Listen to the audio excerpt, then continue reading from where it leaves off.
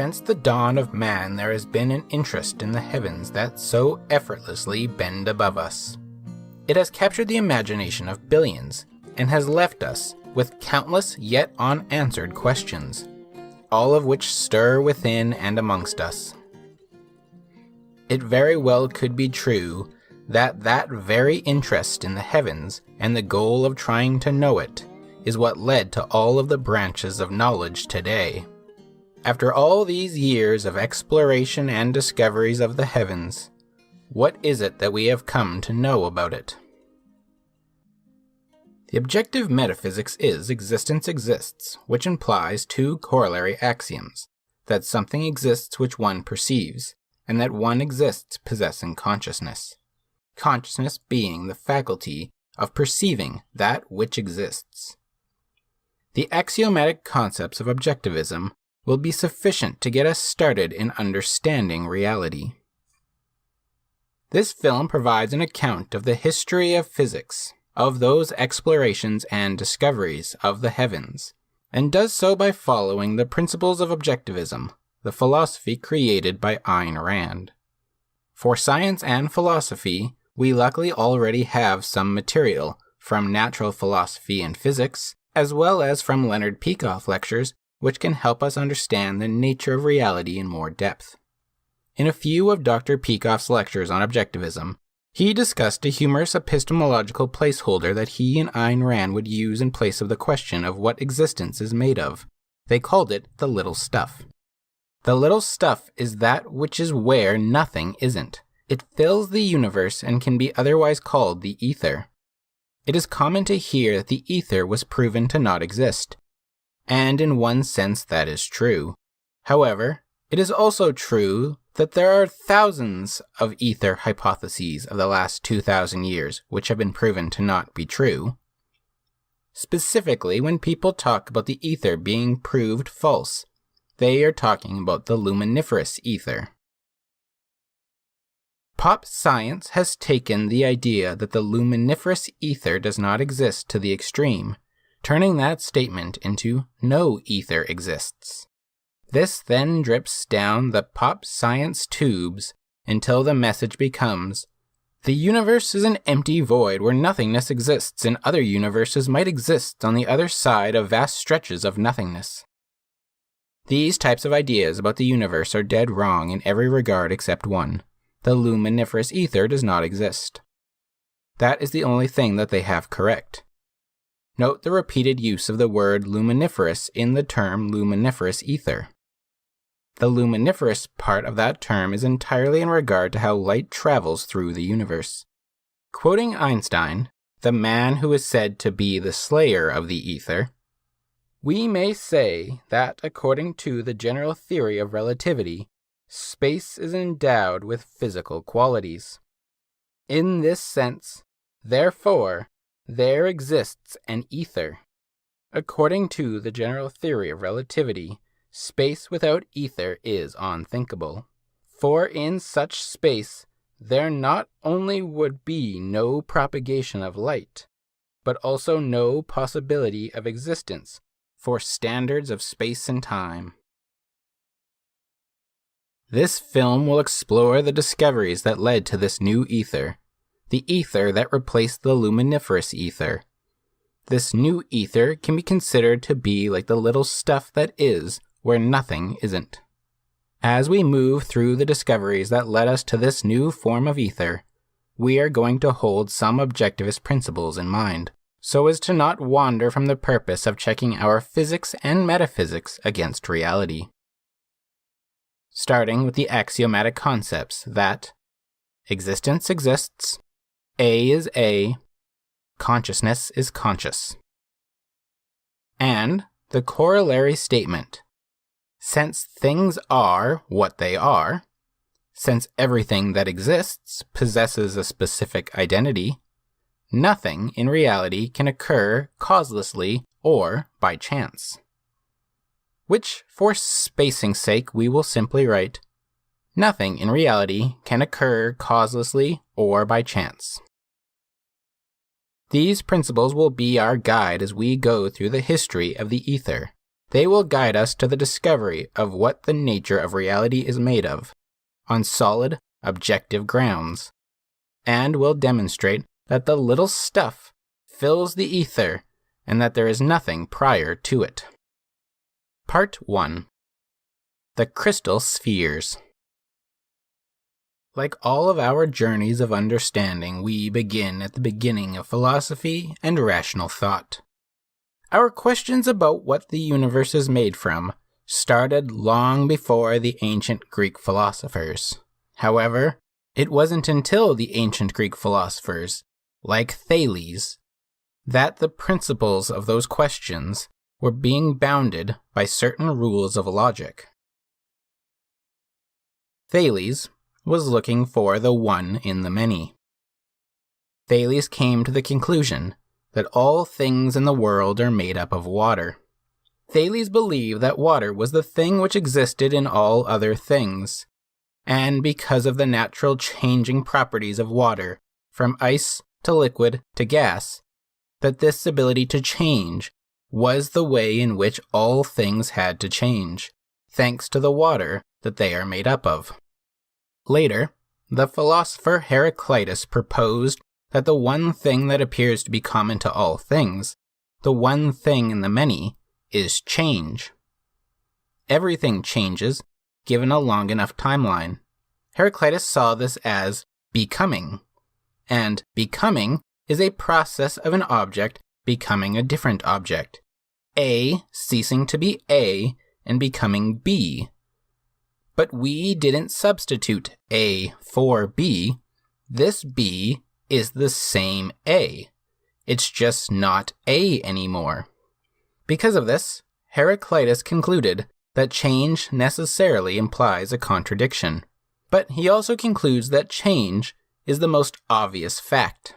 So it must be the case, therefore, that the most obvious fact of reality is that it is composed of contradictions. Heraclitus, now freely detached from reality, can use whatever he wants to conclude whatever he wants. He chooses to believe that nothingness is a type of somethingness. Nothing is. Everything is becoming. Reality is flux. Heraclitus's philosophy was countered by Parmenides. Parmenides accepted the initial premise Heraclitus presented, that change necessarily implies a contradiction. But Parmenides rejected the conclusion that reality is flux. Parmenides took the position on the opposite side of the change is contradiction coin, claiming that a contradiction cannot exist, therefore change cannot exist, therefore reality is static. Heraclitus had to explain why, if nothing is and everything is becoming, why it appears that things are stationary, solid, unchanging entities. Parmenides had to explain why, if nothing is moving or changing, why does it appear that there are things which are not stationary, not solid, changing entities?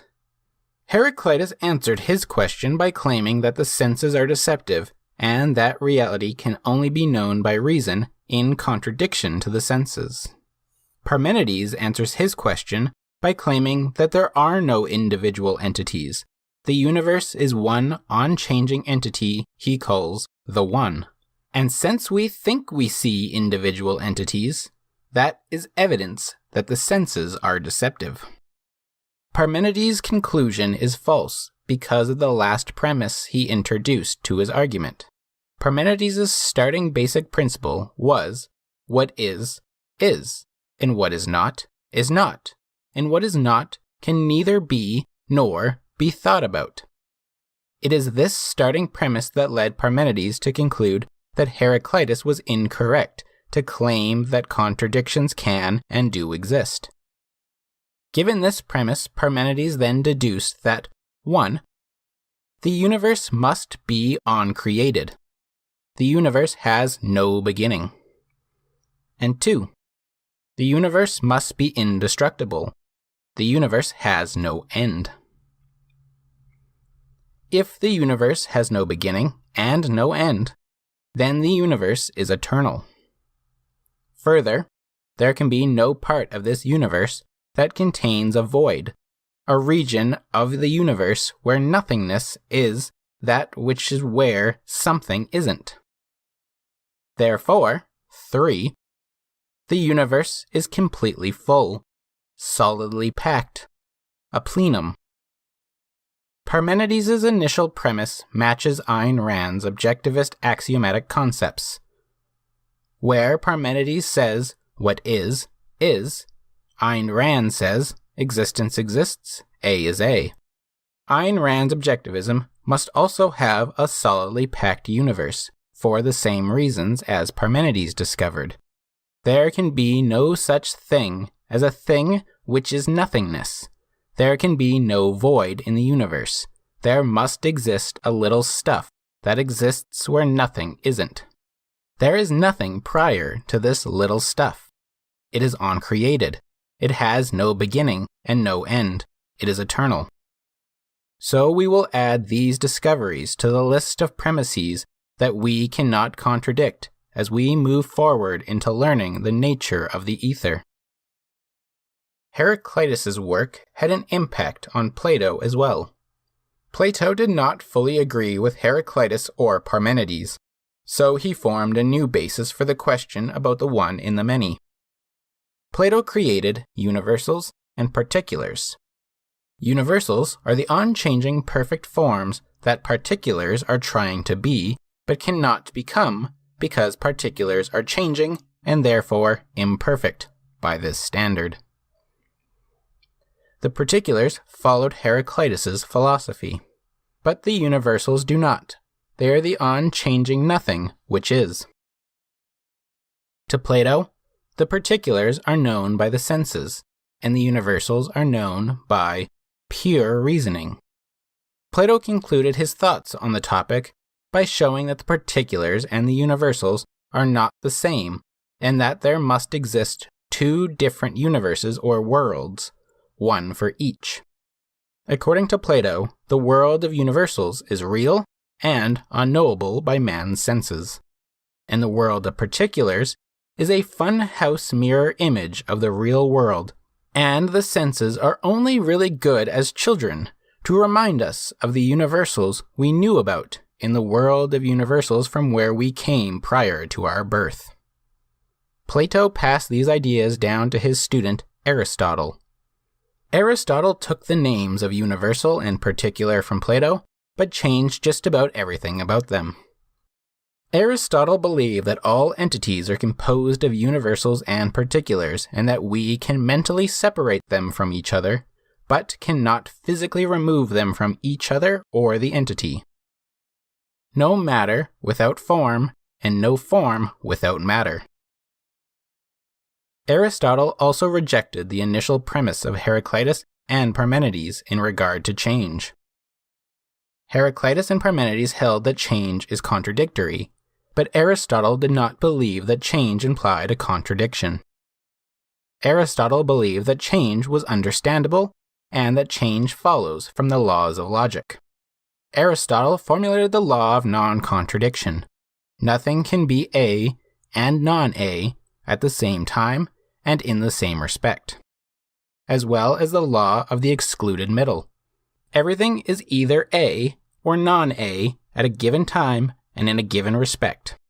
Because of these laws, Aristotle was also able to formulate the idea that change is change from something to something by some means for some end or goal, showing that the world was lawful and orderly because what a thing does depends on the identity of that thing. Because of Aristotle's views on form, matter, and causes, Aristotle had held a teleological view that everything was moving towards its own fulfillment of actualizing its potential. And because of that, it must be the case that motion must always exist, that motion is eternal. Thus there cannot be a cause of motion which starts motion at a particular point. This chain leads to the creation of Aristotle's prime mover, which is eternal, unmoving, immovable, pure form, pure actuality, immaterial, and perfect. Aristotle suspended this prime mover beyond crystal spheres which move in the heavens.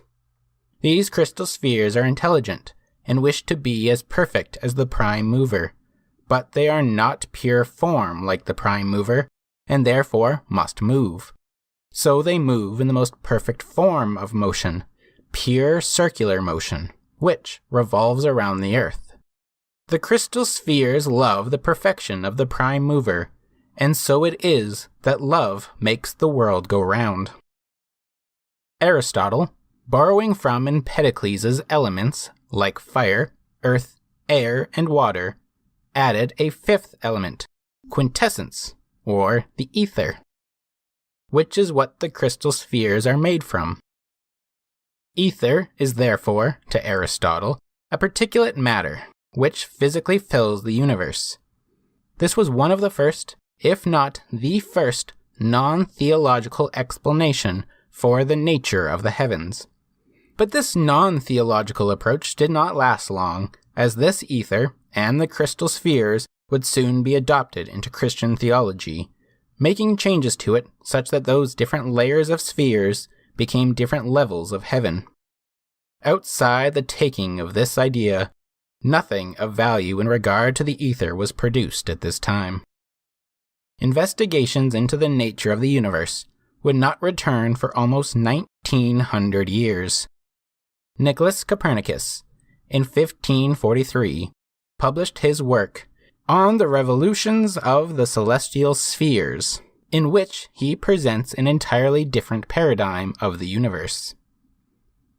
Copernicus questions the nature of Aristotle and the Church's celestial spheres, suggesting instead that it is the Earth that moves. He presents a model where the Earth revolves around the Sun, and rotates about an axis which is tilted relative to the Earth-Sun orbital axis. Part 2. The Matter-Ether and the Principle of Relativity. Copernicus's new model of the universe provides us with an introduction to the principle of relativity, which will be important for the rest of this series. Relativity means that things can appear differently to different observers. The simplest example is to draw a 6 in the sand while someone else stands directly opposite you and your doodled 6. The other observer will see a 9. They can know that you see a 6 and can understand that they too can see a 6 if they perform a rotation of position. Therefore, we can say that the appearance of the digit is relative to the position from which the observer views the symbol. This is the basic conditions of the principle of relativity. Different people can see different things, even opposite perspectives, but all must agree that the perspective is the same if they make the proper physical changes. Copernicus created a greater example of relative observations. Earth, from a stationary position on the Earth, can appear to be stationary itself, while the stars appear to rotate overhead. However, from a position outside of the Earth, like from Mars, it would appear that Mars is stationary, and it was the Earth that was a wandering heavenly body rotating around Mars. A bug, stationary on a spinning ball, would see you revolving around the ball, whereas you see the ball spinning with a bug clinging to its surface. The motion of objects around you can appear to be moving relative to your stationary position, even if it is you who is moving past the stationary object. This idea that the Earth was the one moving was not adopted by others very quickly. One such disbeliever of Copernicus was Tycho Brahe. Brahe was born 3 years after the death of Copernicus. 27 years later, Brahe published his On the New Star, which disagreed with Copernicus that the Earth revolved around the Sun. He believed that the Sun orbited Earth. However, he did believe that the other planets were orbiting the Sun. Brahe also disagreed with Aristotle that the heavens were unchanging, as Brahe's work on the new star was about a supernova that Brahe observed in the constellation Cassiopeia on November 11th, 1572, which instantly disproved the idea that anything beyond the moon was eternally unchanging. Most other viewers of the supernova naturally held that it had been some phenomenon somewhere between the Earth and the moon. So Brahe's observation that this was in fact a change in the outer space brought with it another major paradigm shift. Suddenly, every single object that had ever been discovered in the night sky was not now an eternal, unchanging Platonic form, but rather was a physical object with physical properties, and that the light from these objects had to travel from the stars through the ether. Needless to say, this discovery raised far more questions than it answered. Now, there was research jobs for understanding inner space, studying the planets, the sun, other objects in the solar system, and now outer space, studying the stars and the other heavenly bodies that could only just barely be seen. In 1609, Johannes Kepler published his first 2 laws of planetary motion, which knocked down another pillar of Aristotle's celestial spheres. Aristotle believed that the planets moved in perfect spheres, but Kepler's observations of the planet Mars led him to the inductive conclusion that all planets have elliptical orbits. This inductive step requires an understanding of geometry, but once one sees the geometry, one will see why it gives Kepler's first law its 2 results. 1. All planets orbit on ellipses, and 2.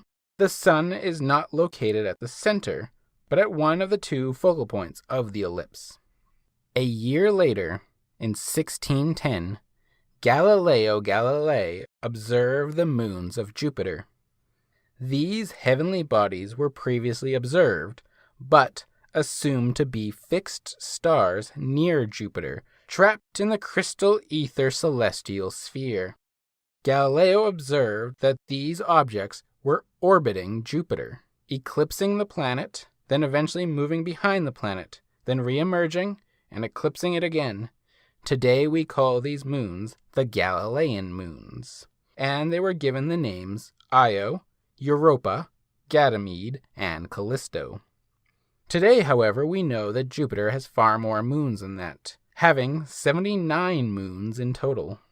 This was strike 3 for Aristotle, and it led Galileo to question whether other ideas of Aristotle were incorrect, like whether the speed of light was instantaneous, or if it had to travel the ether, taking time to get from one place to another.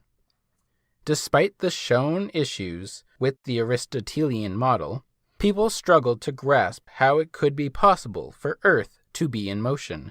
If Earth was in motion, that might help explain the apparent motion of the stars, but if Earth was in motion, and the distance to the Sun was great, then the Earth had to be moving at great speeds. And if the Earth is moving at great speeds, wouldn't it be the case that jumping straight up into the air should displace you the distance the Earth moved while you were not touching it? Galileo wanted to put an end to this argument, and in 1632 he published the work that would get him in trouble with the Pope, Dialogue Concerning the 2 Chief World Systems. This dialogue between Salvati, Segredo, and Simplico was used to demonstrate the Copernican model in full, including answering concerns that the fool Simplico asked. Given that the Pope's views match those of Simplico is one of the reasons that the Church had Galileo put on house arrest. Galileo stated openly in the starting section of his book, "I have taken the Copernican side in the discourse." The dialogues thus present the mathematics and theory behind how the Earth moves, and the effects that this cause has on the planet, such as the tides. This book contains within it a thought experiment which Galileo may have actually performed. Galileo's thought experiment placed insects, fish in barrels, dripping water, object tossing, jumping men, and burning candles inside the cabins below the deck of a ship with the windows closed. From inside the ship, on a calm day without external forces acting on the ship, meaning no wind or waves are pushing the ship, it is floating still. The insects fly in every direction, no direction appearing to take any more effort than any other direction. The fish all swim in different directions, without any direction requiring more effort than any other. Water from a container with a slightly open valve drips water straight down into the center of a bowl below it. Objects that are tossed with the same required effort, no matter which direction they are thrown. Jumping straight into the air does not cause you to land in a different location than the spot you had jumped from. And the candle smoke rises in each direction equally, not one direction being more favored than another. If you repeat all of these tests when the ship is sailing at an unchanging velocity, meaning the ship will not accelerate or slow down at any time in its movement, each result will be the same as when the ship was not in motion at all. Galileo concluded, the cause of all these correspondences of effects is the fact that the ship's motion is common to all things contained in it, and to the air also. Galileo concluded then that one inside a closed cabin in a ship cannot tell if the ship is moving at a constant velocity or not moving at all. From this, Galileo concluded that if the Earth is rotating on an axis at a constant velocity, the people of the Earth would not notice, as it is equivalent to not rotating at all. All this is explained with what is called Galilean relativity. Galilean relativity can be mathematically formulated with what is called a Galilean transformation. A Galilean transformation is used to move between two frames of reference mathematically, which only differ by a constant relative motion. An example would be that from the point of view of an observer on shore watching the ship sail past, the observer can see a cannonball that is dropped from the crow's nest will move with the same speed as the ship as it falls. So from the point of view of a person standing still on the shore, the cannonball falls with a curved path. To the crew member dropping the ball from the crow's nest, the ball's forward motion is masked by the ship's motion, and the ball appears to fall straight down. Galileo thus presents us with the idea that two observers in different initial reference frames will agree to the time it takes for the ball to fall to the deck of the ship, and will agree as to where the ball landed, but they must disagree on the path of the ball as it appears to them. To one, it is an irreducible fact that they observe the ball falling down while traveling in a positive x direction, while the other must argue that it is irreducible to them that the ball did not make a positive x direction movement, but rather fell straight down. If you flip this example, and the ship's crew member watches the man on shore drop a ball from a high height, the sailor would see the man moving at a steady velocity in the negative x direction, and he would see the ball fall downward in a negative x direction. The man on the shore would only see the ball fall straight down. This is the principle of relativity. The principle of relativity allows us to assume the equations describing the laws of physics have the same form in all admissible frames of reference. Or otherwise stated, the laws of nature must look the same to one observer as they do to another, and their math ought to work out the same. It is essentially this principle of relativity that allows for all science to be possible, as without this principle we would not be able to assume that experiments done in this laboratory will be valid in the laboratory across the world or across the street. So let us add this principle to our current list of principles. The laws of physics must look the same to one observer as they do to another, meaning there is no physical way to differentiate a body moving at a constant velocity and an immobile body. The principle of relativity does not violate the other principles. The idea that the laws of nature do not change from one place to another works hand in hand with the principles that the universe is solidly packed and causally linked. If the principle of relativity was not valid, and was in fact totally incorrect, then that would mean there could be places in the universe that act differently.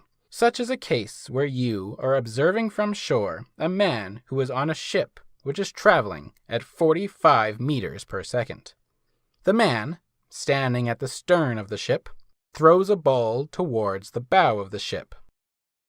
From these crew members' perspective, the ball traveled at a speed of 13 meters per second.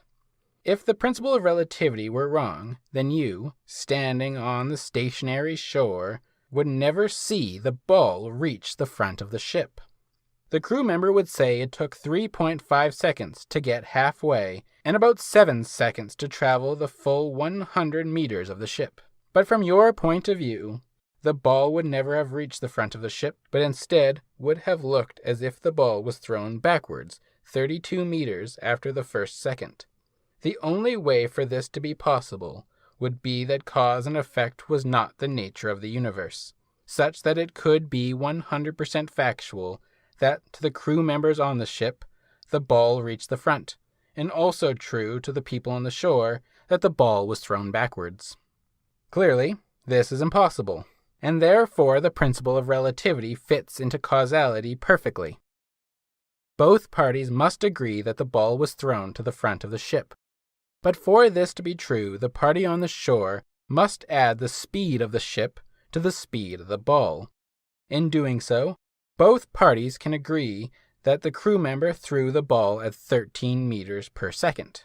The party from shore merely adds the fact that the ball was already traveling at 45 meters per second when it was stationary in the crew member's hand, and therefore the ball was traveling at 58 meters per second towards the bow, which would be the only way for both to agree that they saw the crew member catch said ball. Let us quickly recap these past events into a new perspective that physicists and philosophers following these intellectual giants would have as their new basis. The universe went from an eternally unchanging state of heavenly perfection, untouchable and unknowable to man, to suddenly an eternally changing state of physical change, causality, and decay, which was just currently untouched by man. The stars figuratively fell from heaven down into the place of mortal men, possible of being created in a lab if understood well enough. Light became an entity that took time to travel from place to place, meaning it had to travel through an entity of perfect transparency. The Earth went from motionless to moving at constant velocities, one rotational velocity about an axis through the Earth, and another velocity of rotation around the Sun. Discovering our place in the universe suddenly became a lot harder to understand, as you cannot even know when you are observing a constant velocity or whether you are observing a stationary object while moving at a constant velocity. With that recap in mind, we continue on to the exploration of the universe, keeping in mind now that future research would be needed in understanding 1. What the ether is made of, and whether it moves or not, and 2. What light is made of, and whether it moves or not.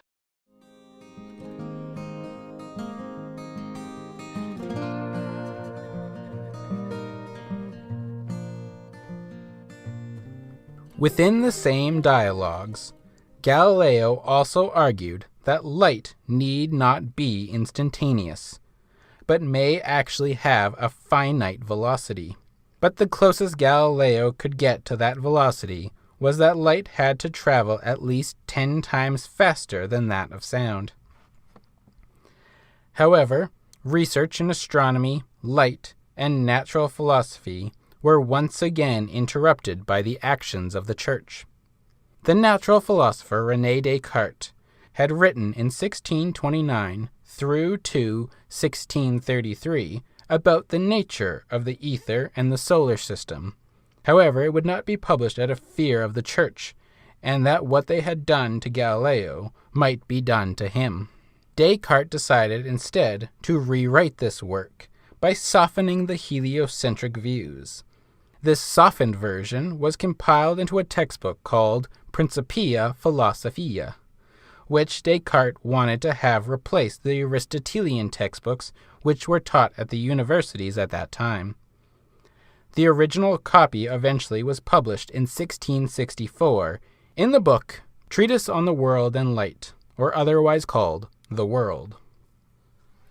In Book 3 of Principia Philosophiae, under the title of The Observable Universe, Descartes states, "The only difference between my position and those of Copernicus and Tycho is that I don't attribute any motion to the earth." Descartes made a few arguments to demonstrate his case. The first being that the fixed stars are just like our sun, and are not fixed to the outer crystal spheres, but rather are the centers of their own planetary systems. Descartes states that each of these systems is filled with a fluid, openly dismissing the idea that the heavens are empty, and the motion of these fluids drag the bodies like planets in it. And the fluid eddies of the planetary system have smaller eddies, which explain the orbits of the moon around the earth and the orbits of the followers of Jupiter, which were discovered by Galileo. Descartes expresses in this book the principle that Newton later takes as his own, and much later becomes known as Newton's first law of motion. Descartes expressed this first law in 1644 by stating that people tend to believe that motion requires actions, and therefore an object in motion requires an external force to continue said motion. But Descartes shows that that belief is caused by our atomized experience of life on a planet with gravity, and that the opposite is actually true. That it takes effort to prevent the body from moving down, including your arms, that the motion is ever present and we apply effort to stop ourselves from collapsing, and that we require effort to continue motion because of friction and gravity, otherwise we would remain in motion. Descartes saw this motion as intrinsic to the functioning of reality, and assumed that each natural element intrinsically moved at different speeds, such that fire element particles were intrinsically fast, and their quickness tore holes in slower objects which we see as burning or disintegrating. Air, earth, and water were naturally slower elements. Descartes held that the earth was trapped in this fluid and was itself at rest. The quick motion of the ether traps the atmosphere to the earth, and the motion of the air traps the rocks to the ground, as rock is intrinsically stiller motion, and all is carried by the heavenly fluids. Quoting Descartes, "Let us assume that the earth is at rest, having no innate tendency to motion, because we don't see any such propensity. But let's not think that this prevents the earth from being carried along by the currents of the heaven, following the motion of the heaven without itself moving. Compare this with an unanchored ship that isn't driven by the wind or oars, floating motionlessly in the middle of the ocean, though it may be imperceptibly carried along by the ebbs and flows of the great mass of water. In this strict sense, the earth is not moving, nor are the other planets, because they are not transferred from the vicinity of those parts of the heaven which they are in immediate contact, insofar as these parts are considered as being at rest." Part 3. What the heck is light and ether Anyway, 4 years before the publication of Descartes' The World, the renowned natural philosopher and father of chemistry, Robert Boyle, was conducting experiments with a vacuum chamber and air pump which he invented. Boyle used his air pump to remove air from his vacuum chamber, to which he had placed a bell which could be struck inside the chamber. Boyle discovered that it was the air that allowed for the sound of the bell, as when the air was removed from the chamber, the striking of the bell would not produce a sound. The air can be removed from the chamber, which prevents the bell sound from having a medium to travel through. Therefore, sound requires a medium of air to exist. However, air was not clearly needed for light to travel. As the chamber was made of glass, and the bell was visible inside the chamber after the air was removed. Boyle concluded that light travels through a medium made of particles so much smaller than air that they can penetrate through the glass, unlike air, and therefore cannot be vacuumed out by his air pump. Boyle also experimented with magnetism with his vacuum chamber, placing a compass needle inside, and after evacuating the air from the chamber, a magnet was moved around the glass jar, which caused the compass needle to move. Therefore, light and magnetism, whatever they may be, can travel through solids like glass, but air cannot. So light and magnetism must be smaller than air. In 1665, Dr. Robert Hooke of the Royal Society and student of Robert Boyle published his book Micrographia, which mostly contains observations he made with his invention, the microscope. The book also contains some natural philosophical explanations of what the ether and light may be. Hooke considered light to be of an exceedingly quick but very small vibrative motion, possibly having the vibration perpendicular to the direction of propagation. Hooke's ether was similar to Descartes' in a few ways, and differed drastically in many other ways. Hooke thought if light was leaving stars in particular form, then stars would have to get smaller over time, as the amount of light particles leaving the stars would leave the star with no more fire element particles after a brief period of time.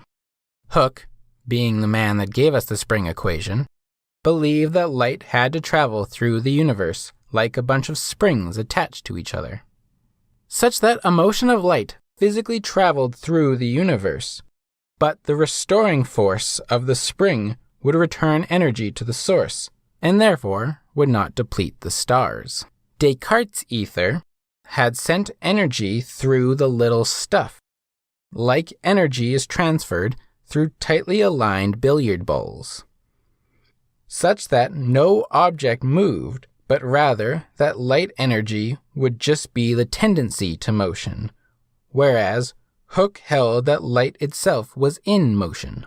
Hooke, being the student of Robert Boyle and main assistant to Boyle's experiment, had learned that sound is propagated by the medium of air, and so, like sound, light traveled in straight lines propagated in all directions with longitudinal spring-like motion, an idea that will be picked up by Christian Huygens some 30 years later, when Huygens describes light spreading in all directions in a series of waves in what he calls the luminiferous ether. Descartes provided an explanation of how the planets are forced to move in the direction of the ether vortex, as he believed that the ether, heavens, was composed of fluid matter, which was in motion. Boyle provided an explanation that the ether was composed of matter that must be very small as to penetrate all things, and Hooke provided explanations as to how he believed light was traveling through that ether. In 1676, Ole Romer provided an observation about the velocity of light, such that it was possible for him to predict a planetary event to the minute. Romer was observing the Galilean moons of Jupiter, and discovered that the moon Io had a constant, predictable orbit around Jupiter when watching it throughout the week or month. However, Romer found that when observing that constant velocity over the period of a year, the time it would take to arrive would shift back and forth between too early and too late. Romer realized that since Earth and Jupiter are in different elliptical orbits around the Sun, there would be points when Jupiter and Earth are as far apart as they can get. And there will be times when Jupiter and Earth are at their closest. The further away Jupiter was from the Earth, the longer it would take light reflecting off Io to reach Earth. And the closer Jupiter was to Earth, the quicker light would take to reach Earth. Romer found that light traveled at a velocity equal to about 22 minutes to span Earth's diameter, or about 220,000 kilometers per second, or about 136,701.66 miles per second. During the time period between 1665 and 1672, Isaac Newton was conducting research and teaching about optics. The former royal scientist of optics was Hooke, to whom Newton disagrees with both in the realm of physics and in a more personal way as well. Newton believed that light had to be corpuscular, and that color was based on the size of the particle. Red light being of a greater mass size and speed, blue light being of a smaller mass size and a slower particle. Hooke believed that light was a spring-like pulse, and that color was based on the compression of the spring-like waves, having red light and blue light be a confused white light pulse, red being more compressed at the first and less compressed near the back, blue light less compressed wave, followed by its more compressed part. This battle between Hooke's ideas and Newton's ideas would persist for hundreds of years. Newton argued that in order for light to travel in straight lines, such as when he made a pinhole light to enter his lab through a window curtain, and for light to reflect off of surfaces, light had to be made of particles. He rejected a dense fluid ether, and that light was a wave of the dense fluid medium itself, stating, quote, "A dense fluid can be of no use for explaining the phenomena of nature. The motions of the planets and comets being better explained without it. It serves only to disturb and retard the motions of those great bodies, and make the frame of nature languish. And therefore to make way for the regular and lasting motions of the planets and comets, it's necessary to empty the heavens of all matter, except perhaps some very thin vapors, steams, or effluvia, arising from the atmospheres of the earth, planets, and comets, and from such an exceedingly rare ethereal medium as we described above."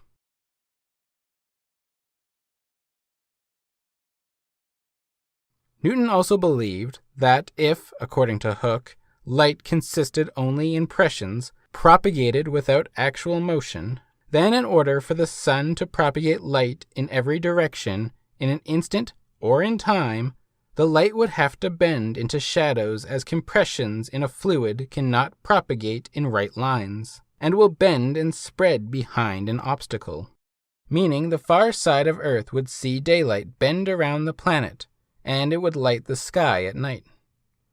Newton also wrote that the vortex ether of Descartes and others doesn't account for the moons, as many moons around planets orbit against the supposed flow of the ether. Newton had no answer as to what the ether might be, and the only solution he provides in his book Optics is that God is capable of doing things we don't understand. However, what we got from Newton was that light can be described as a particle that is traveling through a medium.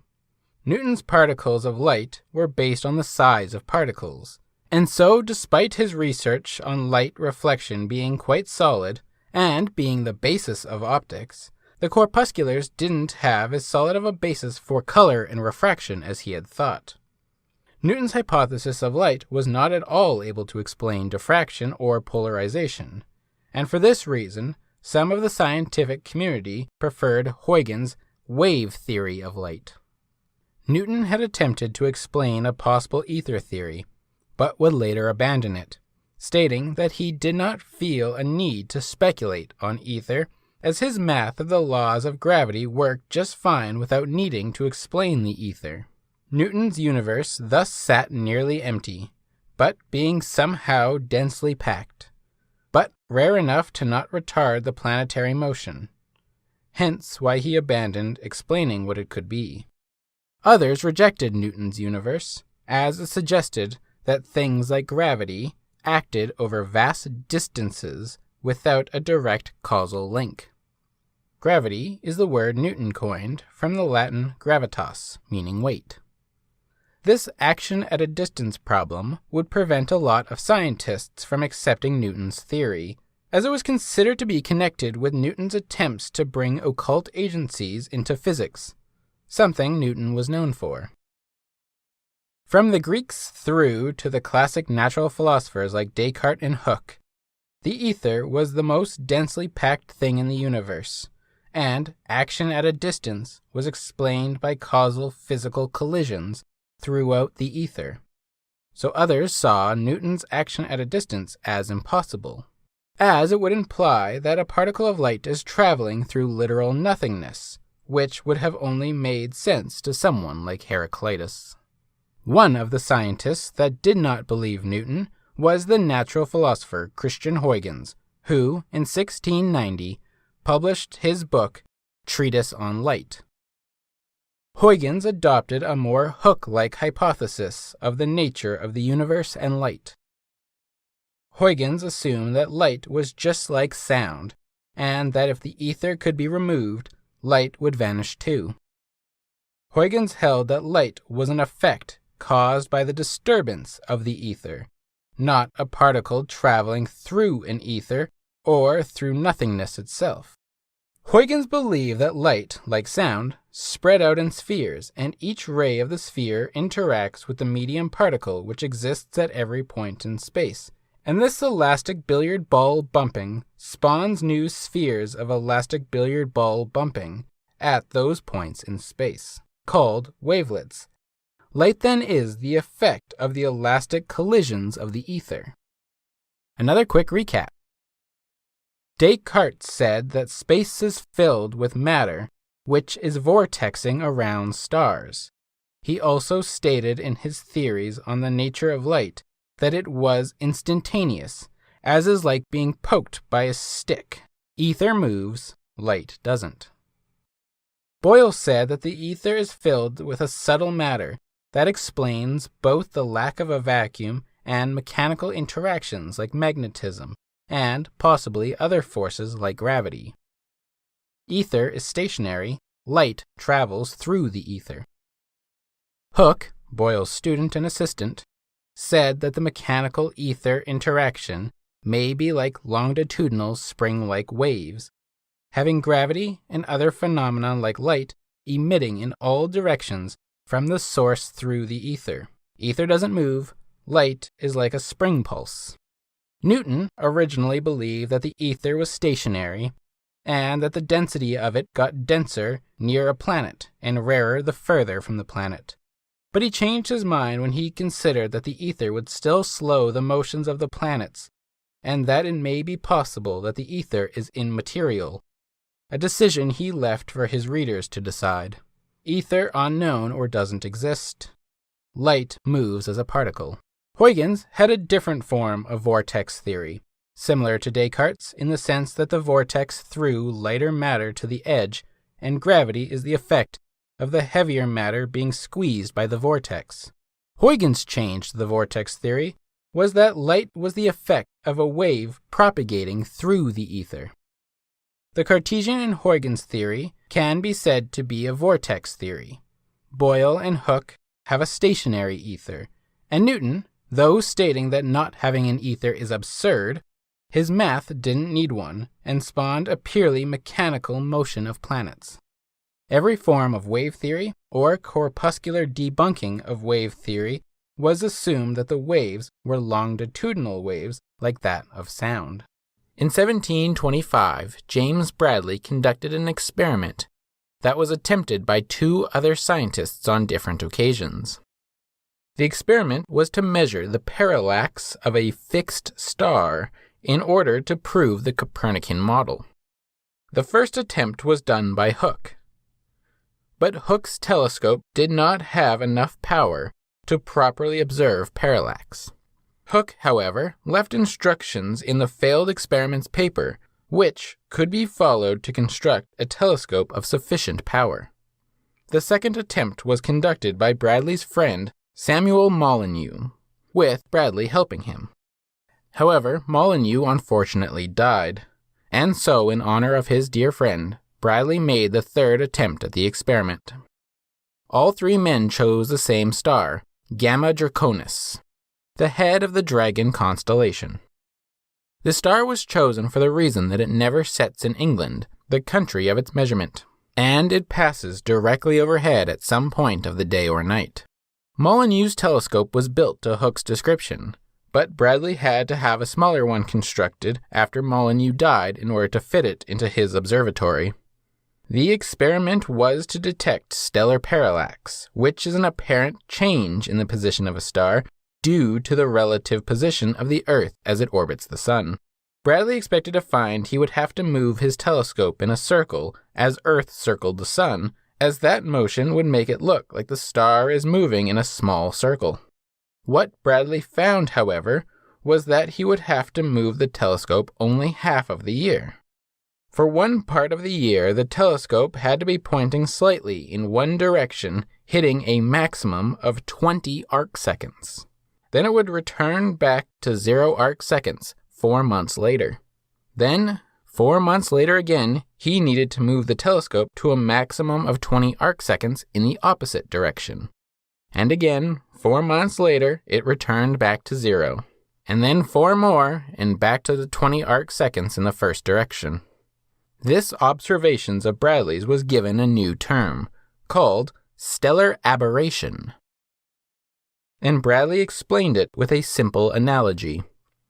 If rain is falling straight down, a man standing still in the rain would see it fall straight down.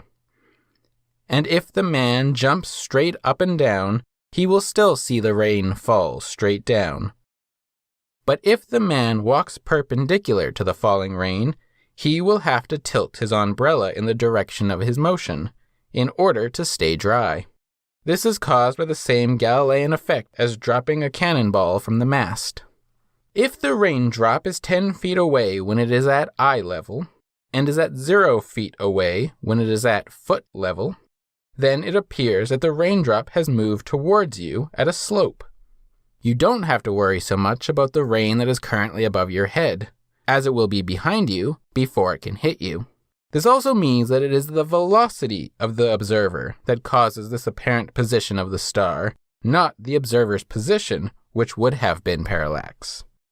In September, the Earth is moving at its most perpendicular to the parallel light rays of Gamma Draconis to the north, and the telescope needs to be tilted a tiny amount towards the north. To get an idea of the small amount of tilt, here is a 20 arcsecond difference, and here is a degree difference. In December, Bradley's zenith is moving towards the star and is parallel with the light rays, and therefore the telescope can see the star at 0 arcseconds from zenith. In March, the Earth is moving perpendicular, in the opposite direction it was from September, and the telescope needs to be tilted in the opposite direction from the September measurements. In June, the Earth is moving away, in parallel with the light rays, and the telescope can again see the star at 0 arcseconds.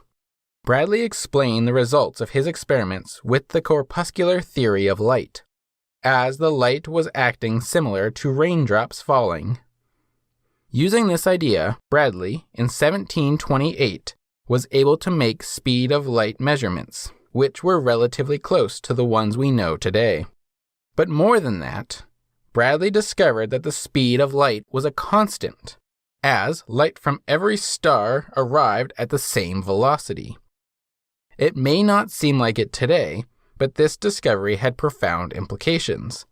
The idea that the speed of light didn't appear to change meant that the ether is stationary in the Earth's frame of reference, which is strange, as the Earth is always changing directions as it orbits the Sun. The effects of aberration will not be explained for another 200 years, and all those years are spent trying to explain how to fit stellar aberration into the other theories.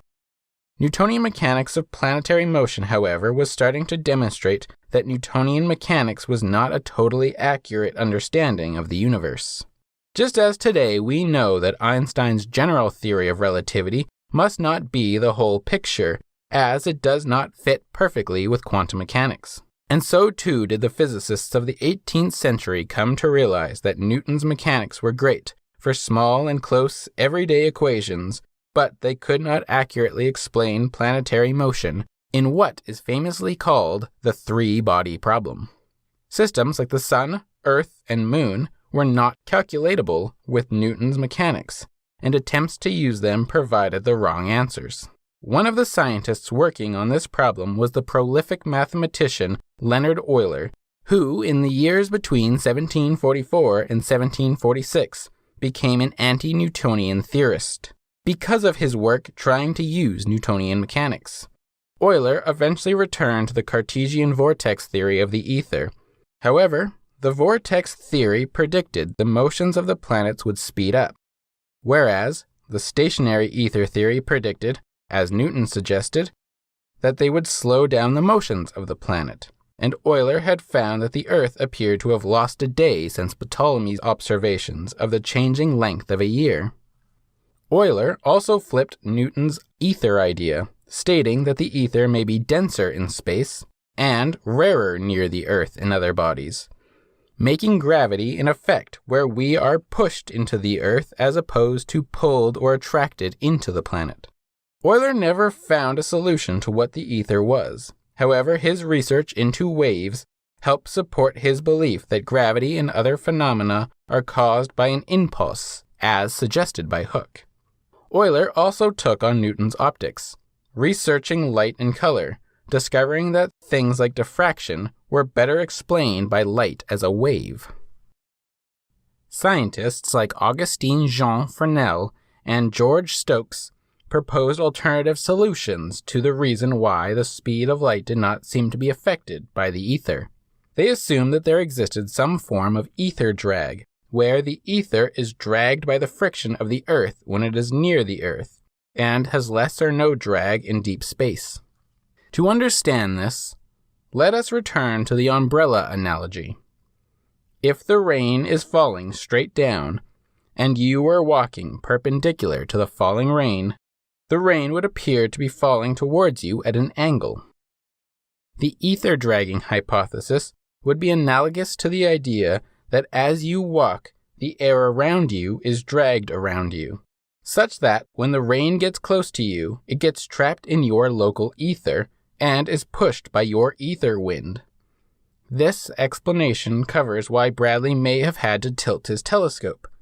If the ether is stationary and doesn't ever move, then the motion of the Earth should cause relativity effects, making the light appear to move at an angle as you move perpendicular to it, and straight down as you move parallel to it. However, this at all does not explain how the speed of light appeared to be constant. Thomas Young, in 1804, was one of the scientists that reasoned that light was a wave, and not a corpuscular as Bradley believed, and that the ether was immobile in the frame of reference of the Sun, and that the Earth had no effect on the ether.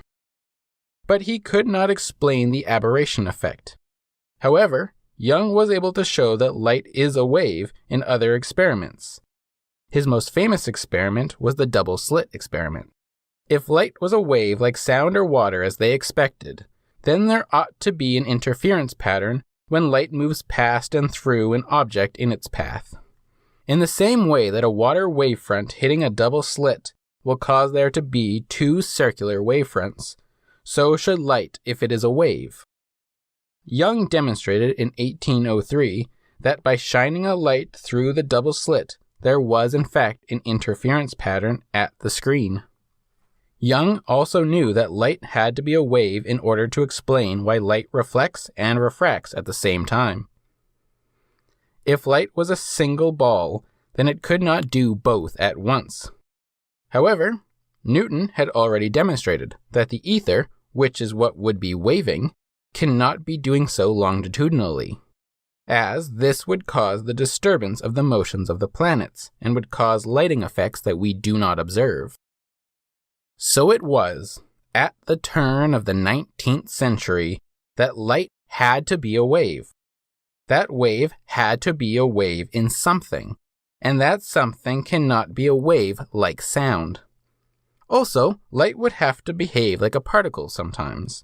The ether would have to have been densely packed, but rare, transparent, fluid, but sometimes solid, frictionless, and also maybe having ether friction drag.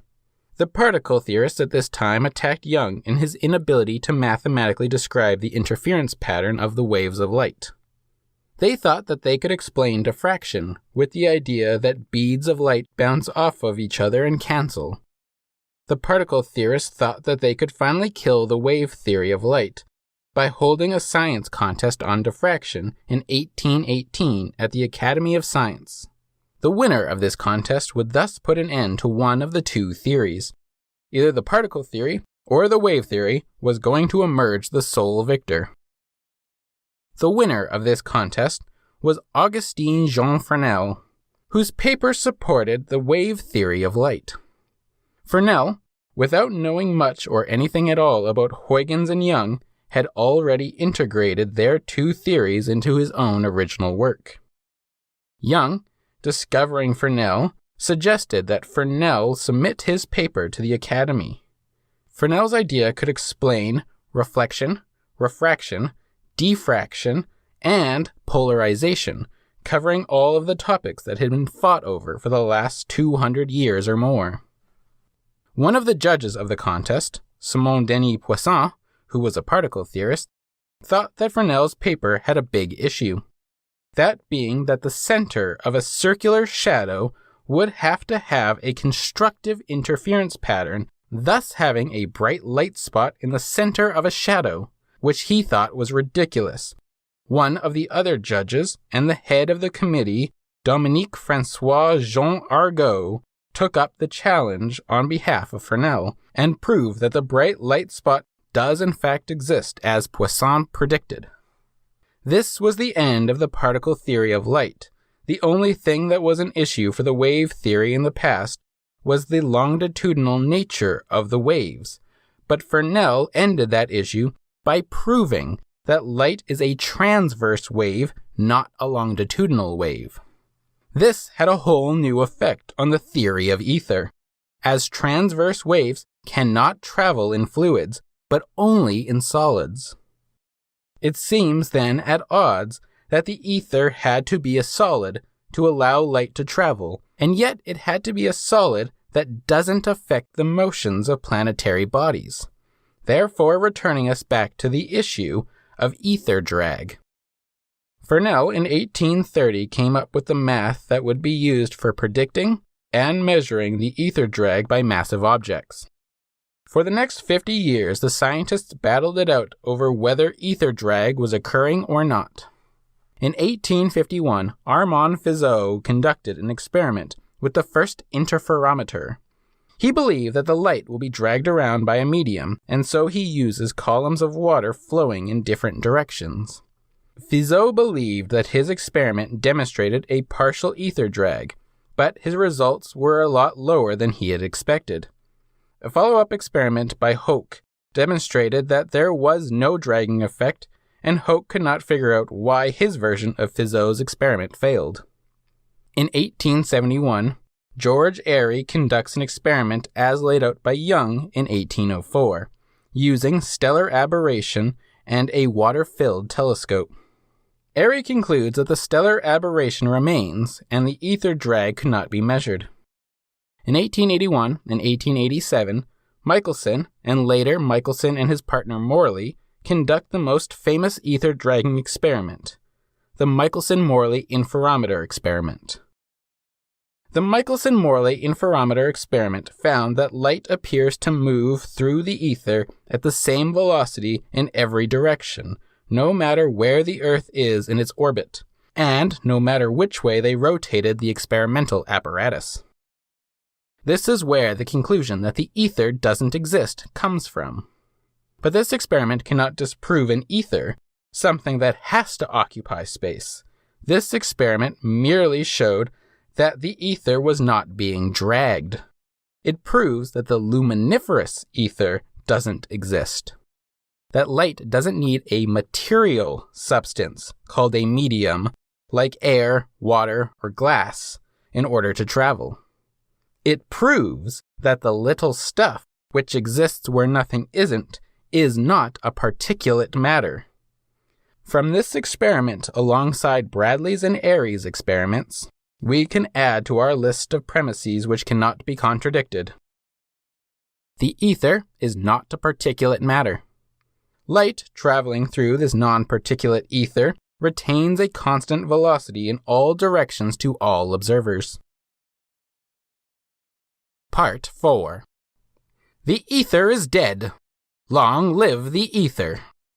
During this time between 1799 and 1887, scientists in different fields of physics were hard at work on electricity and magnetism.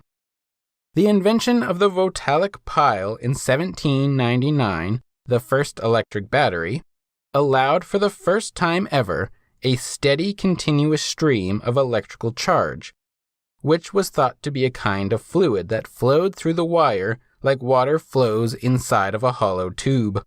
Before this continuous flow of electric fluid, it was demonstrated that static electricity can be used to reduce chemicals like tin, zinc, and antimony from their salts, which was something that was already known by alchemists, that fire will cause the transformation of matter in a process called calcination.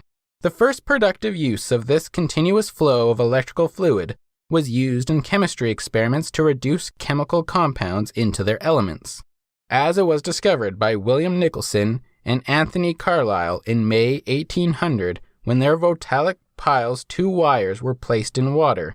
The water completed the circuit of the battery, and the two ends of the wire produced bubbles, which turned out to be the gases of oxygen and hydrogen.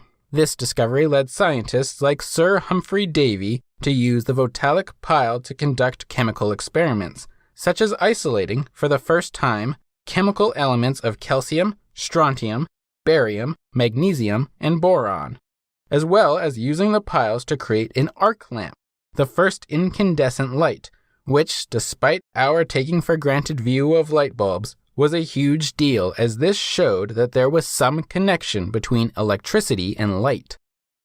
That electrical sparks produced light sufficient enough to light a room. April 21st, 1820, Hans Christian Ørsted found that a magnetic compass needle was moved in the presence of the electric current, which was supplied by the Voltaic pile. Ørsted had no clue what was occurring, simply that it was doing so in spiral circles around the wire, and also that they were in planes perpendicular to the wire. The effect strength depended both on how close to the wire it got and the magnitude of the current. That reversing the current reversed the compass needles, and that it penetrated all non-magnetic bodies, whereas it moved all magnetic bodies due to their resistance of the electrical conflict.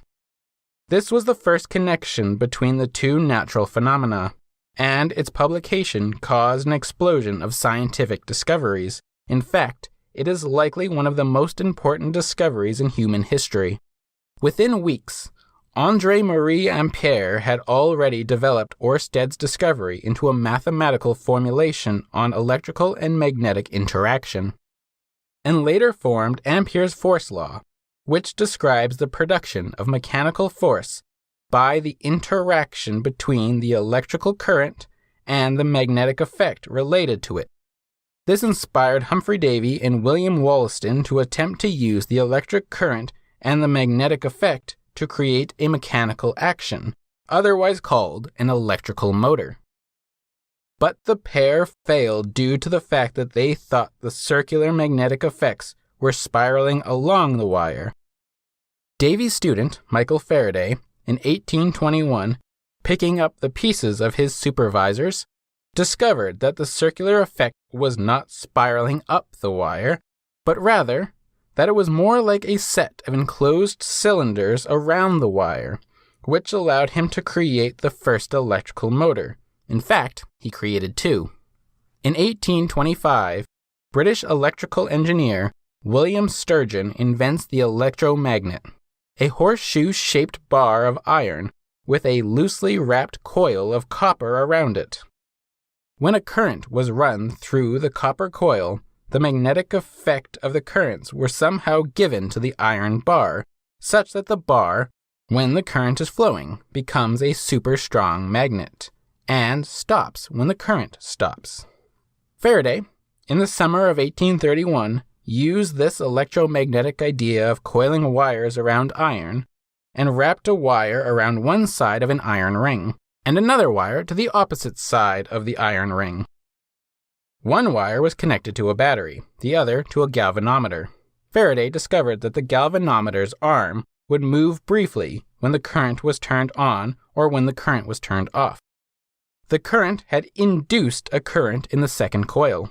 To Faraday, this meant that there was some sort of tension in the state.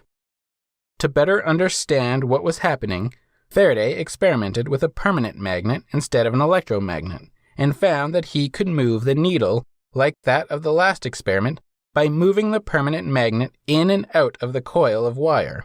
The motion of the magnet past the coil caused or induced a current in the wire.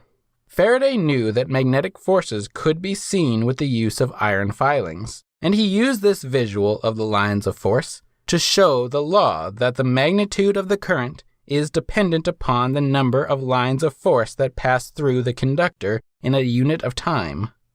Faraday then quickly followed that discovery with the idea that a continuous stream of electric current can be produced by the spinning of a copper disc between the poles of a powerful magnet. This dynamo was the first design of the electric motor that we use for just about everything every day. Faraday, being of a lower class and having gained all his learning from books he binded as a bookbinder, was either unwilling or put down for his speculative ideas, and did not tend to share them with other scientists, except for his supervisor Davies and a few others. However, on April 11th, 1846, a colleague of Faraday's was to give a lecture at the Royal Institute in London. But he had terrible stage fright, and at the last moment panicked and ran out into the streets, leaving Faraday to cover him. Unprepared, Faraday briefly discussed his speculative theory of the lines of force. These speculations caused a great stir in the community, but as Faraday did not have the mathematical skills to back up his claims, most people did not follow through with his speculations.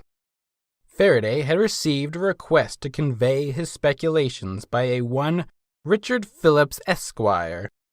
The letter Faraday wrote to Mr. Phillips was titled, Thoughts on Ray Vibrations.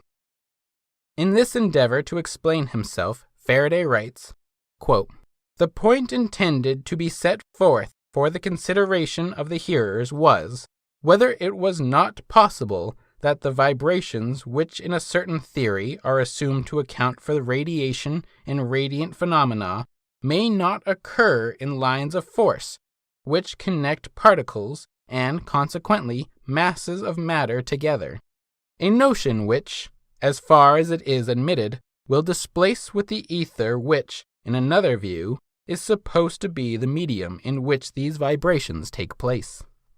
Perhaps I am in error in thinking the idea generally formed of the ether is that its nuclei are almost infinitely small, and that such force as it has, namely its elasticity, is almost infinitely intense.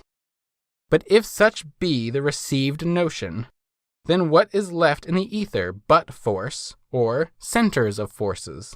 As gravitation and solidity do not belong to it, perhaps many may admit this conclusion. But what are gravitation and solidity? Certainly not the weight and contact of the abstract nuclei. The one is the consequence of the attractive force, which can act at distances as great as the mind of man can estimate or conceive, and the other is the consequence of the repulsive force, which forbids forever the contact or touch of any two nuclei. So that these powers or properties should not in any degree lead those persons who conceive of the ether as a thing consisting of force only, to think any otherwise of ponderable matter, except that it has more and other forces associated with it than the ether has. It may be asked, what lines of force are there in nature which are fitted to convey such an action and supply for the vibrating theory the place of the ether? I do not pretend to answer this question with any confidence. All I can say is that I do not perceive in any part of space, whether to use the common phrase, vacant or filled with matter, anything but forces and the lines in which they are exerted. The lines of weight or gravitating force are certainly extensive enough to answer in this respect any demand made upon them by radiant phenomena. And so probably are lines of magnetic forces. And then who can forget that Mausanti has shown that gravitation, agration, electric force, and electrochemical action may all have one common connection or origin, and so, in their actions at a distance, may have in common that infinite scope which some of these actions are known to possess. The ether is assumed as pervading all bodies as well as space. In this view now set forth, it is the forces of the atomic centers which pervade and make all bodies, and also penetrate all space. As regards space, the difference is that the ether presents successful parts of centers of action, and the present supposition only lines of action. As regards matter, the difference is that the ether lies between the particles, and so carries on the vibrations, whilst as respects the supposition, it is by the lines of force between the centers of the particles that the vibration is continued. As to the difference in intensity of action within matter under the two views, I suppose it will be very difficult to draw any conclusion. For when we take the simplest state of common matter, and that which most nearly causes it to approximate to the conditions of the ether, namely the state of the rare gas, how soon do we find in its elasticity and the mutual repulsions of its particles a departure from the law that the action is inversely as the square of the distance? In 1849, William Thomas, commonly known as Lord Kelvin, in a letter to Faraday, explained mathematically how Faraday's predicted magnetic fields should affect the plane of polarized light. This led Faraday to reattempt his old experiments, and was able to prove that magnetism and light are related, in what has come to be known as the Faraday effect, which in simple terms demonstrates that a magnetic field can be used to rotate a polarized light, or, even more simply put, a magnetic field can control light. In 1852, Faraday wrote a paper entitled On the Physical Characteristic of the Lines of Magnetic Force, in which he cautiously shares his speculative philosophy on what he called force lines, and their role in the process of action at a distance. The scientists and philosophers of the last 2,000 years were attempting to get rid of this action at a distance, using the ether as some sort of mechanism, which was getting more and more complex. By this time, Faraday had held an entirely different view of that ether, no longer believing, like the others, that it was composed of particulate matter, but rather that the ether was the field which was capable of supporting the tension of electricity and magnetism's lines of force. The work of Faraday led to the work of James Clerk Maxwell. 14 years before the famous Michelson-Morley experiment conclusion, in 1873, James Clerk Maxwell had just completed his treatise on electricity and magnetism. Maxwell's treatise refrained from making claims about the ether, stating within, quote, "These and many other phenomena of electrical discharge are exceedingly important, and when they are better understood, they will probably throw great light on the nature of electricity as well as the nature of gases and of the medium pervading space. At present, however, they must be considered outside the domain of the mathematical theory of electricity." Maxwell, like Faraday and Newton before him, did not want to lose the facts of reality to speculations on the ether, and therefore none of them came to anything but physical truths to construct their mathematical formulations. All of Maxwell's equations are derived from physical observations, and the equations explain how the fields of force are constructed as demonstrated by the physical experiments that defined them. The addition of the Lorentz force law completed the understanding, as the force law explains how these fields will affect the things within them. Maxwell therefore showed how objects in the field create forces, and how those forces would in turn affect the objects in the field. Let us get a better idea of what a field is. A field is an abstract idea that says there can be assigned a value for each point in space and time. This value represents some physical quantity. For example, we can take a room and divide it up into imaginary boxes of equal volume. Say each box is 1 cubic foot, meaning extends 1 foot east to west, extends 1 foot north to west, and extends 1 foot ground to ceiling. If the room is 1,000 cubic feet, 10 feet in each direction, then there are 1,000 imaginary boxes stacked 10 by 10 by 10. This room can be said to become a field when we put a thermometer inside every box.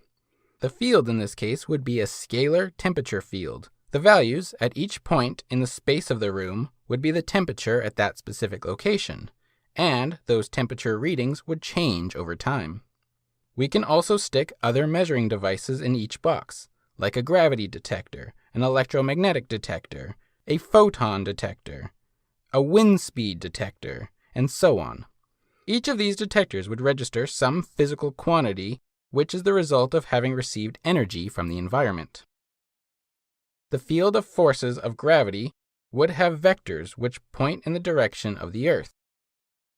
The electromagnetic detector would register some electric and magnetic fields of force, etc.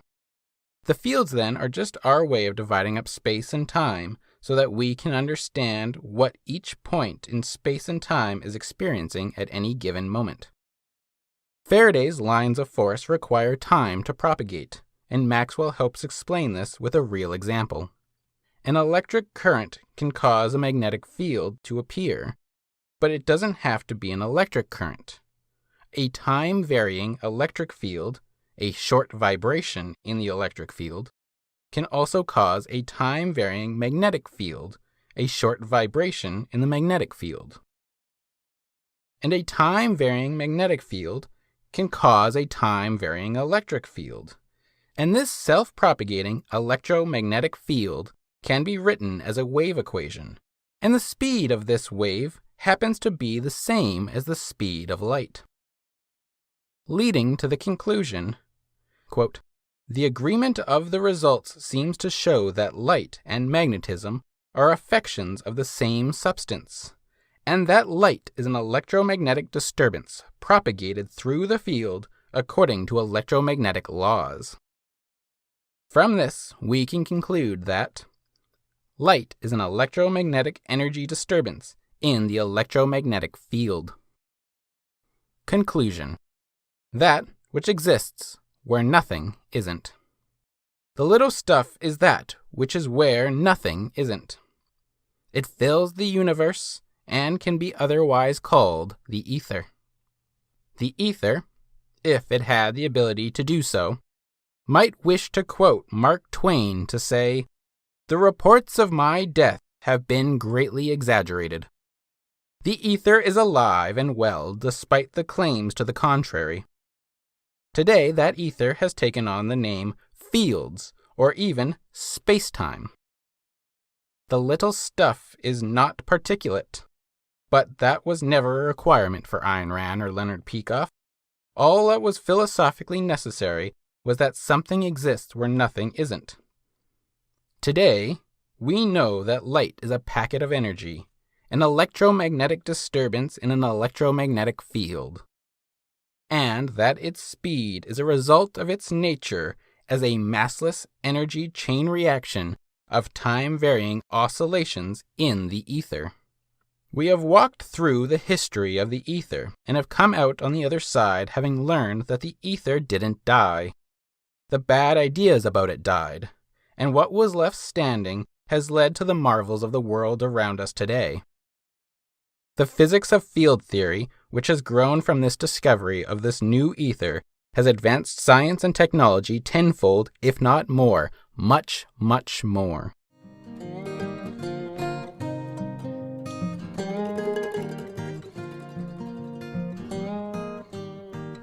Refresher on the principle of relativity. Galileo, using one of the fastest means of transportation available to him, made a thought experiment about sailing ships and how physics tends to stay the same even if you are on a fast-moving ship. For example, you and your crewmates can play a game of cards inside the cabin of a ship while you sail at its top velocity. And the cards remain on the table, omitting any sloshing. However, to people that can see you playing cards from the shore, the cards, say as you fold your hand, dropping the cards straight down, appears to move at great speeds from where they used to be to meters away in the direction of the ship's movement. What appears to you as the cards falling straight down appears to people on the shore like you tossed them across the sea such that they landed where the table will be, not where the table was. Galileo summated that the laws of physics hold good for objects in constant motion, that the motion is relative, that to the crew on the ship, the people on shore are moving, and those people on shore say the people on the ship are moving, and aliens watching the Earth floating past think that both of you are moving. There is no universal stationary object which all other objects are judged against. There is no center or stationary.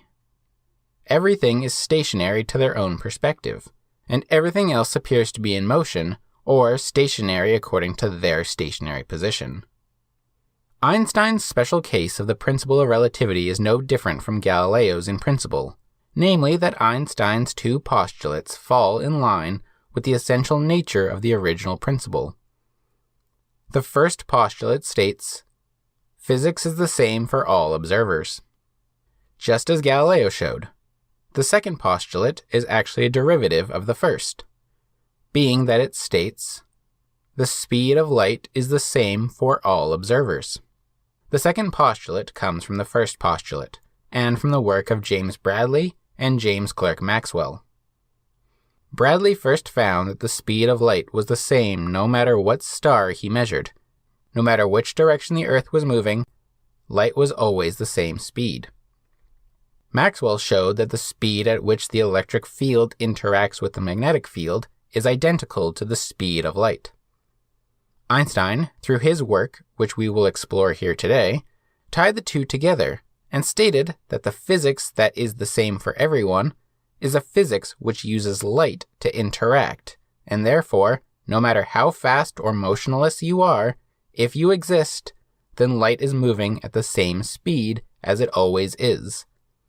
For physics to be the same on a train, which is moving at its top velocity on Earth, or a lab on Earth, which is spinning and orbiting the Sun, or a lab which is stationary in the Sun's frame of reference, which is orbiting the Milky Way's center, then the speed at which these atoms interact, the speed at which the atoms of brain neurons must interact, must be the same for all observers. For this, Einstein needed to show that 1. Photons are light, and photons interact with material as packets of wave energy. 2. That material which the photon interacts with are made of atoms, that atoms exist. 3. That Maxwell has a Galilean relativity problem, and that problem is solved by understanding what must physically be observed by people outside the moving frame of reference. And 4. That mass and energy are equivalent, which is the consequence of 3. All of which Einstein achieved in 1905 at the age of 27. The first paper was on what is called the photoelectric effect, which establishes that light comes in wave packets called photons, and that the energy of a photon is quantized. Newton, 300 years earlier, showed that light was heating up objects, not just shining light and color. That materials absorb light and reflect color and heat. Einstein showed that the absorption of light at certain frequencies could cause the material to emit electrons. Before Einstein's photoelectric effect experiment, scientists in electromagnetism thought that electrons could be emitted through a continuous buildup of continuous light waves, such that the material would continue to absorb energy until it filled up to a limit and would then emit the electron. The experiment proved that this is not the case. Light of a certain frequency, which is lower than the threshold for the emission of the electron, never emits the electron, no matter how long you wait or the intensity of the light. However, a low-intensity, short burst of light at the correct frequency can emit an electron. Einstein thus showed that the best description of a photon is that it is a discrete packet of energy, a quanta of energy, not a continuous wave through space. This we will come back to when we get into quantum mechanics in later videos. In the second paper, Einstein modeled Robert Brown's pollen in water observations to show that the random motion of the pollen was caused by atomic interactions of water molecules, which at various times, interacting in various ways, interacts with the pollen in different places, in different degrees, and the resulting atomic forces physically move the pollen, resulting in what appears as the pollen randomly walking around the petri dish. The third paper, Einstein showed that Maxwell's equations of electromagnetism was not matching up with Galileo's principle of relativity. To understand this, we need to get a bit more acquainted with Maxwell's equations. The equations known as Maxwell's equations were not created by Maxwell. Maxwell simply compiled a list of experimental equations, and that list was a lot longer and a lot scarier looking than the set we know today. The set we know today was actually provided by Heavyset's simplification of Maxwell's compiled list. Inside 2 of the 4 field equations, Gauss's law and Ampere's law, there can be found 2 constants. The constant inside of Gauss's law is epsilon naught, which is called the permittivity of free space, which is the capability for an electric field to permeate a vacuum. There is also the permeability of free space, which is denoted mu naught, which can be seen appearing in Ampere's law, and is how permeable space is at letting magnetic fields flow through it. The permittivity value can be determined by using Coulomb's law, where the charges of 2 objects are known. The force between them is known, and the distance between the 2 charges is known. I have covered how Coulomb first found the value for the permittivity of free space in the History of Electricity video. We can just say that if 2 balls are given a charge of electricity, then they will exert a force on each other. The strength of the force will depend on the amount of charge and the distance between them. The constant that Coulomb used was necessary because the environment in which the charges interact makes a difference, even in a vacuum tube. The product of the charges, divided by the distance squared between them, is not the exact force. The permittivity is a constant of proportionality between the electric field in a material to the electric displacement in that material. And in this case, the material is the ether, or free space. You can have, as an example, the permittivity of water as well, which is not very permitting at all. If you take two metal plates and you charge one to be negative and the other to be positive, an electric field will form between the plates. If you place water between the plates, the electric field in between will decrease. If you remove the water and air between the plates, all that is left is the little stuff, which we find to have a constant property value of 8.854 times 10 to the negative 12 farads per meter. The permeability value is a proportionality between magnetic induction and a magnetizing force when forming a magnetic field. For example, the permeability of iron is very high and will become magnetic in the presence of a magnetic field, whereas wood has a very low permeability and can ignore the presence of a magnetic field. The wood is not permitting the magnetic field. The iron is permitting the magnetic field. The little stuff of the ether, or free space, has a property of permeability which is equal to about 4 pi times 10 to the negative 7 Henry per meter. Maxwell found that a time-varying electric field acts like a current and applies to Ampere's law, which says that a magnetic field is created. By applying this to Ampere's law, the equation becomes mu naught times epsilon naught times the time-varying electric field.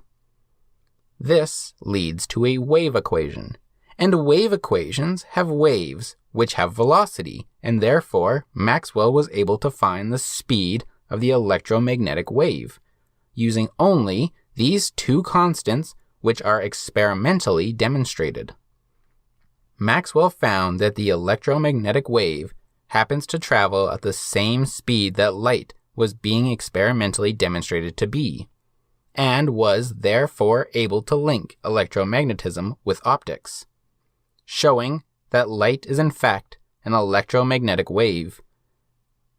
This explains why the tests of the speed of light through an ether demonstrated a constant speed of light, no matter the motion of the observer or the source. The wave speed of light is determined by the properties of the free space, or the ether if you prefer. Here then we can add that the constant velocity of light is the result of the electromagnetic properties of the ether. Maxwell's electrodynamics has a Galilean relativity problem as shown by Albert Einstein in the introduction of his 1905 paper on the electrodynamics of moving bodies.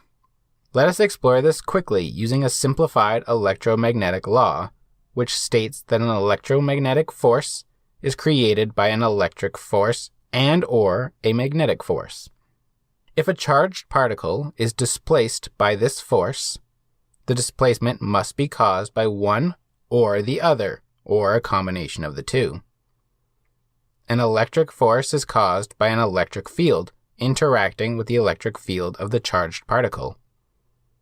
A magnetic force is caused by an interaction between the magnetic fields. We know from the History of Electricity Lecture 2 video, a magnetic field will only exist around moving charged particles, and therefore, the current creates a magnetic field, as does the moving test charged particle. A stationary charged particle does not cause a magnetic field, and therefore, a stationary charged particle cannot interact with the current-carrying wire's magnetic field. Einstein used this law to prove that there is a Galilean relativity problem with Maxwell's equations. Paraphrasing Einstein, he writes, "A copper conducting wire has no built-in magnetic attraction. as the wire has an equal number of positive and negative charges, making the wire neutral. Maxwell's first equation, Gauss's law, says that an electric field depends on the charge density. A net charge would mean no electric field, which means no electric force. Even if we hook up a battery and get the electrons flowing, the charge density remains the same, and so there is still no electric field, and therefore no electric force. Maxwell's last equation, called Ampere's law, states that a moving current does create a magnetic field. The Lorentz force law states that an electromagnetic force exists if an electric field exists and/or if a charged particle is moving with a velocity through a magnetic field. We currently do not have an electric field present, but we do have a magnetic field now.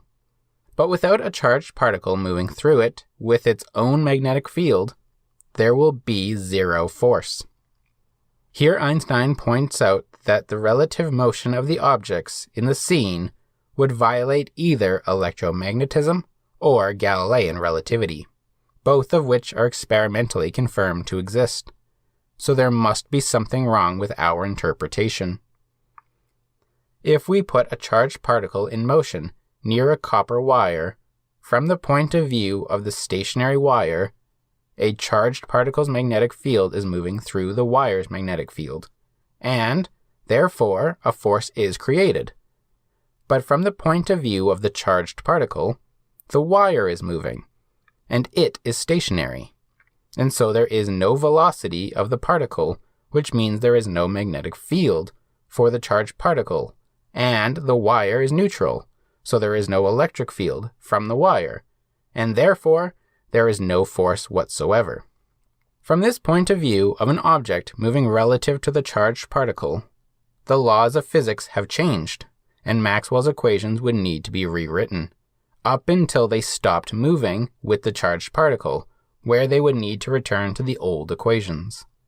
This would mean that relativity wouldn't hold for objects in motion, which is the only reason for relativity to exist at all.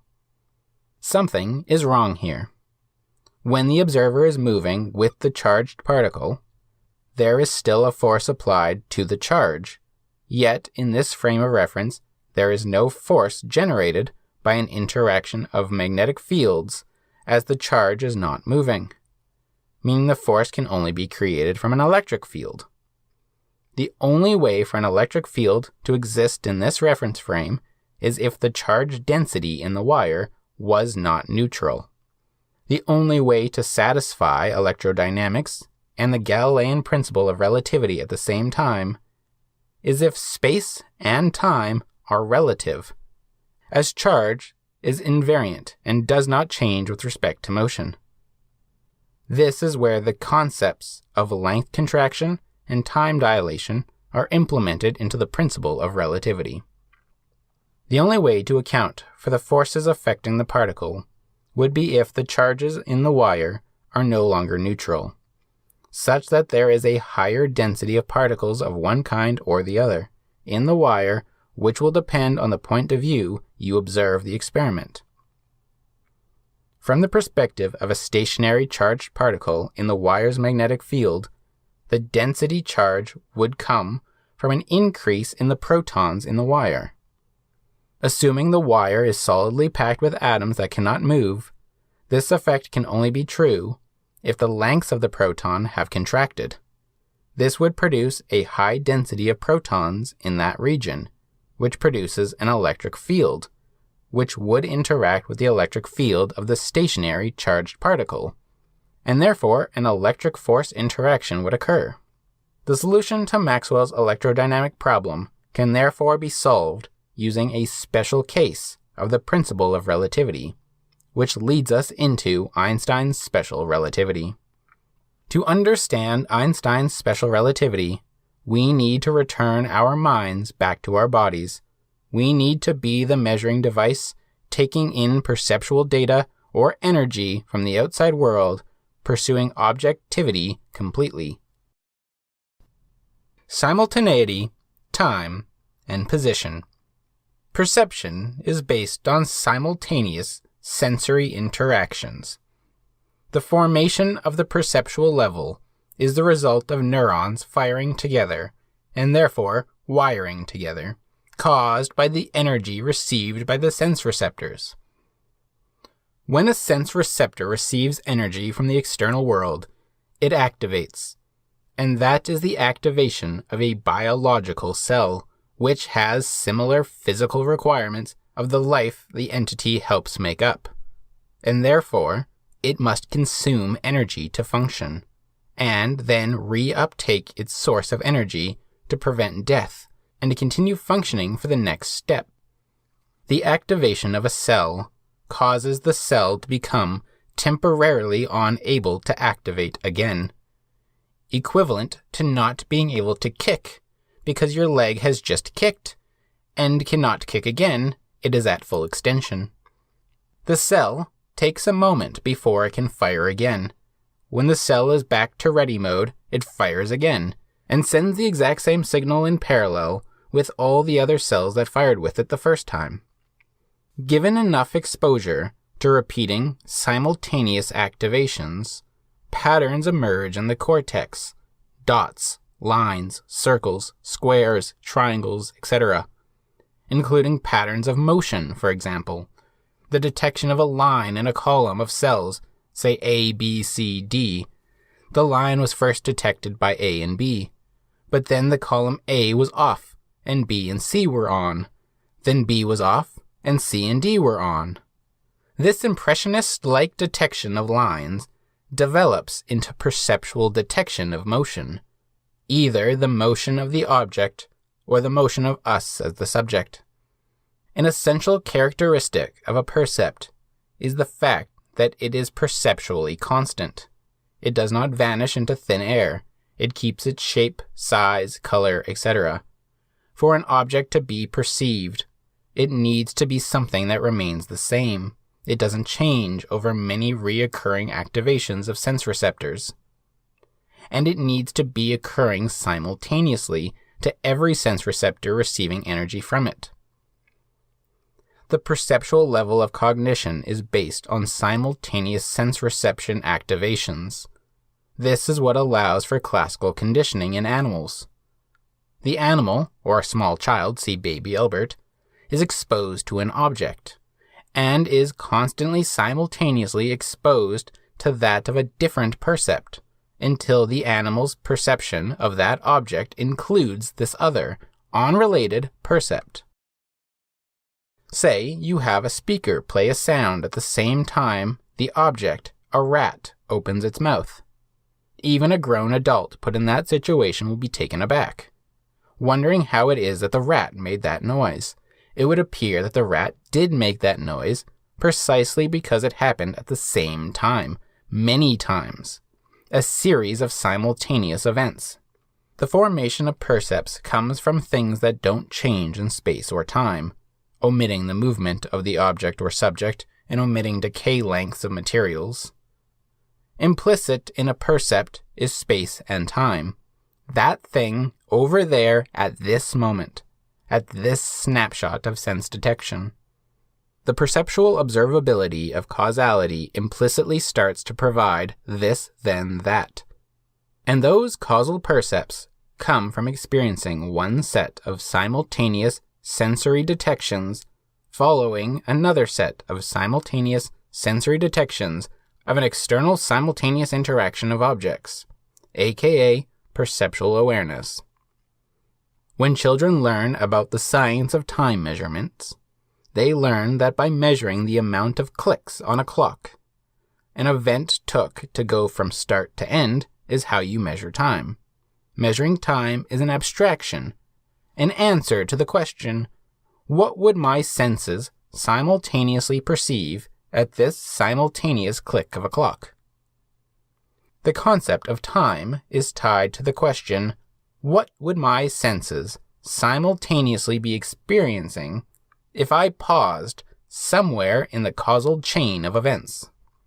Time is the product of experiencing causality perceptually, experiencing the external simultaneity of subject-object interactions simultaneously with the internal simultaneities of sense detection and integration. When we view the clock to see the time, the clock needs to be visible, which means light needs to be coming from a light source, reflecting off of the clock and reaching your eyes unimpeded. However, we have learned how and why light takes time to travel. We cannot change that fact of reality. Light moves at a finite speed. So when we look at the clock, what we see is coming at us from the past. The light that immediately strikes our retina the moment we open our eyes to the clock face is light which had already left its source, traveled the space of the room between it and the clock face, reflected off of it, and traveled the space between the clock and your eye. Within a room, and given the speed of light being so quick, the time it takes for you to see the clock face will match the physical mechanisms of the clock, given its human mechanical scale, despite time having changed, and so, typically, you cannot see very far into the past. However, the same cannot be said of objects in space. For instance, from Ole Romer's work, we know that it takes about 8 minutes for the light of the sun to reach Earth in a straight line. So if the sun were to magically vanish, it would take us 8 minutes to notice. The research of this ether that light was traveling through to get from the sun to us led to the scientist James Bradley discovering that light always travels in that ether at the same speed.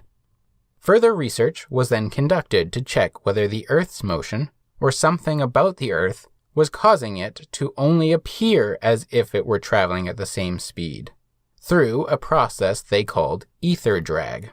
This led to the scientists Michelson and Morley to conclude, through not finding any drag effect, that the ether drag hypothesis, also known as the luminiferous ether theory, was to be rejected.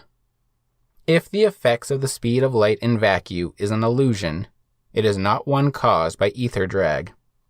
The speed of light as a constant was proven by James Clerk Maxwell by showing that the speed is the speed at which the fields of electricity and magnetism interact.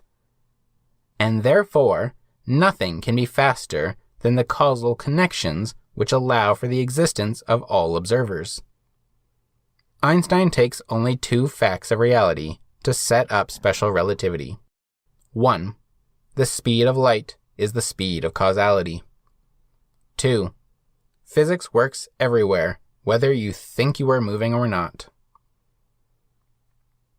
These 2 facts, and our fact about the sun's light distance from Earth, helps us set up a great visual of what must be true. The sun is 8 light minutes away from Earth, meaning it takes 8 minutes for light to travel from the sun to Earth. Now imagine a situation where Earth has 2 suns, and it is set perfectly between the 2 suns.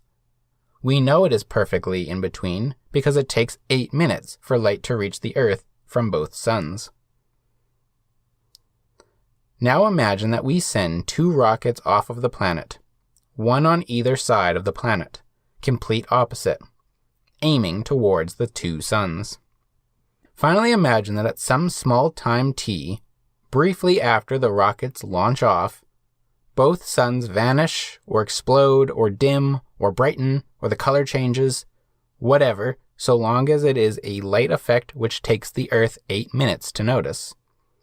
Are the events simultaneous to the rockets, like they are for the Earth? Very apparently, they cannot be. For the rocket on the left side is closest to the left sun, and sees that sun's change in less than 8 minutes, and sees the change in the far sun in more than 8 minutes, and vice versa for the rocket on the right. Therefore, what is simultaneous for the Earth was not simultaneous for the rockets, and therefore, if one's understanding of time is based on simultaneous events occurring with the hands of your clock, then time cannot be universal like Newton held. For time to be universal would require that all 3 observers, everyone on the 2 ships and everyone on Earth, sees both suns vanish, or whatever, at the same time, which would mean that light would have to reach the rockets, which are not in the center, at the same time, and at the same time that the Earth receives both simultaneously. This would mean that light would have to travel very fast for the far rocket, normal speeds for the Earth, and slower for the close rocket. This was the presumed position, which is ether drag, as the scientists thought it had to be the case that all three were experiencing universal time, and so the ether dragging effects of the rockets and the Earth must be speeding and slowing the light to make it appear as if universal time did not exist. After Michelson and Morley smashed the ether drag, the only conclusion left to draw was that what counts as simultaneous events to one person doesn't mean it's simultaneous for others. This brings us back to the solution to the Maxwell-Galileo problem. We said earlier, the only way to satisfy electrodynamics and the Galilean principle of relativity at the same time is if space and time are relative, as charge is invariant and does not change with respect to motion. We now know that velocity of objects must be relative to observers, as this means that different observers see the same events in space at different times. So we get two investigators, and they are placed in different frames of reference. One investigator is riding the wire. The other is riding the charged particle. Both investigators agree that 1. Someone is moving. 2. The particle and the wire move further apart after some time t. 3. Both agree that the speed of light is c. And 4. That physics is working. They are not exploding on-causally. Special relativity. The manner in which to apply these equations, known as the Lorentz transformations, is similar to applying the Galilean transformations. In Galilean relativity, we saw that the speed of a thrown object was added or subtracted from the speed of the object it was thrown from, in order to have our math match reality and conform to each person's point of view. If a man on the shore wanted to know why the sailor thought the ball was only moving at 50 kilometers an hour, he had to remember that the sailor forgot about the relative motion of the ship. So the man on the shore subtracts the ship's motion and gets the same answer as the sailor, and vice versa. Lorentz transformations make clear that the ether is basically a fixed quantum field and light travels through it at the same speed in all directions, and matter which interacts with that light also travels through it, but the light is only attached to the ether, so the motion of the matter does not change the speed of light. Because of this, you apply the Lorentz transformation by remembering that the sailor of the spaceship, which travels at the speed of 0.7 c, forgets about the relative motion of the ship. And so the man on the planet has to multiply the sailor's measurements of time and distance by a factor which keeps the speed of light constant. This provides us with the definitions of proper time and proper length. Proper time: the time that elapses in the frame in which events all occur at the same location. Proper length: the length of an object in the frame in which events all occur at the same time. Alice and Bob are our two investigators. Alice stands on a train platform, holding an extended rod affixed to a flashbulb in each hand, which she is extending a total of 2 meters apart, in an east-west direction. Alice, using her brain, fires a neuron signal which is to have both hands turn on the flashbulbs at the same time. The light which is emitted from the flashbulbs will reach Alice's eyes at the same time. As light must always travel at the same speed in the same medium, then the flashbulbs must be equally far apart from her eyes, and the lights, from Alice's perspective, can be said to be emitted simultaneously. Bob is on a moving train, adjacent to the platform. Bob is moving at 0.7 c, eastward relative to Alice. If Alice is seeing both lights at the same time, then before Bob can see Alice at all, as the lights have not yet reached Bob, he uses his smarts and does the math. Since the speed of light is c always, since Alice has the two flashbulbs 2 meters apart, since Alice appears to be moving at negative v, then the light moving negative c must take longer to reach the left side of the platform than the light moving plus c reaches the right side of the platform.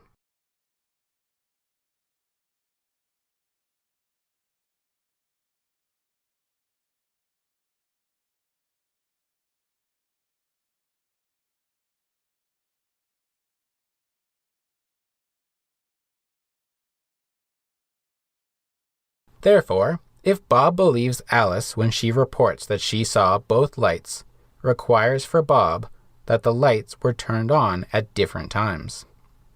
Bob would find Alice had to have turned on the east light first, then much later turned on the west light. Bob checks their math. According to Alice, the two light bulbs are 2 meters apart and they reach her at a time difference of 0. So Bob plugs this into the formula. The difference in time between the lights turning on for Bob is equal to gamma times the velocity of the train divided by the speed of light squared times 2 meters plus 0. Since Alice is moving, according to Bob, at negative 0.7 c, Bob finds the time difference of light flashes must have been 6 nanoseconds apart. Bob takes the flash bulbs and they repeat the experiment. Bob now sees the light reach him at the same time. So what will Alice find when she checks her math and diagram? When Alice has the lights, she reports that the lights reach her at the same time, 0 nanoseconds apart. And she did so because she pressed the buttons at the same time. Bob argues that Alice must be mistaken, that if the first statement is true, then Alice must have triggered the eastmost light 6 nanoseconds earlier than the westmost light, as light cannot violate causality. When Bob has the lights, he reports that the lights reach him at the same time, 0 nanoseconds apart. And they did so because he pressed the buttons at the same time. Alice argues that Bob must be mistaken, that if that first statement is true, then Bob must have triggered the westmost light 6 nanoseconds earlier than the eastmost light, as light cannot violate causality. Alice and Bob both agree that the other's far light had to have been switched on first, but both say that they turned their lights on at the same time. One possibility is that the far hand experiences time differently than the close hand. Perhaps this is a brain effect. Maybe our right hands attempt to balance out neural length differences with a default 6 nanosecond delay. Unfortunately, this cannot be true, as the delay again shows up if we switch directions, and then it is the left hand that appears to experience that time delay. Still, maybe it is a brain effect, where the hand furthest from the forwardness is delayed for some reason. So Alice and Bob construct a new experiment. No hand switches to remove this possible bias. Instead, Alice and Bob fix clocks to their east and west walls. According to each investigator, they see their own clocks as ticking at the same time, reading the same time at the same pace. However, the other experimenter must disagree that their clocks are synced. Despite not being able to see the other person's results, as the light takes too long to reach them, they know that the light that traveled in the direction of motion must have come from an earlier time, according to them, as the light from the back end takes longer to reach the investigator in the center. So both investigators know that their clocks appear to read the same time simultaneously, but they must also know that since one or both of them is in motion, then the light moving in the same direction as their motion must have been emitted earlier than it would appear. And therefore, if they approach the clock on the back end, they would see it speed up as they move towards its proper time. So the clock in the front is actually behind, and the clock in the back is actually ahead, such that the difference in distance the light needs to travel to reach the investigators balances out to appear to arrive at the same time. This is because light travels through the quantum photon field, or ether, as opposed to being a type of object that experiences time and space.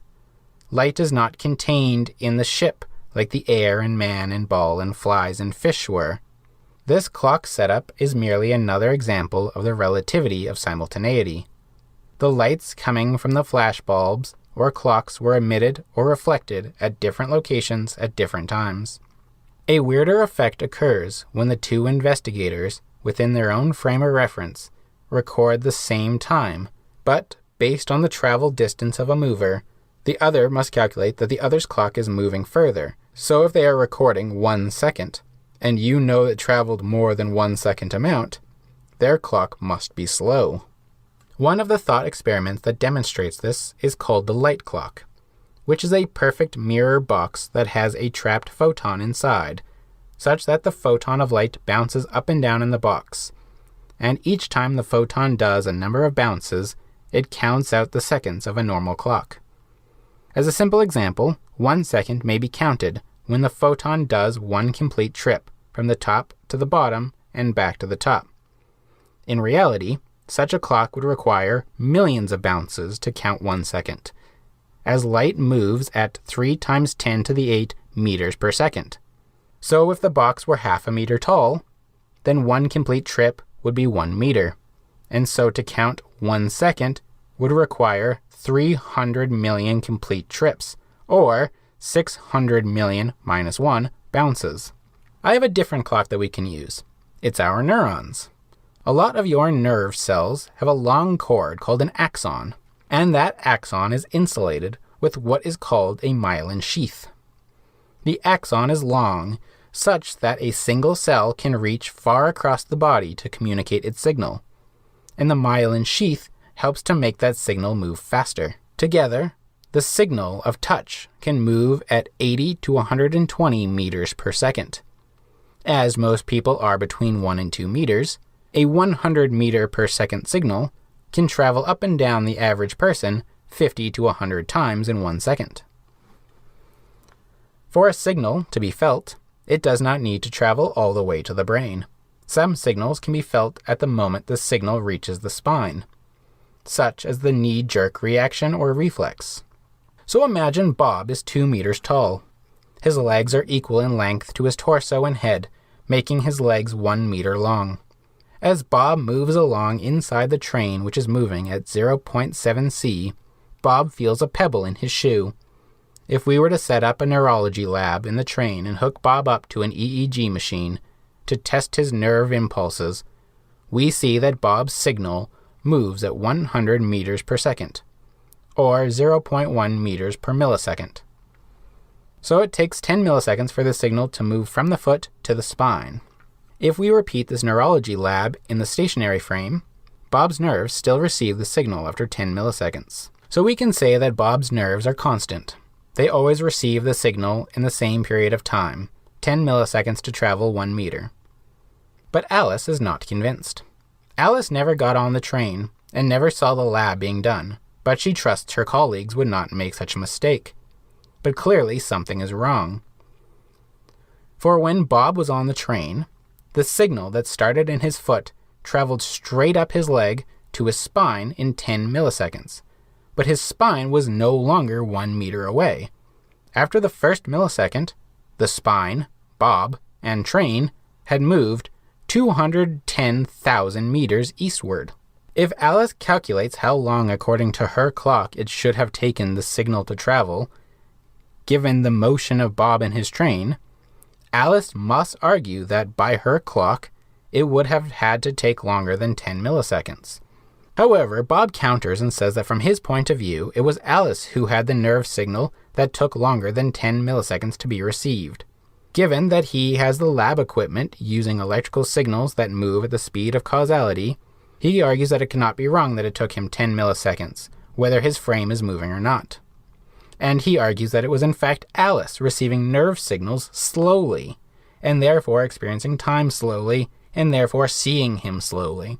If relative motion affected the speed of our nervous system, we would never move, as every time we started moving with a constant velocity that is different from the stationary Earth frame of reference, our nerves would fail to function properly and we would die. unable to signal the heart to beat and lungs to breathe.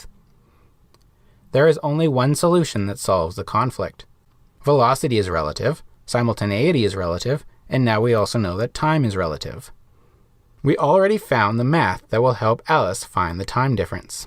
According to Bob, his clock says 10 milliseconds, so she needs to write the equation delta t prime equals gamma times delta t.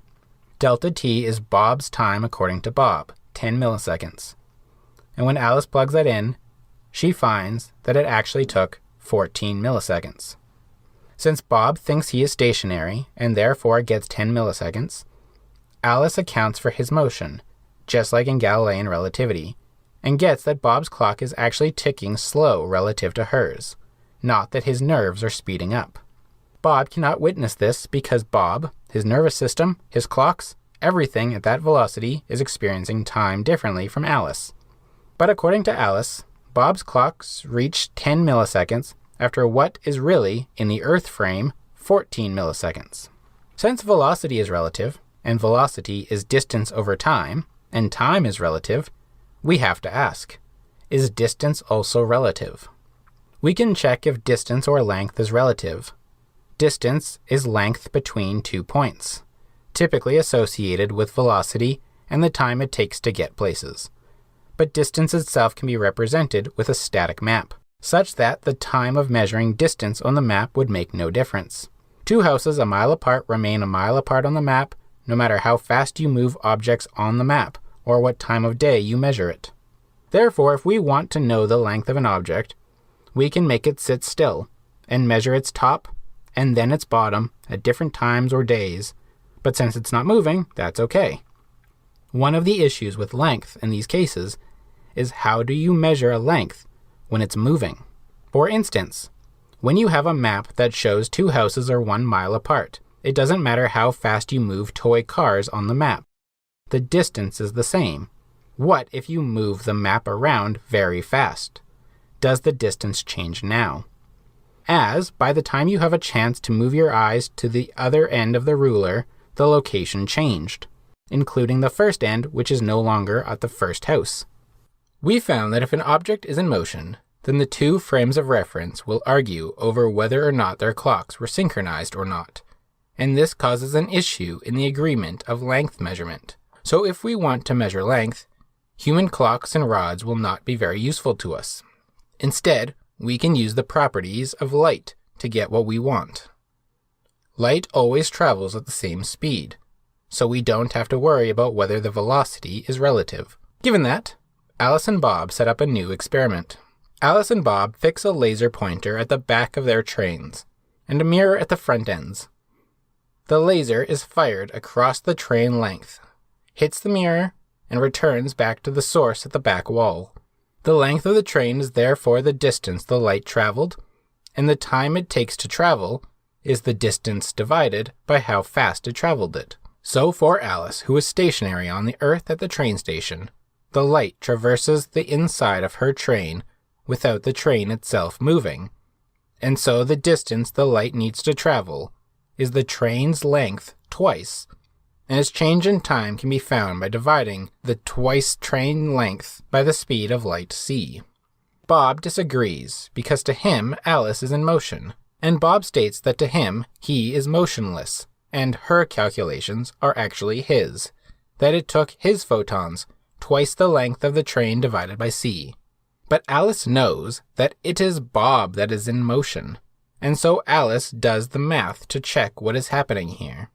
According to Alice, when Bob's train's back end lines up with hers, it fires a photon towards the front of the train.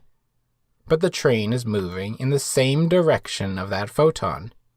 So the photon approaching the front of the train must travel the distance of the whole train, plus the distance the train moved in that time period.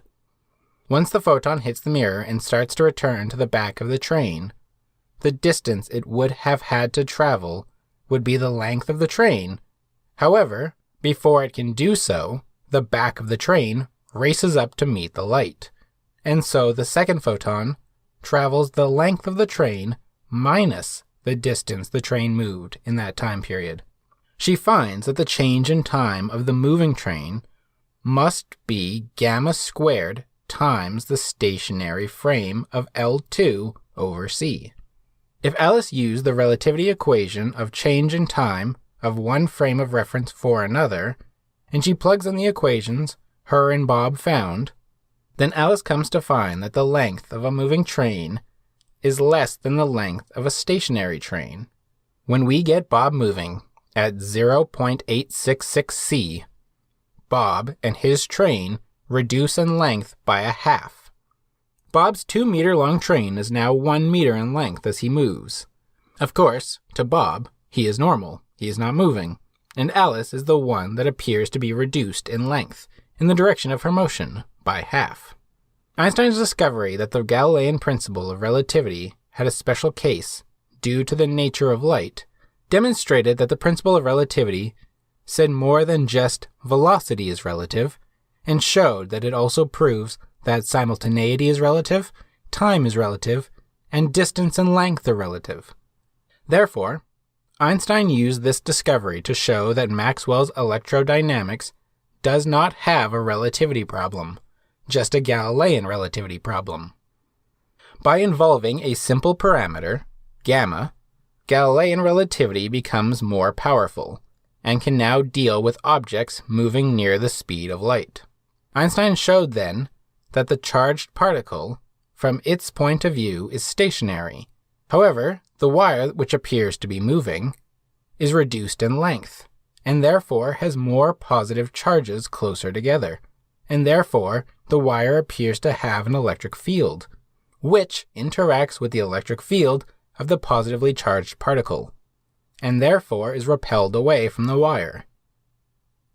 This solved the Maxwell-Galilean relativity problem. Just like with the Galilean principle of relativity, if you assume it to be false, then you would have to accept that every event involving velocity would have two or more causal realities, such that to one group of people, the ball was thrown backwards, and to another group of people, the ball was thrown forward. Likewise, if you assume the special theory of relativity is false, then you must accept that two or more causal realities split from the event every time an object or photon moves. Without requiring the assumptions of many worlds, special relativity answers the question of what time and length mean to moving objects, and does so without violating causality.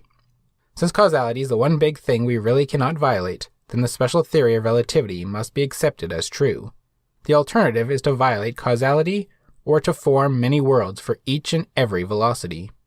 Let us leave off with a real-life example.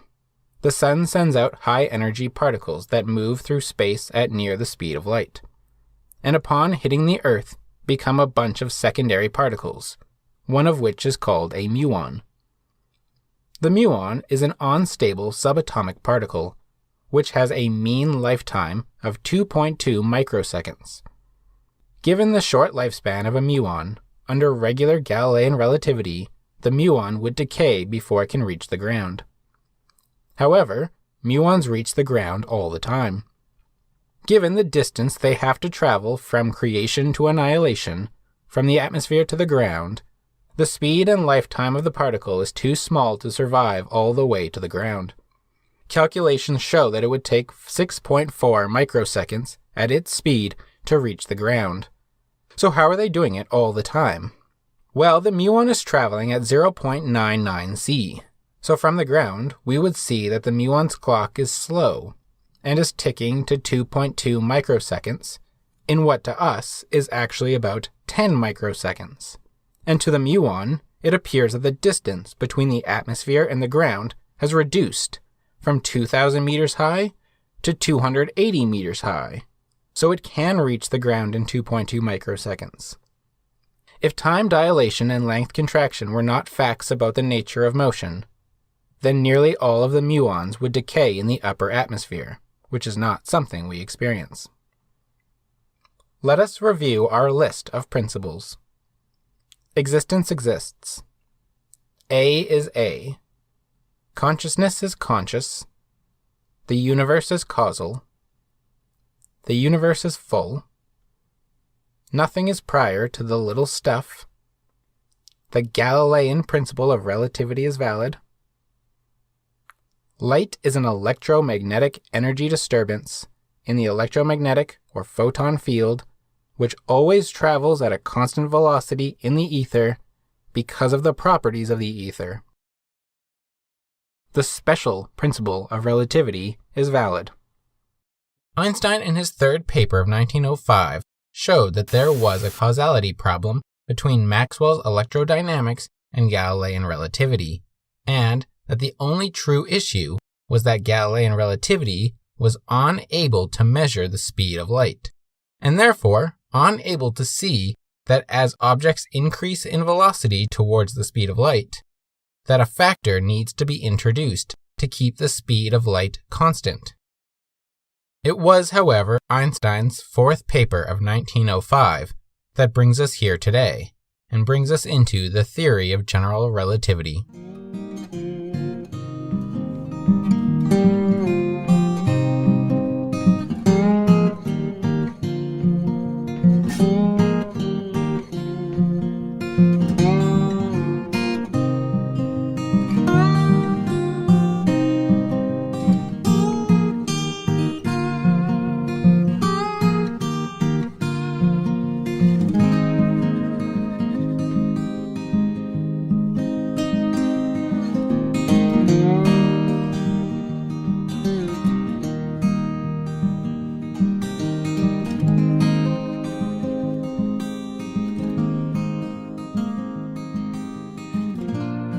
After Einstein introduced special relativity by finding a problem between Maxwell and Galileo, he kind of repeats this process by attacking himself and his special principle of relativity, as there must be an effect on the principle of the conservation of energy, which might not be good.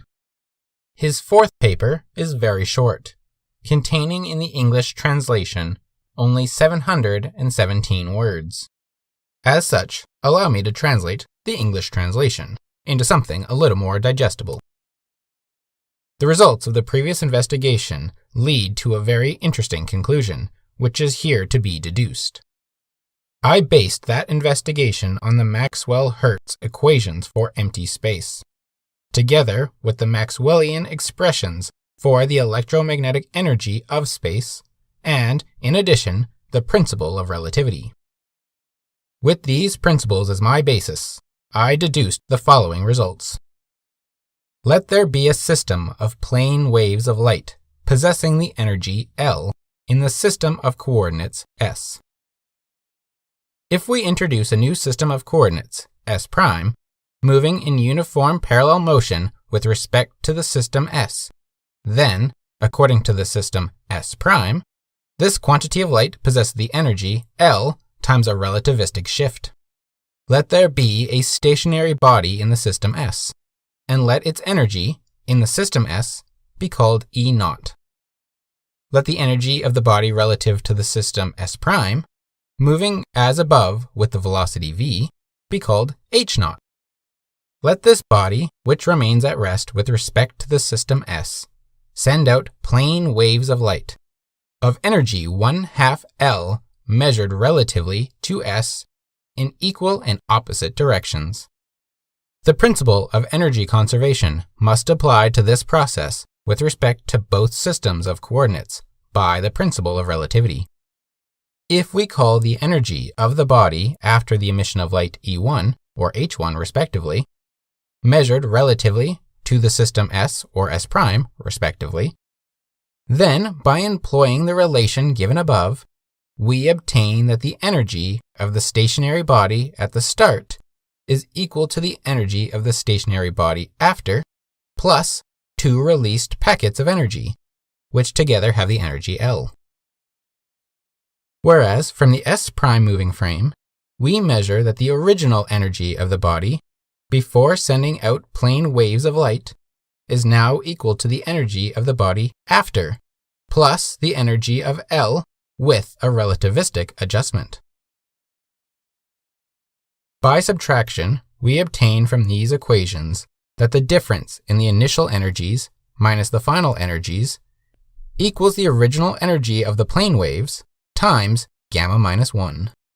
The two differences of the form h minus e occurring in this expression have simple physical significations. H and E are energy values of the same body from two different systems of coordinates, which are in motion relative to each other, the body being at rest in one of the two systems, in system S. Thus it is clear that the difference h minus E can differ from the kinetic energy K of the body with respect to the other system S' with the addition of a constant. The kinetic energy of the body with respect to S' diminishes as a result of the emission of light, and the total decrease is independent of the properties of the body. Moreover, the difference K0 minus K1, the kinetic energy, depends on the velocity.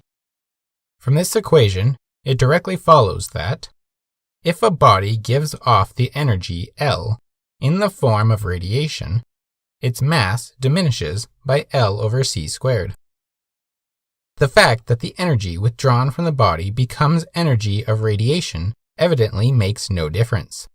So we are led to a more general conclusion that the mass of a body is a measure of its energy content, where L is a measure of energy. M equals E over c squared, or E equals mc squared. If the theory corresponds to the facts, radiation conveys inertia between the emitting and absorbing bodies. And with that final line, Einstein ties up all four of his 1905 papers. Having started by demonstrating Brownian motion is best explained by the existence of atoms, and then that light is a form of radiation energy which exists as quanta, and can provide enough energy in a single hit when tuned properly in order to break the bonds between some metal, i.e. an atomic structure, and one of its electrons. He then proved that the motion of photons and electrons and other quantum particles are too fast for Galilean relativity to get accurate, and you need to account for that speed in terms of not just velocity, but of its components, length and time. And finally, that because of this fact of special relativity, it must also be the case that mass and energy are equivalent, and that in fact, the Brownian motion of paper 1 is caused by the fact that atoms exist as quantum particles who exchange energy through radiation, i.e. photons, and that photons are in fact a kind of massless mass-energy converter which conveys inertia between the emitting atoms and the absorbing atoms, thus moving them around. This also means that if you add energy to an object, say increase its temperature or force it near an object it is electrically repulsed from, then it will increase in mass. It also means, though, that if an object in motion perceives energy that is emitted from a body, it will perceive it with a relativistic shift. The kinetic energy of the object appears to be changed, and the laws of conservation of energy cannot allow for a loss or gain in energy without a counterbalance. Einstein thought about this for 2 years. Let us be Einstein ourselves and work this out. 1. Everywhere we go, the laws of physics are the same, even when we are in motion. 2. The speed of light is always constant. 3. Velocity is relative, and the faster our velocity, the bigger the difference in appearance of our length and time will be to others not moving along with us. 4. The faster our velocity, the bigger the apparent difference of kinetic energy, and therefore the bigger the apparent difference of mass to an observer who is not in our frame of reference. 5. Typically, when we think about mass, we think about heaviness and falling down. Given that falling is a form of motion and is related to mass, then falling is related to energy, which we also already know as that is the difference between potential and kinetic energy of massive objects. Therefore, there must be a relativistic effect here as well. 6. However, relativity has only really dealt with constant velocities. But we know from Galileo that all objects accelerate, that is, positively change velocities over time downward. And, more so, that all objects accelerate down to the Earth at the same rate. 7. It thus can also be the case that the principle of relativity applies in some fashion to accelerated reference systems. Think about it like this. Again paraphrasing Einstein, what if a gravitational field is like an electric field, which is generated by a magneto-electric induction? What if the field only exists because of some relativistic effect? In such a field, where you are a charged particle and the electric field becomes more attractive the closer you get, you therefore accelerate towards it. What if gravity were as such? For example, if I placed you in empty space, meaning far from any other objects for millions of astronomical units, with a strong magnet in your pocket, then, somewhere in the distance, I place either a massive body or a super large magnet in the opposite polarity of yours. Before you know what the object is, you see me place something. And you see the moment that I do, that you slowly, at first, start moving towards me and the object. And over time, you start moving towards it faster and faster. Without seeing it, how would you know if you are falling towards a massive body through gravity or accelerating towards a magnet? Before we get Einstein's answer to this question, let's start back at the beginning. We've gotten so tied up with light in the supposed vacuum of space that we lost track of rocks and planets and the nature of things falling down or up back to their natural places. Let us fall back to 500 BC. Heraclitus told us that Logos keeps the cosmos in harmony, moving all objects by a kind of law, by a sort of reason. This philosophically divided the world into two halves. To some, Logos is logic and natural law, and to others, Logos is logic and consciousness. This makes sense, as in order for us conscious beings to recognize facts of reality, and therefore form rules of logic to help us further identify other facts of reality, we necessarily have to have a consciousness capable of discovering facts, and thinking, and reasoning, etc. So, depending on your metaphysical basis of reality, e.g., a belief in a god or gods or scientific reasoning of Big Bang cosmology, will shape how you view the logos of the cosmos. Is it divine reason held in place with natural laws? Or is it natural, to which we have reasoned out some laws that aid our understanding? Aristotle was under the belief that logos was here on earth, as compared to his teacher Plato, that put logos in a divine creature that saw a cosmos of disorder and decided to organize it. Aristotle, given his observations of the nature of reality on earth, found that all objects of their own kind tended to find their way to their place in the order of all things, and that in order to move something required a constant force. This then was the first philosophical theory of gravity and inertia, that it was causal by the nature of the objects. Due to the fact that Aristotle was not aware of the concept of friction, this caused him, as it does to most people, to conclude that an object at rest remains at rest until you add a force to it, and that an object in motion will come to rest without a force constantly acting on it. Or otherwise stated, an object in motion will only remain in motion while a force is applied to it. This led Aristotle to hold that objects will fall at different rates because of their mass, type, and the medium in which they are falling. Following Aristotle was the Christian theology and the Dark Ages they brought upon humanity for over a millennia, where the Logos became a humanoid figure with a plan to save humanity from the pain he's inflicting on them.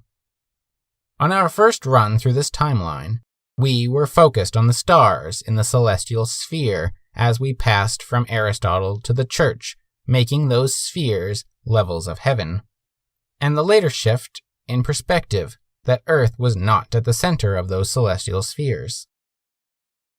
However, this time we are exclusively focused on gravity, mass, and inertia. So we are going to take a detour to the Islamic world around the year 1000. Here we meet a prominent figure in philosophy and science, and whose accomplishments are typically passed off as being some European's accomplishment. The hero of this era goes by the name Ibn Sina, or as he is known by the Latin corruption of his name, Avicenna. Ibn Sina, in his philosophical encyclopedia, The Book of Healing, which is not a medical text, but rather a metaphorical healing of the soul through scientific experimentation and examination, provided us the philosophical thought experiment that Descartes would later utilize and get full credit for. Ibn Sina, and 600 years later Descartes, constructs a thought experiment called the floating man. He speculated on what a man detached from objects of perception would be like. He's floating, without air pushing him or pressing against him. He cannot see or taste or touch or smell or hear anything. Can the man be self-aware of his existence in this floating space? Despite this topic historically swerving into ontology, epistemology, and psychology, this exact thought experiment will show up again with Einstein in 900 years. Both Ibn Sina and Descartes conclude, quite illogically, that the man must be self-aware. He, according to them, thinks, and therefore he is, and he does so because God. Well, that will not be much use to us at the moment, but we will stick a pin in this floating man thought experiment and use it for something else later. What was most important from Ibn Sina at this time, however, was the conclusion he made about motion, which again Descartes would take 600 years later, but would not get the credit as Newton scooped it from Descartes in a like fashion. Ibn Sina disagreed with Aristotle, and rightfully so, and distinguished the difference between an object moving due to its inclination to its natural state and a force applied to an object, and that the inclination of motion on an object is in fact imparted to it by a force. That an object thrown by a man will have its energy of motion come from the logos of the man throwing it, and that the object will continue to move at that constant velocity forever or until acted upon by another force in the opposite direction. Essentially, inventing the conservation of momentum laws and the Newtonian laws of motion in the year 1000.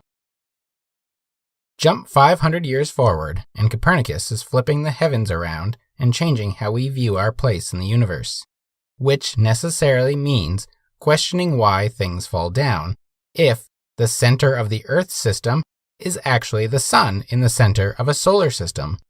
If Earth is essentially in the celestial sphere of the Sun, which we can now call the planetary orbit, then why do rocks fall down if Earth is not at the center? Now, somehow, it is the rock that moves around the stationary fireball. We can, for the most part, just agree with Aristotle still, and say, well, fire goes up to naturally exist with the sun, and the rocks fall down to be with the earth. But in order to do that, we'd have to ignore Ibn Sina. That's fine, said the church. We will pretend he doesn't exist. In 1609, Kepler published his book called A New Astronomy, which includes the first two laws of planetary motion and states that the true theory of gravity rests upon the following axioms.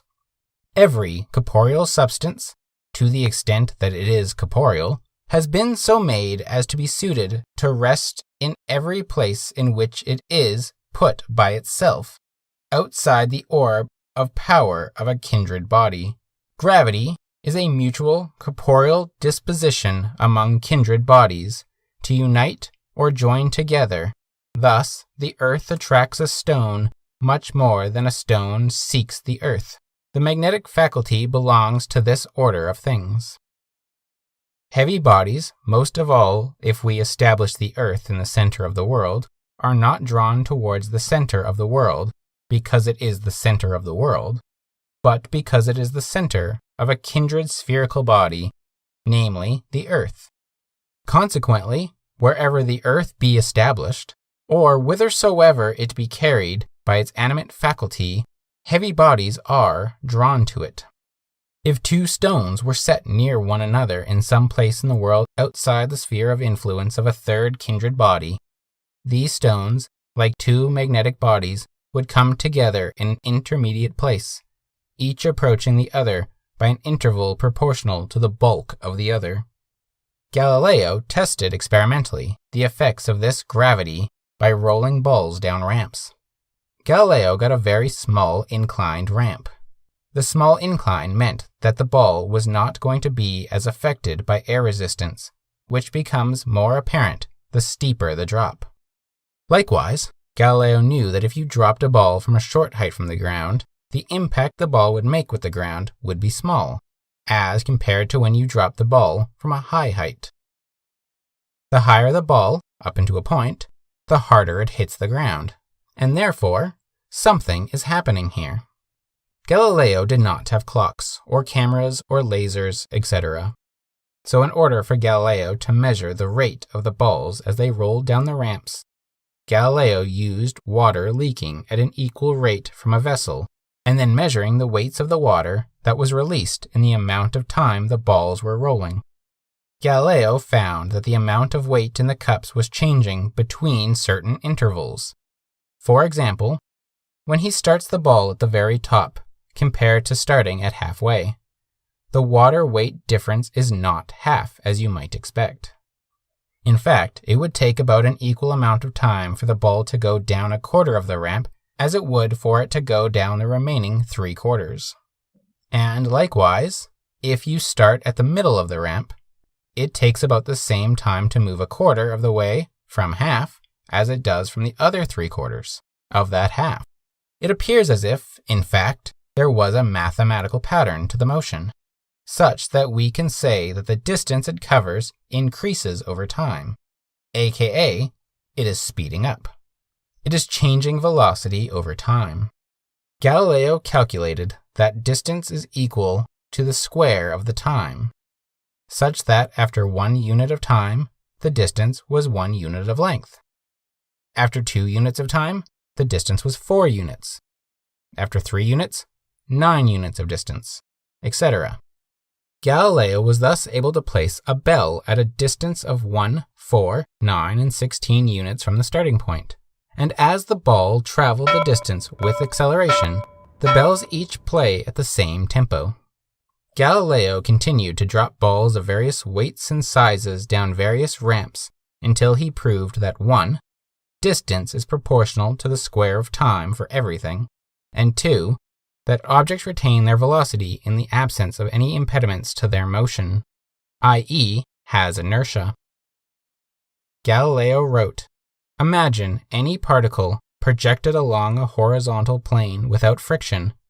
Then we know that this particle will move along this same plane with a motion which is uniform and perpetual, provided the plane has no limits." Some 40 years later, Robert Hooke told Newton about his hypothesis of orbital mechanics and the inverse square law of planetary motion. However, Hooke refused to show his proof and did not publish those results. But Newton did publish his mathematically derived mechanics of Kepler's laws of planetary motion, and then published the hypothesis of the inverse square law of universal gravity, making an enemy with Hooke that lasted the rest of Hooke's life. Newton's publication read, "I deduced that the forces which keep the planets in their orbs must be, reciprocally, as the squares of their distances from the centers about which they revolve, and thereby compared the force requisite to keep the moon in her orb with the force of gravity at the surface of the earth, and have found them to answer pretty nearly." End quote.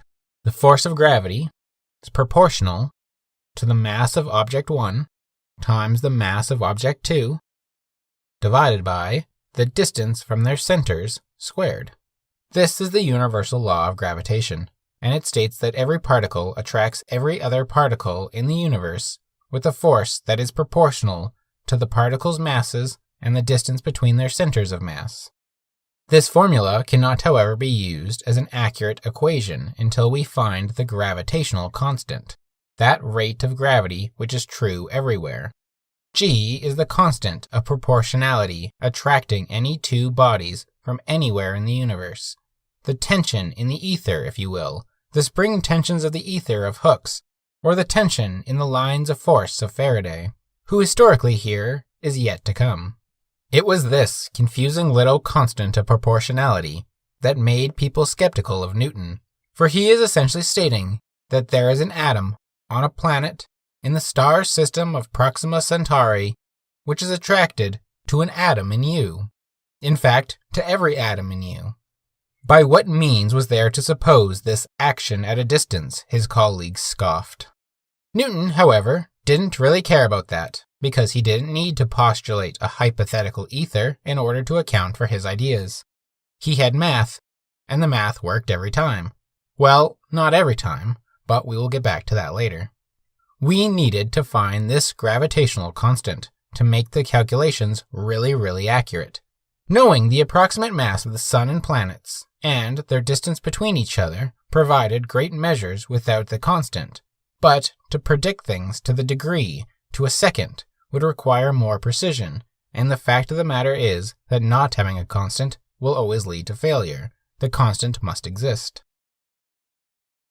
Enter Henry Cavendish, who found a way to measure the gravitational constant. An elaborate setup which was a type of replica to Coulomb's torsion balance experiment. As the formulas are identical, so too is the experimental setup, kind of.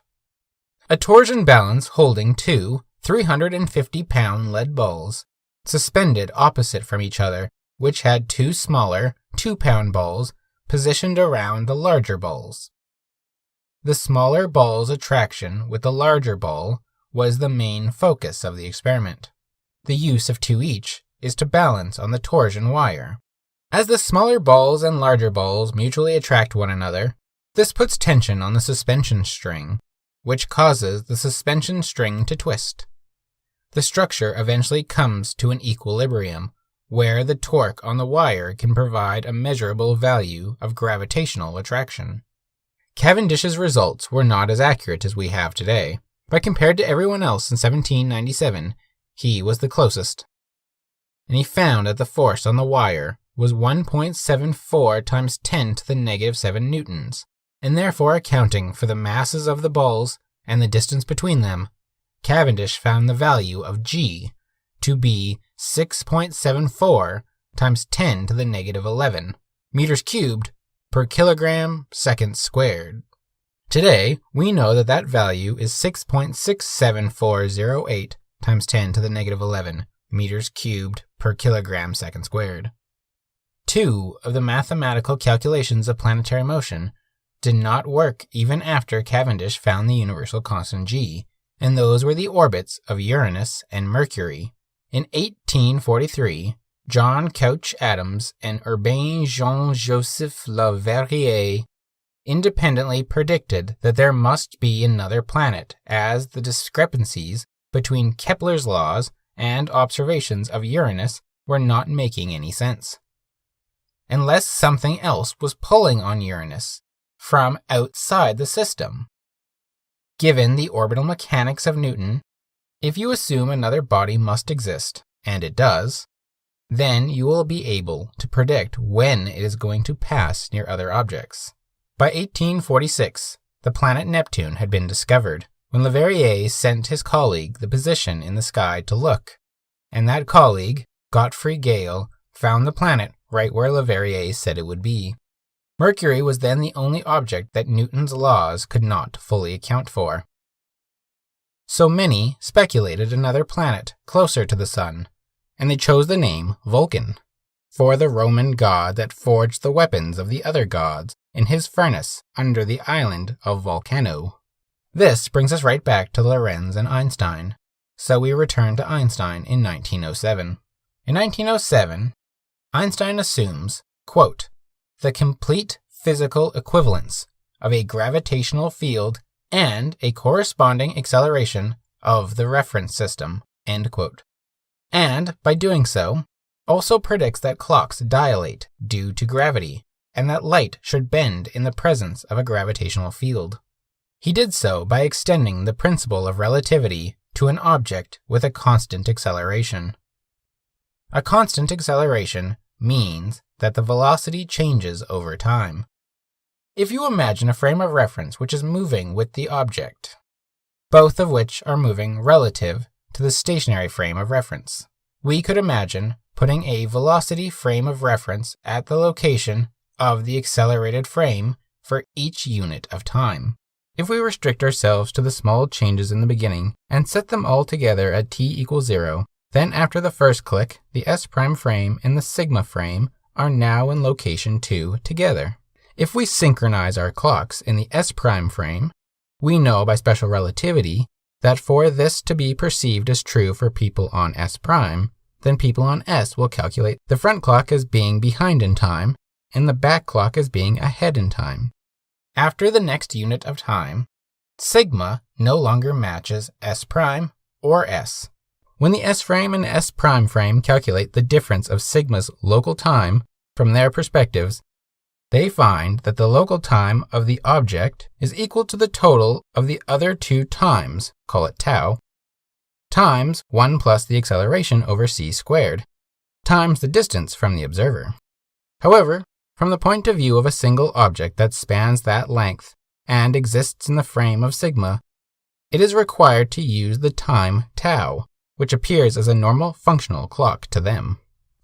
Einstein, having already assumed that we cannot tell the difference between being in an accelerating frame of reference and gravity, shows that we can replace the acceleration of the frame and the distance with phi, the gravitational potential, obtaining that clocks above the ground run faster than the clocks on the ground by a factor of 1 plus phi over c squared.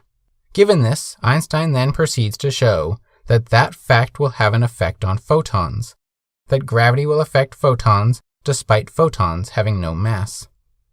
Einstein showed that momentum is replaced by momentum times this factor, and likewise the speed of light is replaced by the speed of light times this factor. Therefore, Einstein was able to show that light rays that propagate with the x-axis are affected by the gravitational field, and that the light rays which do not propagate along the x-axis are bent by the gravitational field. It is important to note here that this does not mean that the speed of light actually changed, but rather that the accelerating frame's spatial coordinates are changing in a curved manner. The coordinate velocity of light changes, not the speed of light itself, which would be strange given that we need that number to calculate the appearance. This has a very important meaning in regard to Einstein's 1905 discovery that mass and energy are related, and that an object in motion appears to change in kinetic energy. More so, this discovery that even photons will be affected by a gravitational field helps illuminate the answers he was searching for. Einstein had previously stated that if you add energy to the object, for example, forcing a magnet near another magnet that it is repulsed from, that gain of energy will increase its mass. Einstein was now looking to show that if that object is a mass and the energy you add to it is caused by gravity, that the result will be the same. Given all of the above conclusions of special relativity, Einstein concludes the paper stating, quote, "This equation expresses the principle of conservation of energy and contains a very remarkable result. To each energy E in the gravitational field there corresponds an energy of position that equals the potential energy of a ponderable mass of magnitude E over c squared. Thus the proposition that to an amount of energy E there corresponds a mass of magnitude E over c squared holds not only for inertial, but also for gravitational mass." End quote. In 1911, in the paper titled On the Influence of Gravitation on the Propagation of Light, Einstein expanded the views he established in 1907, including postulating in the introduction of that paper that one can test his hypothesis by looking for rays of light passing near the sun, and you will find that they are deflected by about 1 second of arc. In this 1911 paper, Einstein shows that the gain of inertia mass from a gain of energy is identical to the gain of gravitational mass from a gain of energy, and that it is in fact the principle of relativity that merges the principle of conservation of mass into the principle of the conservation of energy.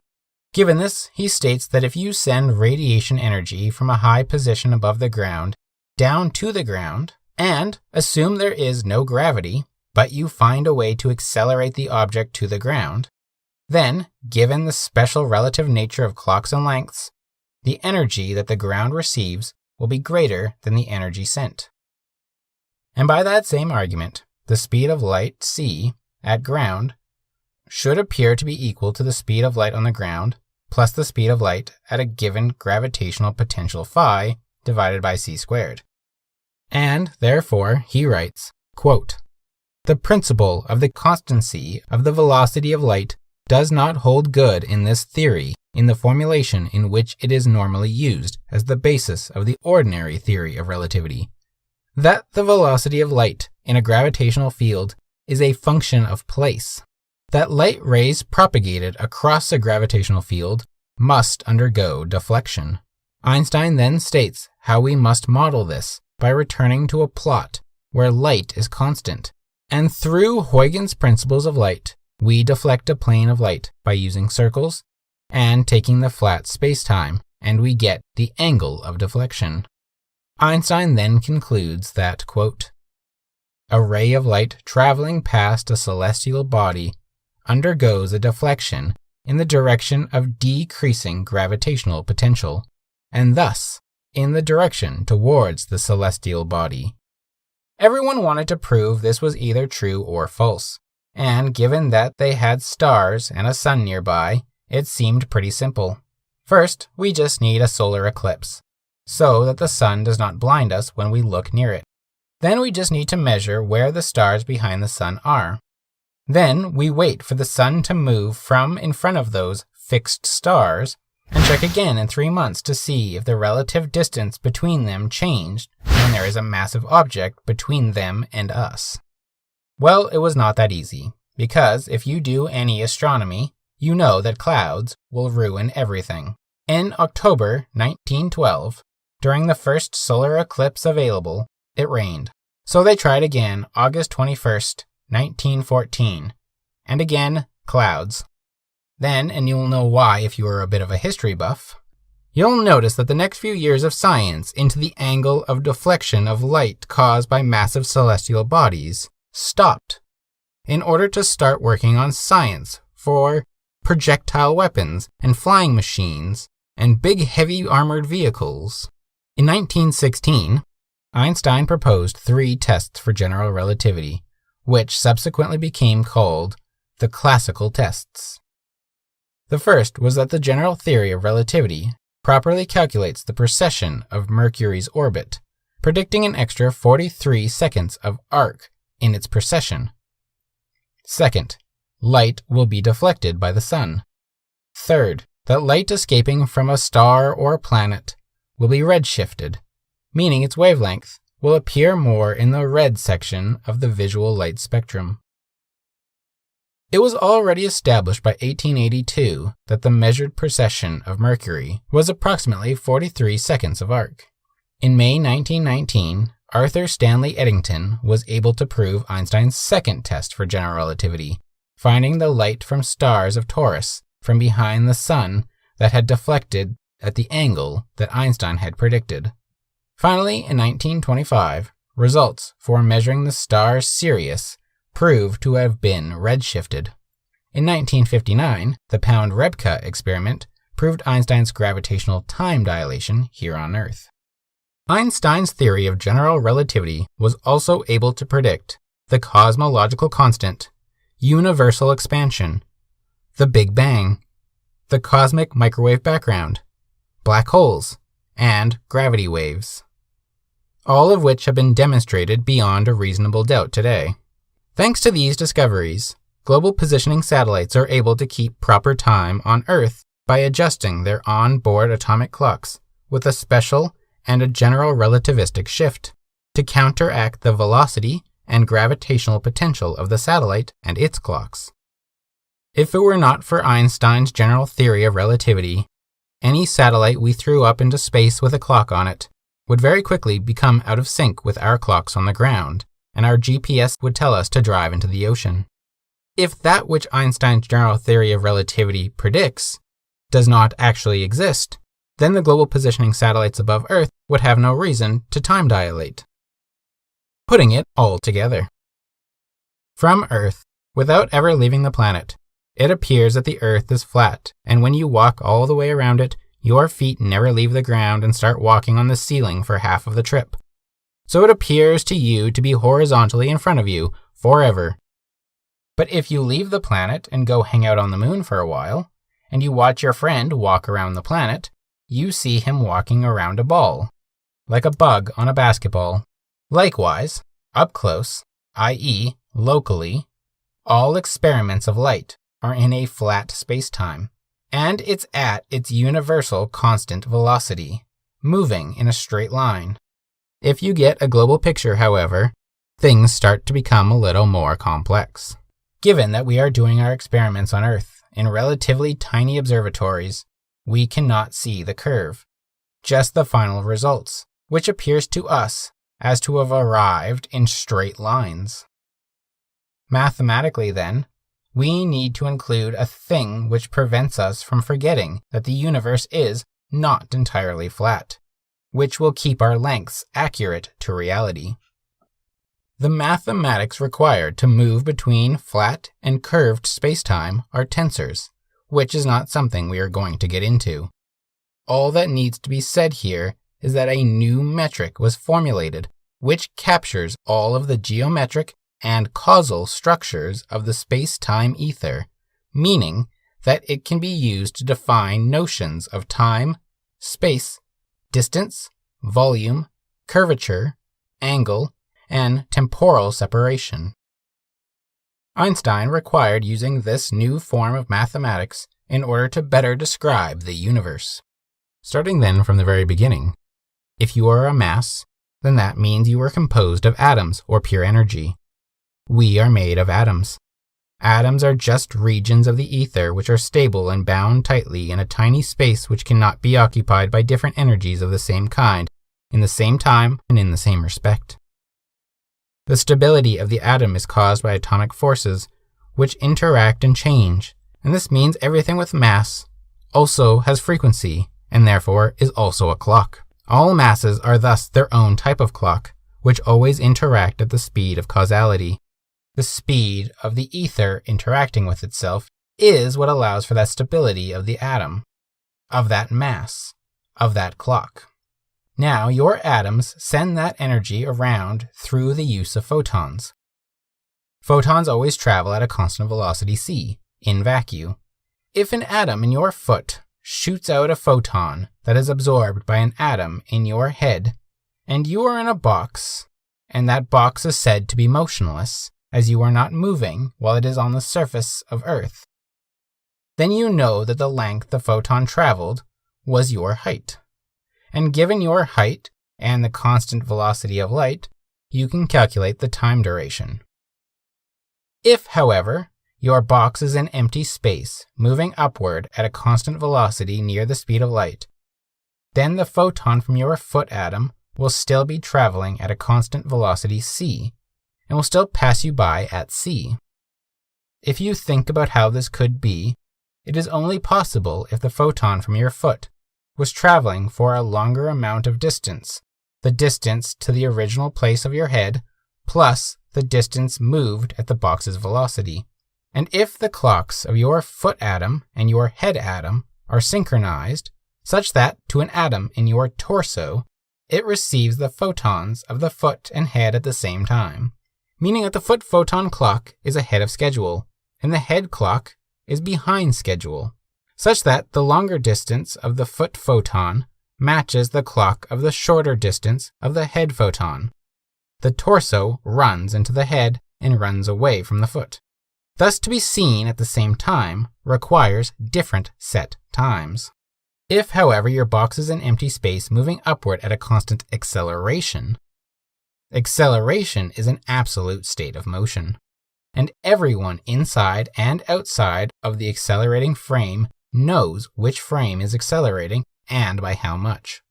For example, if you have 4 boxes moving in space, one is with us. We are considering a stationary rest frame. 2 are moving at a constant velocity, one moving from below us to above us, the other moving from our right to our left, and one is accelerating. The effect of relativity is that we cannot tell the difference between a motionless frame, like ours, and a moving at a constant velocity frame, like boxes 2 and 3.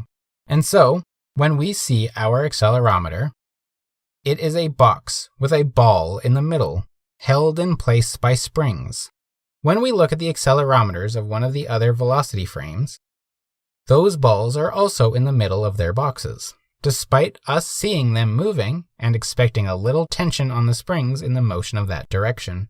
Comparatively, when we look at the frame that is accelerating, we all see, including the people in that frame, that the accelerometer is stretching the spring at the top and compressing the spring at the bottom, and curving the springs at the sides. That is the sign of acceleration. And using Hooke's spring equation, we can calculate the force applied to the springs by measuring their new lengths. From all perspectives, then, we know that if you are accelerating upwards in your box when your foot photon sends its signal up to your head, then your foot atom, which has a mass, would lose energy, as we had seen in Einstein's last 1905 paper. By those same acceleration and special relativity ideas, the photon itself loses energy as it races to catch up with your head. After each second of the atom's clock, we imagine a new velocity frame of reference, which is changed drastically by the next time unit. But as photons cannot lose velocity, the loss of energy is within the photon's wavelength. And the wavelength stretches into the red part of the visible light spectrum, which is why we call it redshift. So long as you are in a uniform field of acceleration, the photons from your foot are going to lose energy when they reach your head, if it has the energy left to be seen. And as Einstein showed in the photoelectric effect, a photon with the wrong quanta of energy cannot excite the atom of the receiver. In the reverse manner, the atom in your foot would be receiving the photon with more energy, and the clock is moving much faster than theirs. This is different from constant velocity frames, where each observer sees the other experiencing the same phenomenon. E.g., in the constant velocity setup, if Alice sees Bob's clock as slow, then Bob sees Alice's clock as slow. But here in the accelerating frames, if Alice sees Bob's clock as slow, then Bob sees Alice's clock as fast. We can detect acceleration. Finally, if we cannot tell the difference between a uniform constant acceleration field frame and a uniform gravitational field frame, then special relativity holds for both. And therefore, a uniform gravitational field is equivalent to a uniform constant acceleration field. We know, however, that the gravitational field of Earth is not itself an accelerating frame of reference. For, say if the Earth were flat and accelerating upward at 9.8 meters per second squared, it would only take a relatively short time for the Earth to surpass the speed of light and continue accelerating past the speed of light, in which case nothing in the universe could ever causally interact, in which case we could not be having this conversation. Therefore, we are in a gravitational field, not an accelerating frame. And therefore, clocks on the ground of Earth tick slower than clocks at the top of a skyscraper. The equivalent principle therefore now states that a frame of reference experiencing a non-rotating free fall occupying a small region of spacetime, the laws of physics are those of the special theory of relativity. We can add to our list of principles, then, that the equivalence principle is valid. Finally, we must account for one last thing. The fact that we do not live in a uniform gravitational field in a global sense. Just from large scales, it is clear that to the people in America versus the people in Australia, up and down are, relatively speaking, in opposite directions. And this is true, too, for people in Ecuador versus people in Indonesia, which are not the exact same ups and downs as they were for the last two. The Earth is a sphere, kinda, so the downward field lines point radially inwards, and the acceleration you experience on the ground is coming from the ground pressing up against you. Mass is a kind of energy. Regardless of its size, a mass is composed of energy stuff, which can release and absorb energy. The fact that the universe is not entirely dark, the fact that there are stars, is proof that the plain light waves of energy from billions of stars are passing by you at every moment.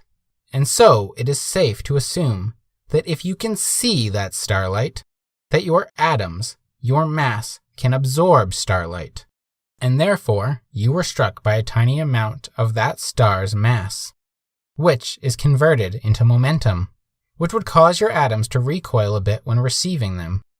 Therefore, you experienced a force. Therefore, you experienced a moment of acceleration. So two masses floating near each other in empty space will be experiencing tiny accelerations from photon momentum, and therefore also re-release that energy with tiny acceleration. Therefore, clocks closer to them tick slower than clocks further away. So everything with mass also has its own gravity, which we can express as meaning anything with mass interacts with the ether in such a way that time dilation bubbles around it. If you were to draw this as a Cartesian coordinate system, accounting for special relativity, you would create a world-line space-time diagram.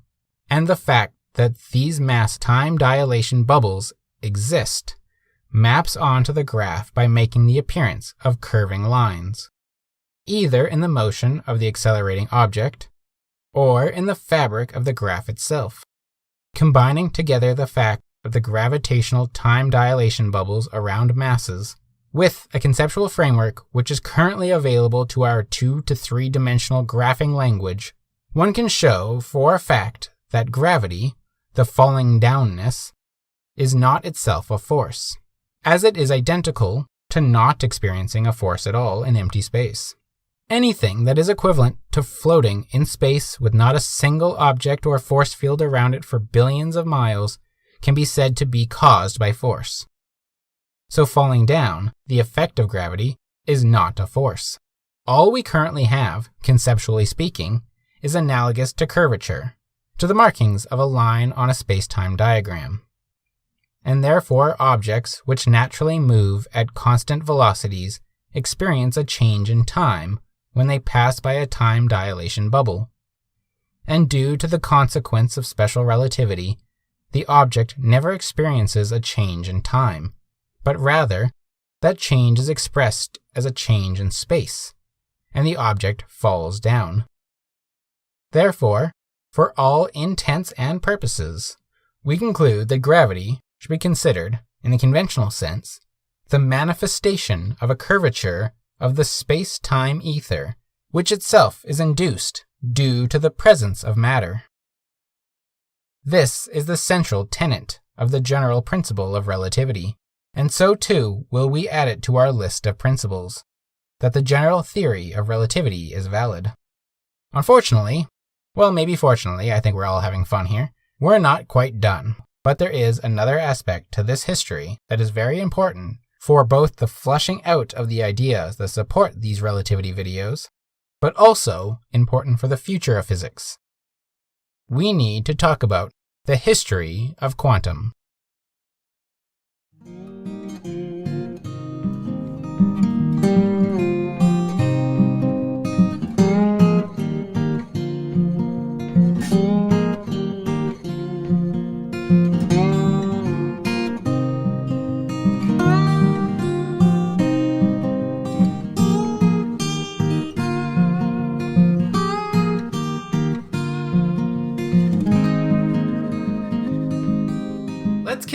floating man thought experiment for a moment.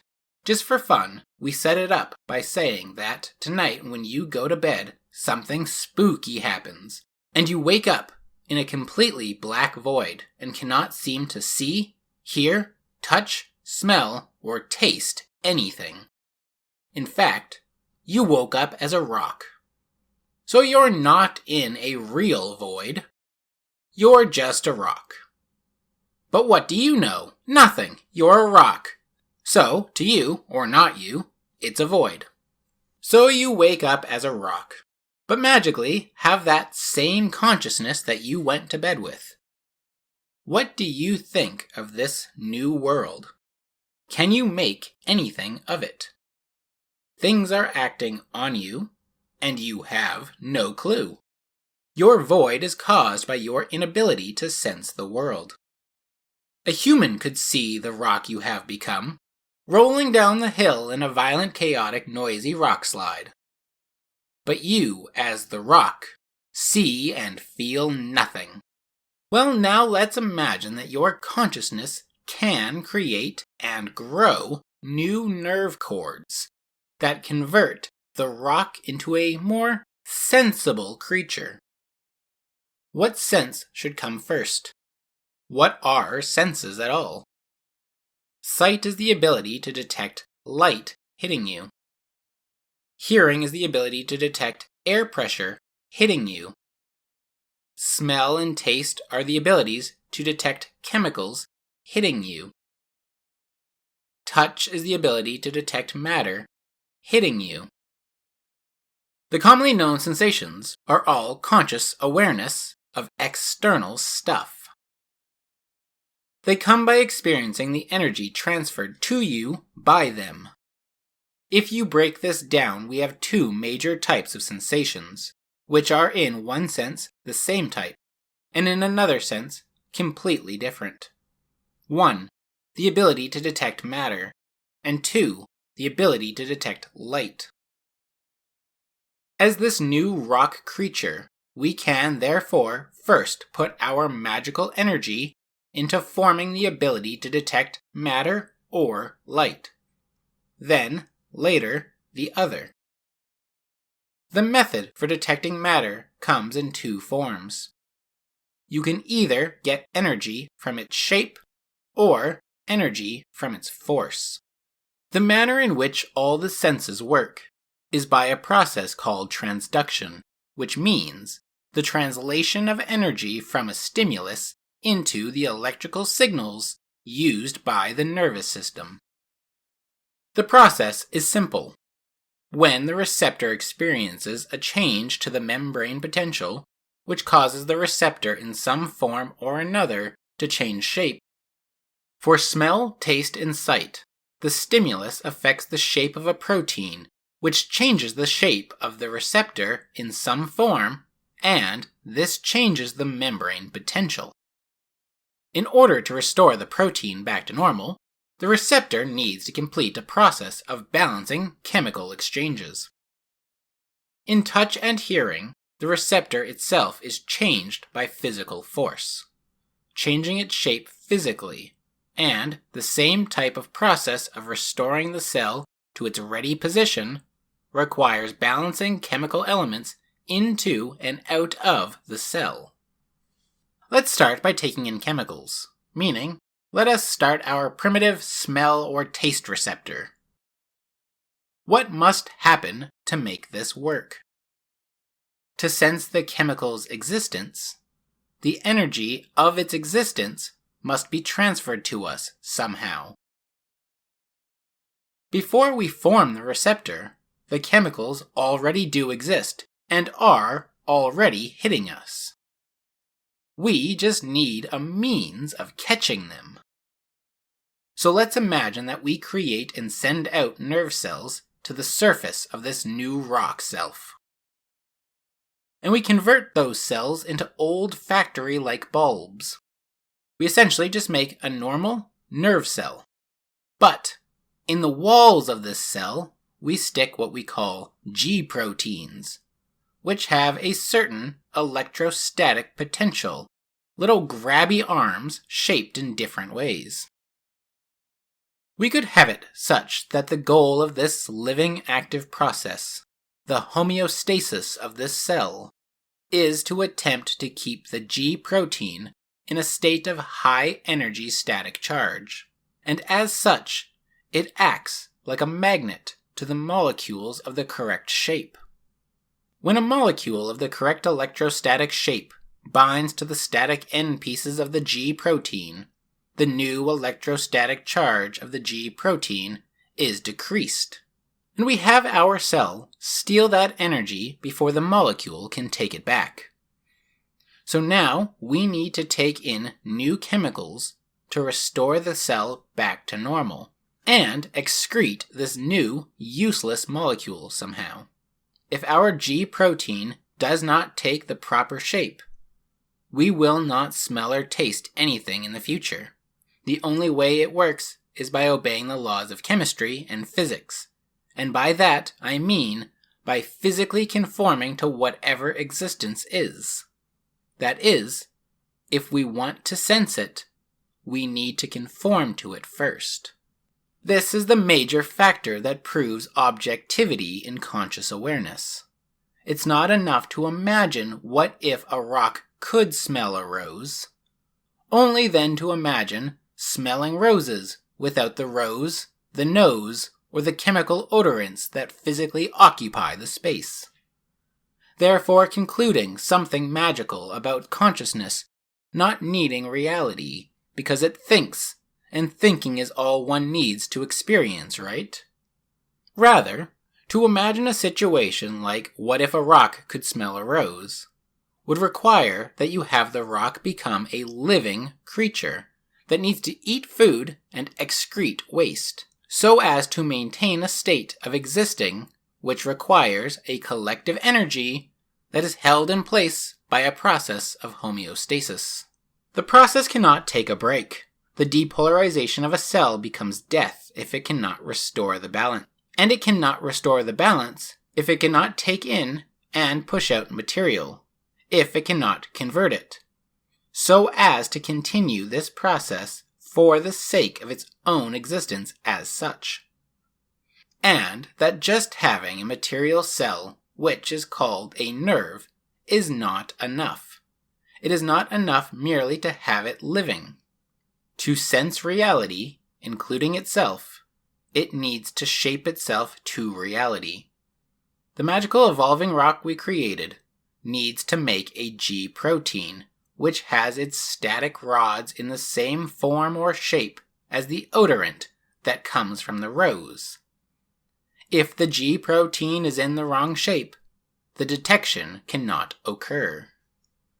If we give this rock that is now us the ability to touch, we give it some cells which, when stretched or strained in some physical way, likewise causes the cell to change form, and the mechanical energy received from the physical force pushing on the receptor is converted into electrical energy.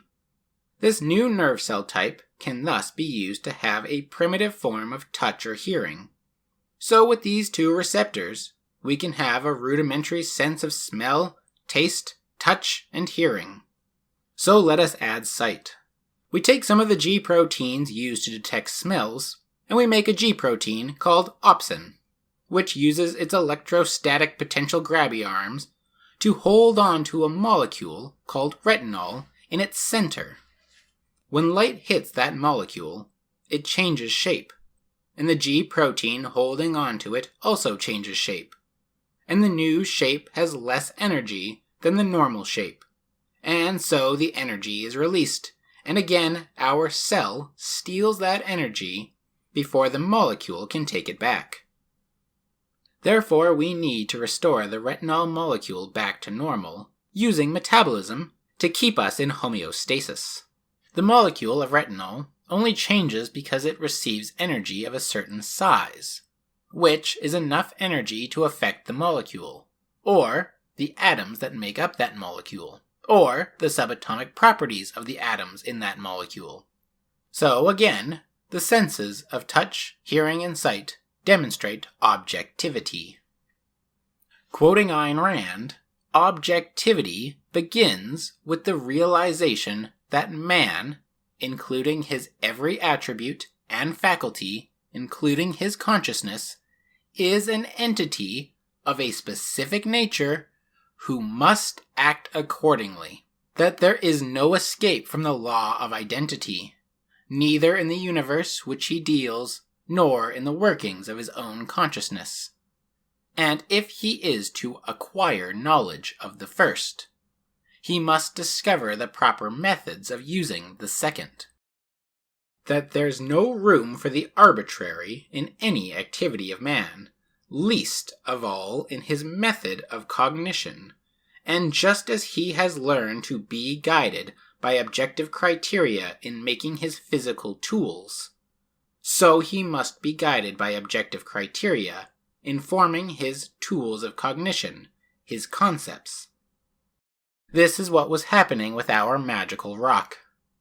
In order to get us out of that magical, imaginary void we found ourselves, our only means of getting out is by physically shaping ourselves such that things in reality can interact with us. The notion that consciousness comes first vanishes when you realize that all conscious awareness comes not just by somehow sensing sensoriness, but comes first by having parts that can interact with reality. That the thing that makes the first living creature a living creature is that it exists in reality made from material parts, and that when external energy changes the potentials and shapes of that creature, that it has to apply an active process to restore itself back to its original shape. The act of sensing follows when that life form uses that energy which unbalanced it in order to do something for its life. Thus, the difference between the rock interacting with objects and a living creature sensing objects is that the energy is used for something for its life. The more types of receptors we add, the more spectrums of energy we take in. For example, in sight, you have rods, red cones, blue cones, and green cones. So your sense of sight has at least 4 different receptors, so as to cover a range of the available spectrums of energy which were already present before the creature evolved to see them. In fact, the only reason we do evolve these senses is because there is something to sense. The moment the life form has any centralizing region where all the detectors meet is the moment that a detection on one cell is the detection of here as opposed to everywhere else. Recall that we awoke one morning as a rock, but magically we had our consciousness. But before we magically formed our nerve cells, we said we could be in a violent, chaotic, noisy landslide, and not even know it. Let's imagine that we are. We are this magical, living rock thing, so long as we retain this rock shape. But we have no senses. Therefore, we cannot tell at all that we are in a rock slide. So we break apart, and game over. But imagine that when we put the sense receptors on our surface, and little cilia fibers to go with them, and when our senses are acted upon, we get the cilia fibers to move us perpendicular to the sense direction of the stimulus. And, therefore, we shimmy out of the rock slide more or less unharmed. This would allow us to pass on our rock genes compared to those other rocks that had no sense that reality existed. The formation of sense receptors that help us get better and better at staying alive are doing so by getting better and better at sensing the objects of reality. What we are left with, then, is this entity, in reality, whose every attribute and faculty is of a specific nature which helps it to exist in nature as the kind of entity it is. And that its specific nature is to identify the identities of the objects that exist around it, as that is what has as gradually, gradiently, and naturally as a river flowing downhill been the very factor that allows for species to continue existing. When we wake up from our bad dream of having dreamt we were a rock reinventing itself into a small creature, we realize something. All of our experiences are real and do come from reality in a certain form which is independent of our knowledge of it. And any knowledge we acquire of it first came from our ability to detect its energy, nay, to take its energy for our own. First, we must have an attribute or faculty which can physically receive the energy that exists, and then to do something with it, which at our level of cognition includes the perception of it, and the conceptions of it. We have so many receptors arranged in such and such a manner that we can make some of the cells move to automatic faculties of keeping us alive, and can use the rest of the space, which there is plenty of, to move to a specific region which perceives the objects, not just senses them. From there, we also had room to add spaces where the perceptions come together, and we compare percepts to form concepts. Concepts can be wrong because we have complete control of their formation and editing. Perception is an integration of your sensations and cannot be wrong. What you perceive is what you perceive. And again, you evolved to perceive it because it was perceivable, and that either led to reproductive survival or was merely happening to some creature that was capable of surviving for other reasons. If you think an optical illusion shows your perception to be wrong, recall that it was not true or false that you saw what you saw or heard what you heard. It was your conceptual claim that what you saw or heard was something more than it was. Only that can be said to be true or false. An illusion is a trick on the conceptual mind, not on the body. The body always detects reality as it must, by causal, physical principles. Speaking of physical principles, this video was supposed to be about quantum. So let's get there. Do you remember how our senses were stealing energy from the forces and chemicals hitting us? What do we mean by this? We take in energy from matter from the outside world and convert it into something useful for us by converting that something into something useless to us, which we then use more energy to excrete that waste, as well as use more energy to find more matter to take in, so as to convert into different forms to gain energy from. So, what is energy? How can we take it in? How can we convert it? Why can we use it? We have known about energy probably our entire conceptual human history. It is that which we experience. Before naming it, before classifying it, we knew the sun and fire and the youth had lots of it. To get hot-blooded existed long before the words thermodynamics, given that we experience the heat we generate when we are mad.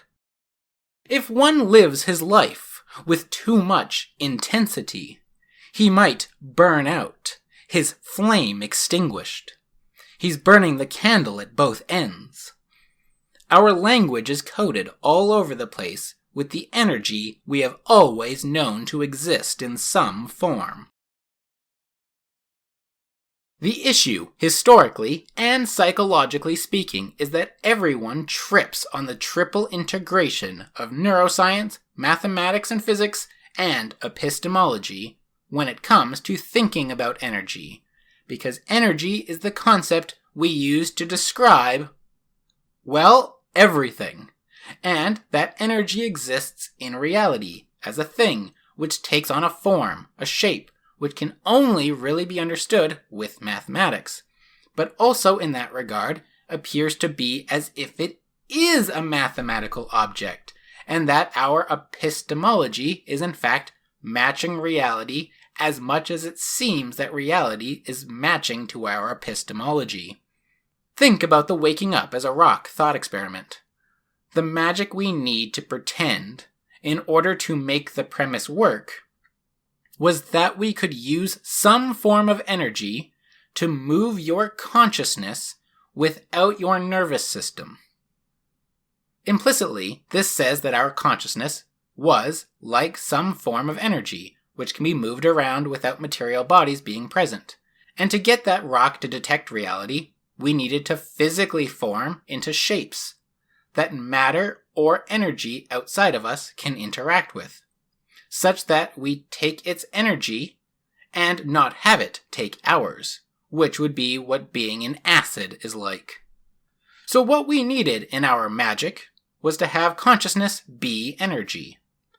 Then we realized that if it wasn't for having been a human when we went to bed, we couldn't have had consciousness as a rock cannot sense energy.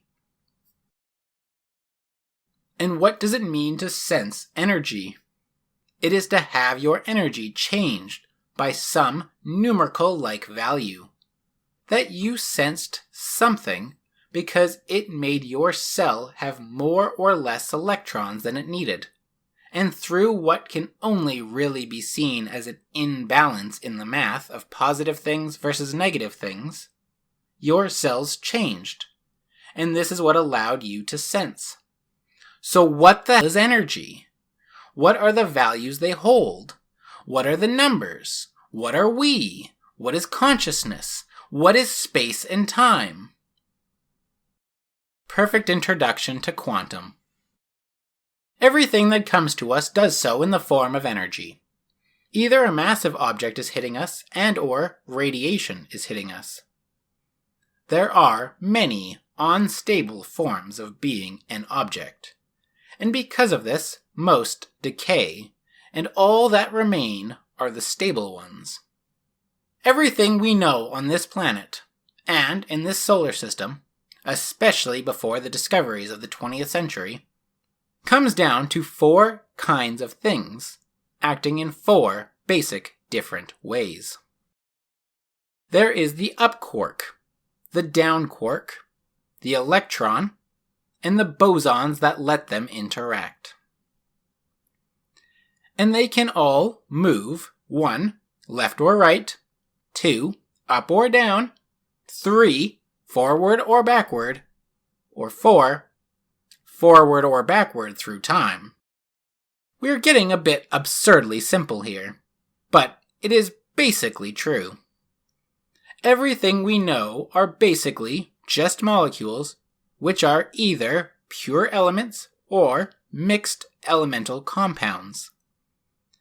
These are just protons and neutrons and electrons with different quantities. And we see them because they reflect photons from a light source which emits energy. And this energy moves toward our light energy detectors. The protons and neutrons are just a different combination of up and down quarks. A proton being made of 2 up quarks and 1 down quark. The up quark has an electrical charge of positive 2/3, and the down quark a charge of minus 1/3. So together the proton has a positive charge of +1. This balances, in turn, with the electron's charge of -1. And having an equal amount of both in one unit creates an element, X, which consists of an equal amount of N protons and N electrons. With them are the neutrons, composed of 1 up quark and 2 down quarks. Thus a charge of 0.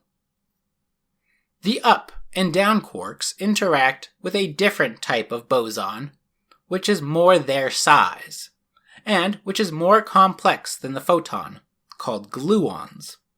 Glue-ons, because they are like the glue that keeps the quarks together, and on because they are subatomic. The bosons, gluons, and photons have a similar job, as they are how matter interacts. The up quarks and down quarks and electrons all have a property called spin.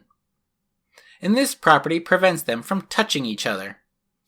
But touching, in one form or another, is needed so as to cause a change in the energy of the other, so as to interact with each other in the universe. If it wasn't for bosons, matter would not be able to interact.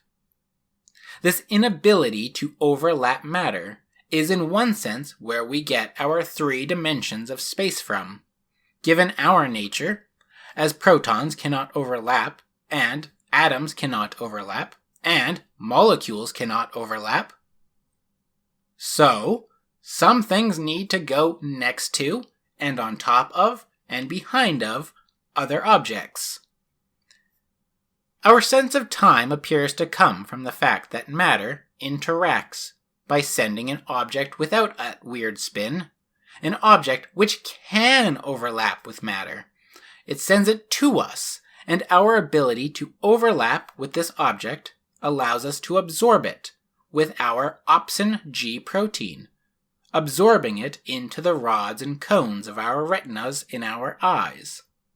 The light takes time to travel, and therefore, from every object that emits and reflects light, there exists a bubble of light energy spreading out in all directions from the object, which, when drawing, requires only the removal of a dimension.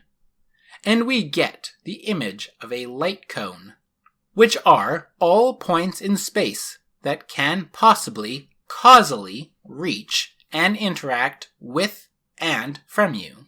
At all times, you are in the spherical center of receiving photons. From your point of view, all the light was centering in on you, hitting you where you are now. And all the light you emit and reflect spreads out from you as a bubble of light radiation. Time is thus related to the appearance of all the past light within a causal reach of you, centering in on you, and all that light now hitting you will be reflected, and your image projected out to everyone else in the universe. Your image spread across the surface of this light bubble. This is the nature of the world as we know it. We are a bunch of little matter bits that refuse to touch each other. And so this great expansion of universe must then appear to be forced to space out around us. We are living creatures by the fact that we have a process of taking energy to restore normalness. And our experience of the energy is caused by the fact that the little bits that refuse to touch will passive-aggressively use massless force on each other by emitting a wavy ball of energy that can touch matter. We absorb this energy if, and only if, we are tuned to it properly. And we use it for continuing the process of being little bits that don't like touching, but seemingly like working together to be some sort of massive ape creature. Let us start at the beginning of science and work our way forward. We start as cavemen, seeing 4 things. 1. Ourselves and all of the objects on the planet. These are 3-dimensional objects and subjects. 2. The sun and stars and planets and moon, which appear to be flat, moving images on the sky wall. 3. Your shadow, which is a flat, moving object on the ground, that only appears when the flat, moving image of the sun is on the sky wall. For the ground your shadow lives on appears flat, minus the hills and valleys, and appears to go on in all directions forever. It would appear as if we are at the center of the universe, and that the universe and everything in it could be mapped with a series of concentric spheres, which is what Aristotle observed when he formulated his celestial ether spheres. On the surface, or at least at the level that we exist and can experience, we see that there is stuff, and that stuff can be categorized by their attributes and features. That stuff comes to us typically as whole units. For instance, an apple. And typically, the stuff has attributes that allow us to divide that whole unit into smaller pieces.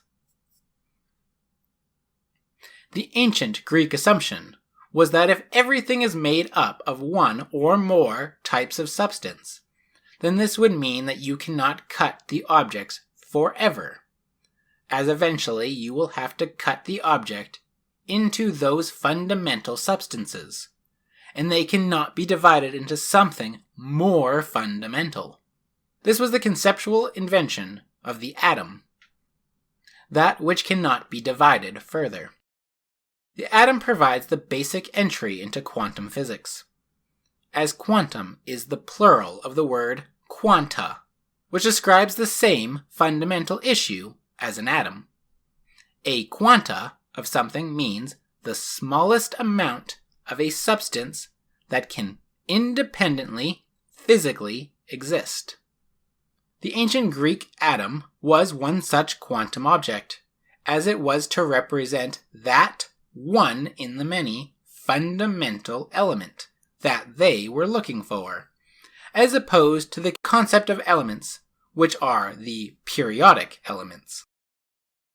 To get a good understanding of what was happening with light and the ether from 400 BC ancient Greece to 1801 AD Thomas Young, see my History of Relativity series.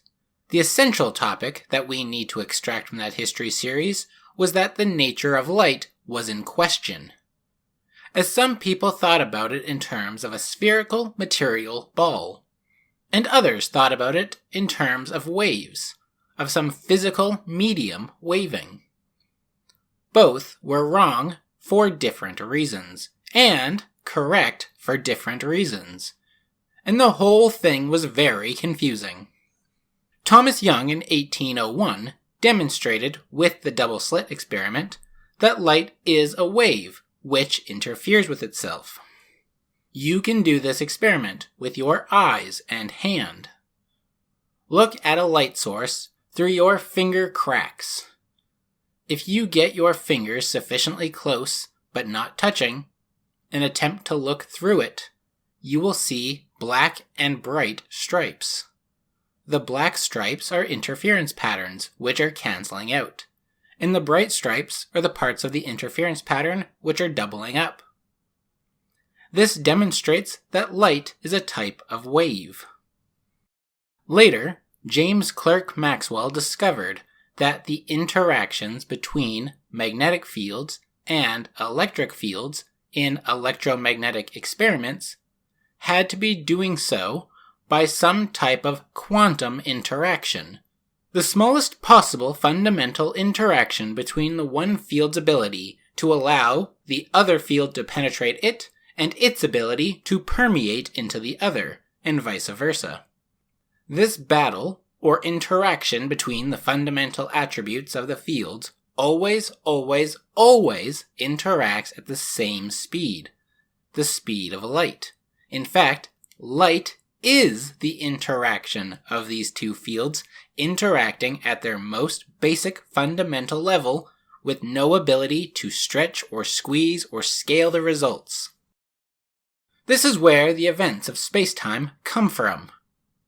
You are in the place where all of the causal interactions possible to you are hitting you, and from you, a set of photon rays, or a spherical bubble of causality interaction, spreads out from you.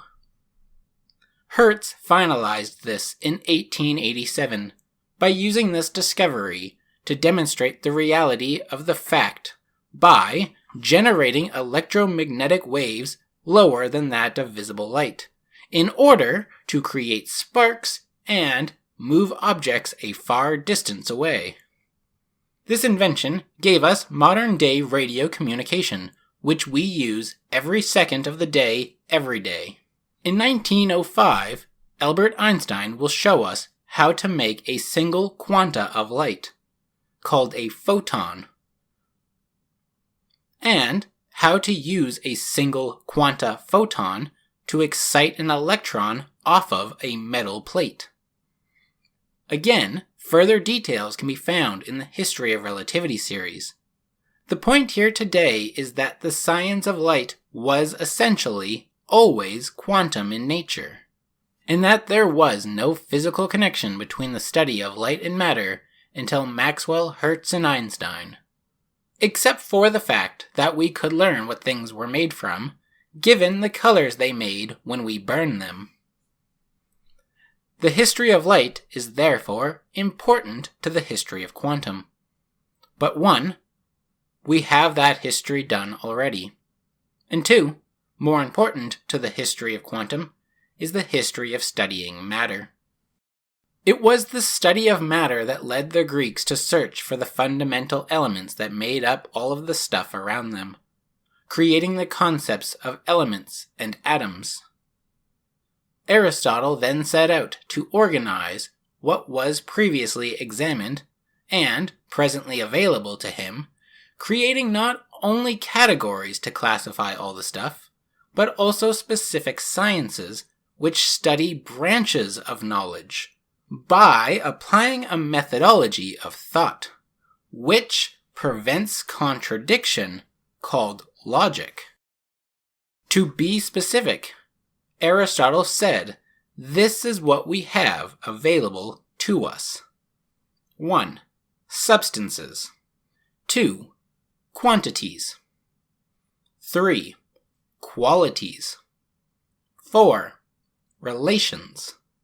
5. Wheres. 6. Whens. 7. Relative positions. 8. States of being. 9. Action. 10. Affection, having been acted on. The substances are composed of 4 elements: fire, earth, air, and water. To be said to be a substance requires taking on a Platonic form, or a Platonic geometry, as we will call it. Aristotle called this concept heil. Aristotle called this concept heil, and it can be said to be the principle of how an object receives definiteness. Aristotle stated, by heil I mean that in which itself is neither a particular thing, nor of a certain quantity, nor assigned to any other of the categories by which is being determined. Heil can be thought of as a type of quantum field, which is a plenum throughout space, and when it interacts with something, a form, or a geometry, a shape, a symmetry, then, and only then, does it become something. Namely, that which it is determined to be by the geometry of the stuff it is attached to. Matter, then, to Aristotle, is that out of which stuff is made. The quantum heil combines W parts of fire elements, and X parts of earth elements, and Y parts of air elements, and Z parts of water elements, in order to create a matter visible to us. A superposition of classical elements creates a particular matter with a particular attribute which are associated to those elements.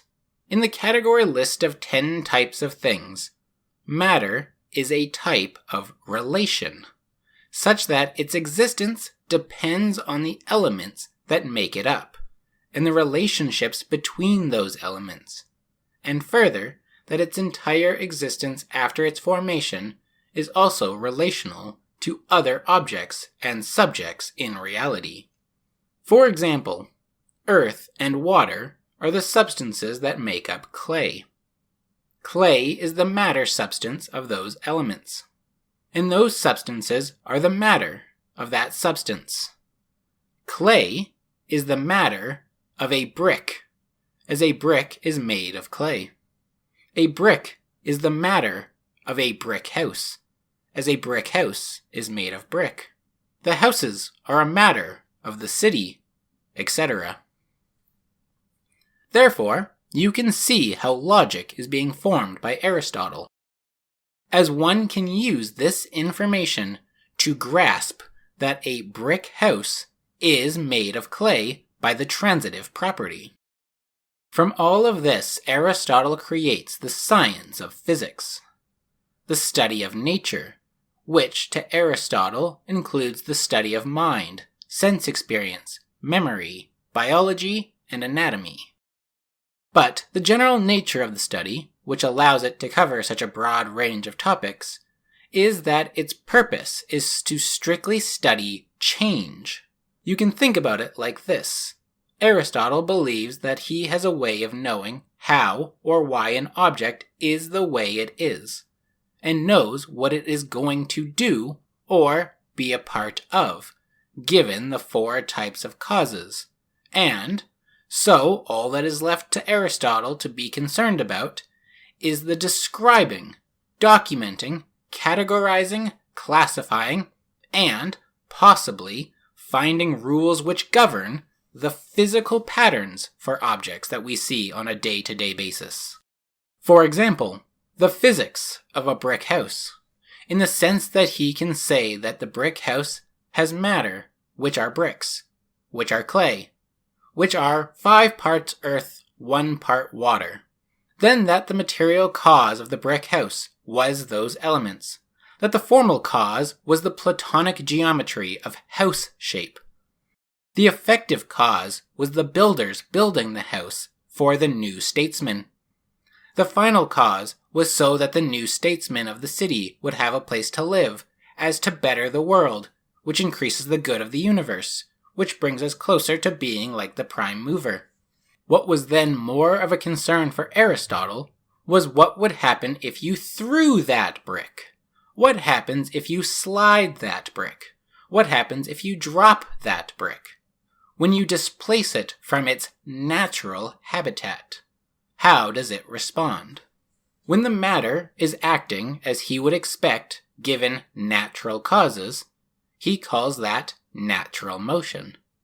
And when you slide or toss a brick, when it is acting apart from its natural causes or motions, he called that unnatural motion. And of these types of physics, there is a division of static versus dynamic. Static physics being when the acceleration is 0, and dynamics being when acceleration is not 0. When the Western world stepped out of the scholasticism and into the scientific revolution, they picked up where Aristotle left off, but questioning if what he said was true, and calling it natural philosophy. One of the concerns was that Aristotle said we are Heil matter forms, on a matter-form sphere, in the center of a universe, surrounded by concentric spheres of celestial, unchanging, pure form ether. But now we know that there are comets and moons that revolve around other planets, and that stars can explode, and that we spin and move around the sun. What appears to be the sun moving flatly across the inside dome of a celestial sphere is actually a supergiant massive light and heat thing which disappears at night because we are rotating on the surface of a sphere. The geometry of how we must think about reality is different from the geometry of the universe presented to our eyeballs. Aristotle also said that objects will fall at different rates, given the matter that makes them up. But Galileo showed that they fell at the same rate, except in the case where air resistance affects the objects. But if that object was massive enough, it would overcome the air resistance and would fall at a rate of about 9.8 meters per second squared. How objects moved, and how objects fall, and how objects float, thus became of great interest, and so too did the other objects that were discovered when Aristotle was found to be wrong, like what is the sun, such that we move around it? Why is it hot and bright? What are the stars? Are they just other suns? If they're other suns, do they have planets? Do those planets have life on them? Why did one of them explode? Is ours going to explode? When? Will it hurt? What are comets? And why do they move funny compared to the other planets? Why do objects orbit each other? Why do they fall? Why do they push each other when they bump into each other? Isaac Newton did his best to answer as many of these questions as he could. He studied light by blackening out his lab and then letting in only a pinhole of light. And he found that a glass triangular prism would scatter the light beam into a rainbow of color, which he could then put through another prism and make white light come back out. Or he could block a color and make a different color of light appear. Newton thus proved another Aristotle knowledge nugget wrong, as Aristotle thought white light was the more fundamental than the colored light. As for matter, Newton found a way to generalize the principle of motion of matter, whether that was in the celestial motion or locomotion on Earth. The way he was able to generalize them was with discovering 3 principles of motion and force. 1. Objects naturally resist change to motion, and, therefore, objects in motion remain in motion at a constant speed and in a straight line, and objects at rest remain at rest. 2. It is forever the case that the rate at which an object's momentum is changing over time is equal to the net force on that object. 3. If 2 objects exert forces on each other, these forces have the same magnitude but opposite direction. Motion then depends on the amount of matter contained in the object, as well as the speed and direction of the object. If that motion changes, it changes in time, which can be described by forces. Since most of the time mass does not change over time, it becomes more simple to say that force is equal to the object's mass times its acceleration, or its velocity changing in time, or its position changing over time in a certain non-linear manner. Given these laws, Newton was able to generally predict the future events of planets, comets, the moon, the tides, and the motion of objects tossed by humans, whether by machine or hand. The mechanics of calculus are invented and required to understand change. And one such happy consequence that pops out of all of this is the law of the conservation of momentum. Momentum is conserved over space for its form of motion. One other such change that Newton sought to understand was the change of temperature between objects. Newton's law of cooling is a physical law that states that the rate of heat loss of an object is directly proportional to the difference in the temperature between the object and the environment. This means that a hot object in a cold room, or that a cold object in a hot room, will eventually balance out to be the same warm temperature. Newton's spectra of colored light and his laws of motion and his laws of cooling slowly over time get intertwined, as it turns out that motion and temperature are related, and so too is temperature and color of light. But before we get there, let's take one step back.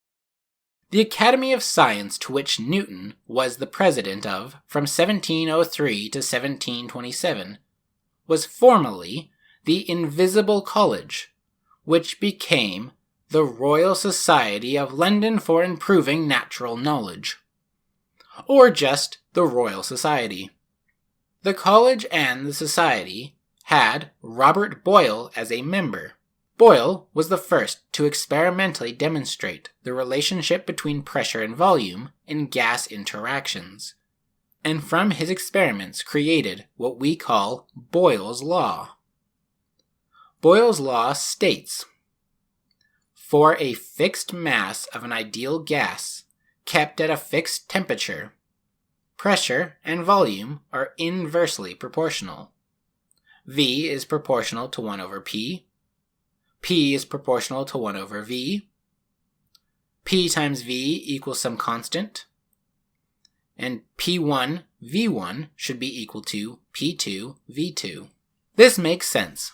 If you put gas in a box and shrink the box, but you keep the temperature the same, the pressure of the gas being squeezed will Newton's law that same amount of pushback equal to the squeeze, and the pressure increases. Reduce the squeeze, relax the box, and the pressure eases.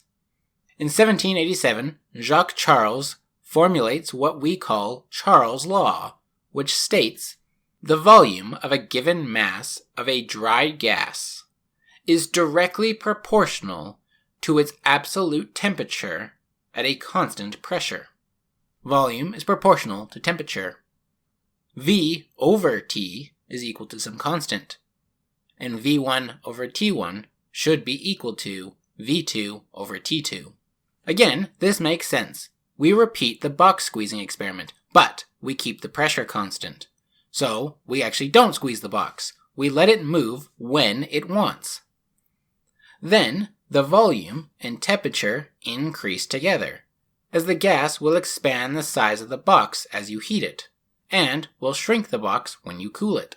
In 1808 we get Gay-Lussac's law, or the pressure law, by Joseph Louis Gay-Lussac, which states, the pressure exerted by a given mass and constant volume of an ideal gas on the sides of its container is directly proportional to its absolute temperature.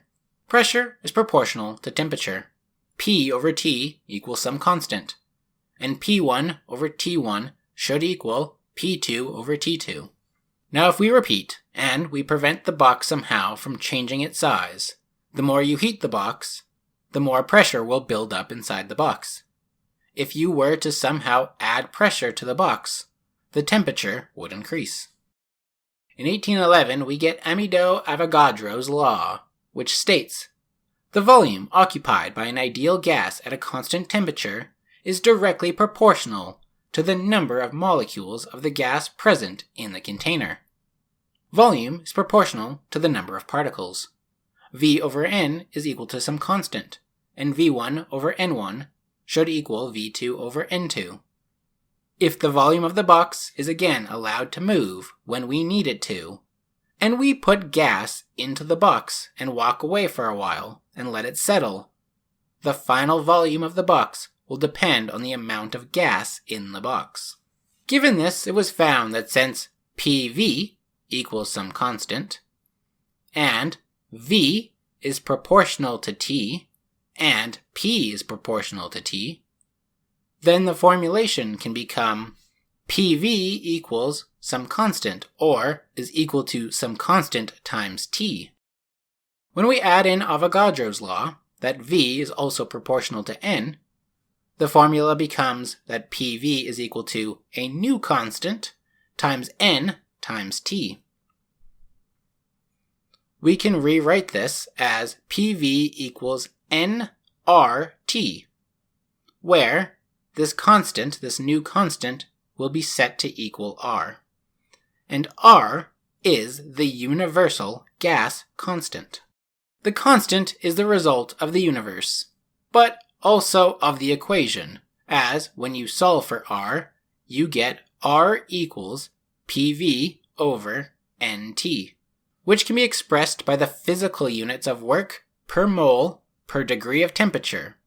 And the constant that pops out in that way is that R equals 8.314462618 kilogram meter squared per second per Kelvin per mole. The final formula, PV equals nRT, is called the ideal gas law equation. Simply, it says that the pressure and volume of a box depends on the number of ideal particles in the box, and the temperature of the box, and some constant of the universe. Why is this important to the history of quantum?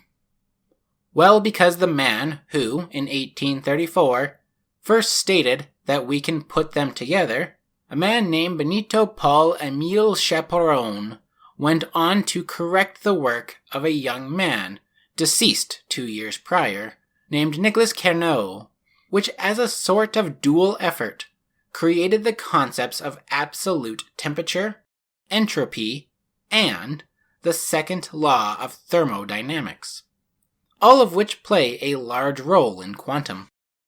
Carnot set in motion the concepts of the second law by developing the notion of a reversible process and stating that no such process exists in nature.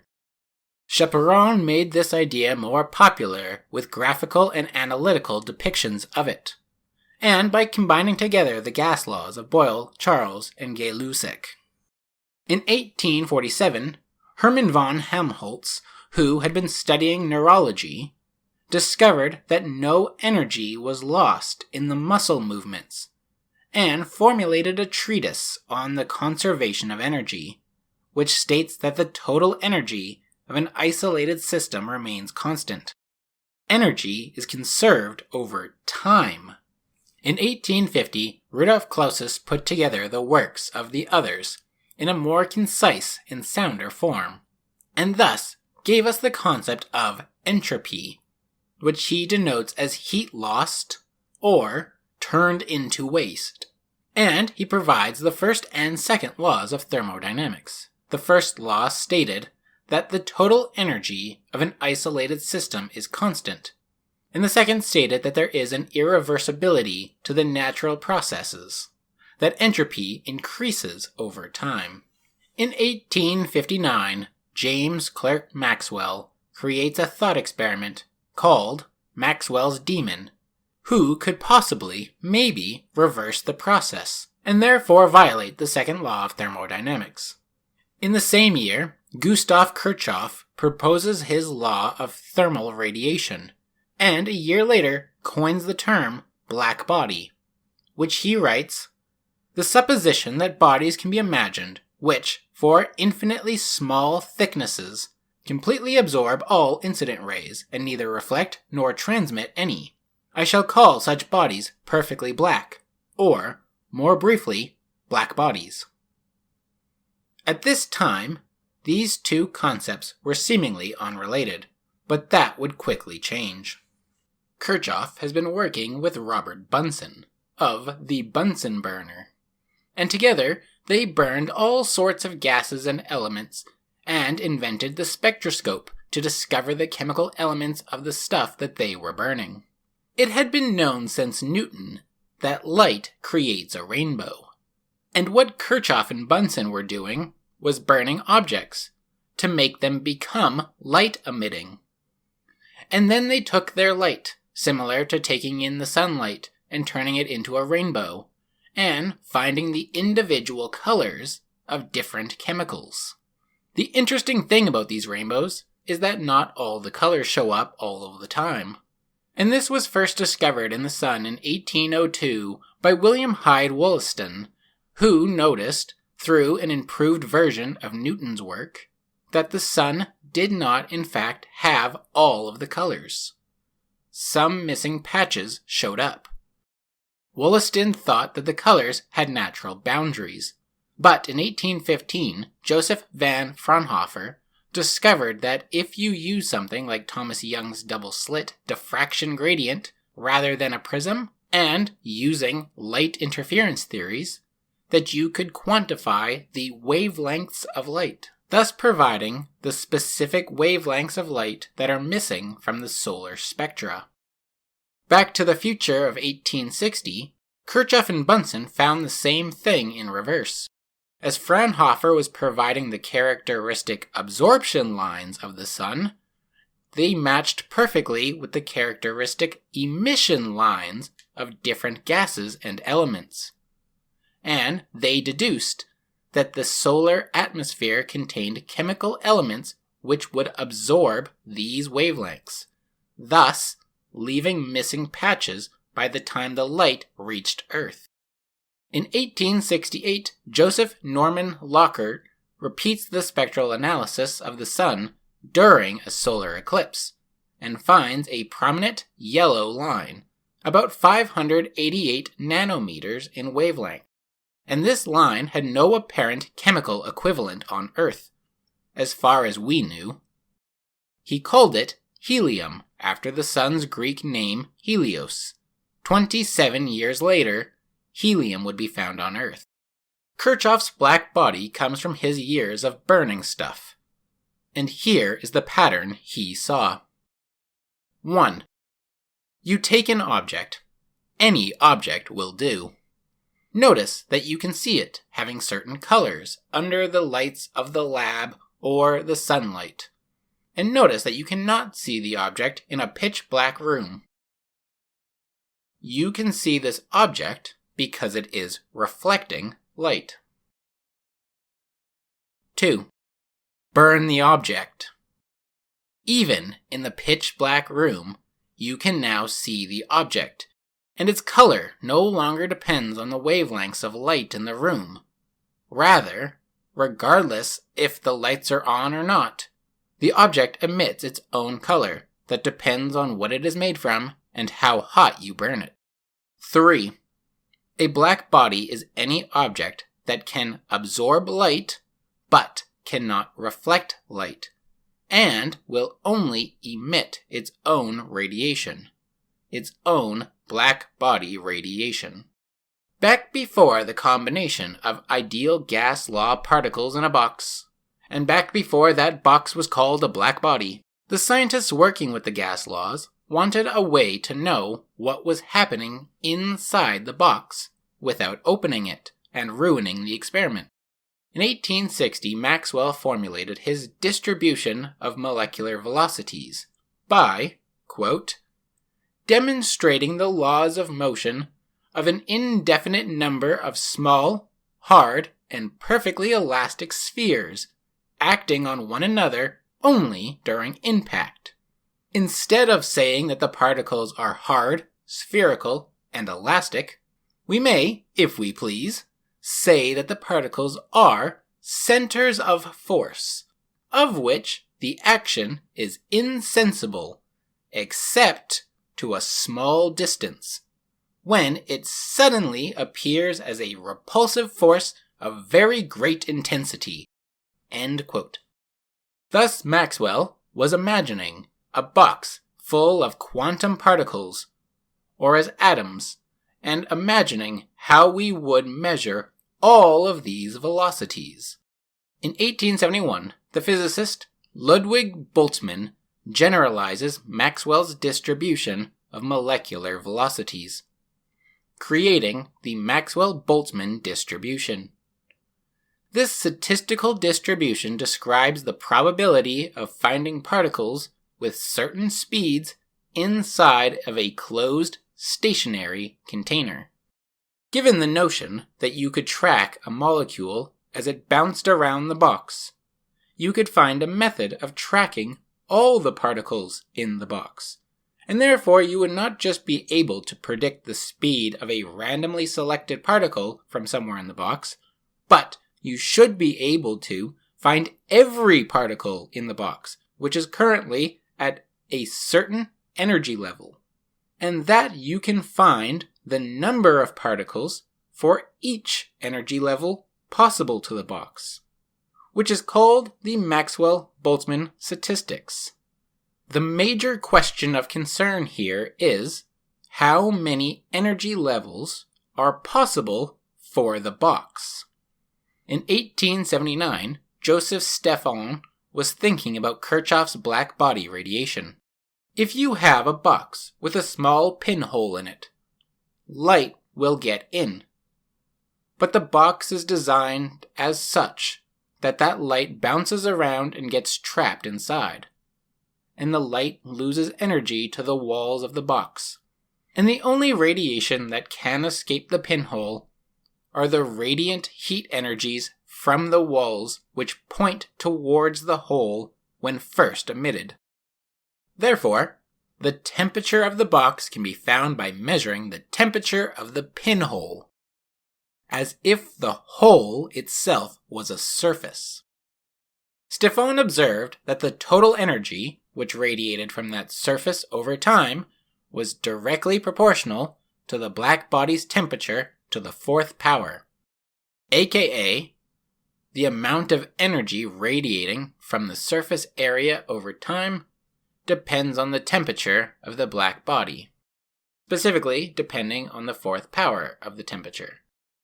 The higher the temperature, the more energy to radiate away.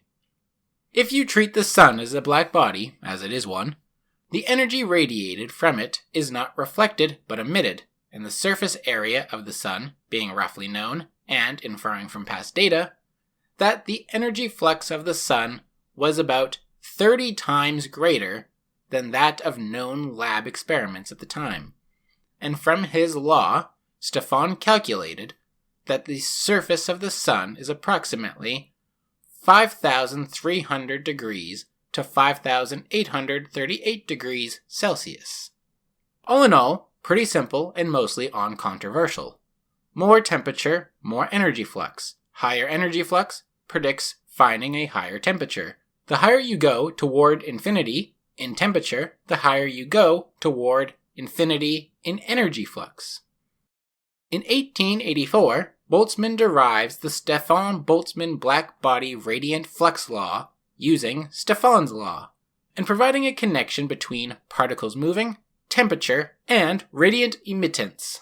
In 1896, Wien takes the fact that the sun's light can be divided into wavelengths of light, and restated them as the wavelengths of black body radiation, and combines that with Maxwell-Boltzmann energy distributions for atoms, which are the energies of the particles from the Maxwell-Boltzmann statistics. Wien is therefore able to convert the temperature mapping to the spectral wavelengths of light, and can predict the color of black bodies given their temperatures, which are associated with how many particles there are, how massive they are, the volume of the container, and the pressure of the container. For example, if you take a dull gray metal and you blowtorch it, as the temperature increases, the color of the metal goes from reflecting light to emitting light, starting from red to orange to yellow to white. If we keep going, it would become invisible to us, and would start emitting ultraviolet, then X-ray, then gamma rays, very tiny wavelengths of light. For example, according to Wien's law, the peak wavelengths of a human body is the constant 2,898 micrometers, kelvins, divided by the body temperature in Kelvin. Say that the human body is around 300 Kelvin, then the peak wavelength that we emit would be about 10 micrometers, or about the size of infrared radiation, which is true. And for the sun, the temperature was about 7,500 Kelvin. So we get a peak of about 0.5 micrometers, which gets us a peak around the green region of the visible light spectra, which again is true. However, we see white, as green is in the center of the visible spectrum, which means that our eyes receive all of the visual colors in about equal amounts, which is white to us. Then the sunlight, which has slightly more green than the rest, hits the air in the atmosphere, and the blue wavelengths are more easily scattered into the air, whereas the red and green pass right through. thus making the sun itself look yellow in a blue sky. The man that discovered that blue light was being scattered into the sky was John William Strutt, 3rd Baron Rayleigh, or Lord Rayleigh for short, Rayleigh for even shorter. The phenomena of why the sky is blue was called Rayleigh scattering.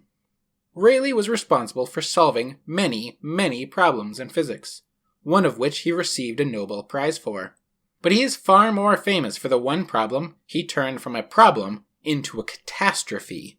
Historically, however, this is a giant lie. The ultraviolet catastrophe was coined as a term 11 years after the solution was already posted.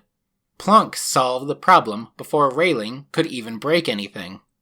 The history that states the ultraviolet catastrophe is a problem was created more by Sir James Jean, who believed in the luminiferous ether, and was the only one concerned about this mismatch between classical electrodynamics and Planck's quanta, and when his results failed, he blamed the ether for being at the wrong temperature.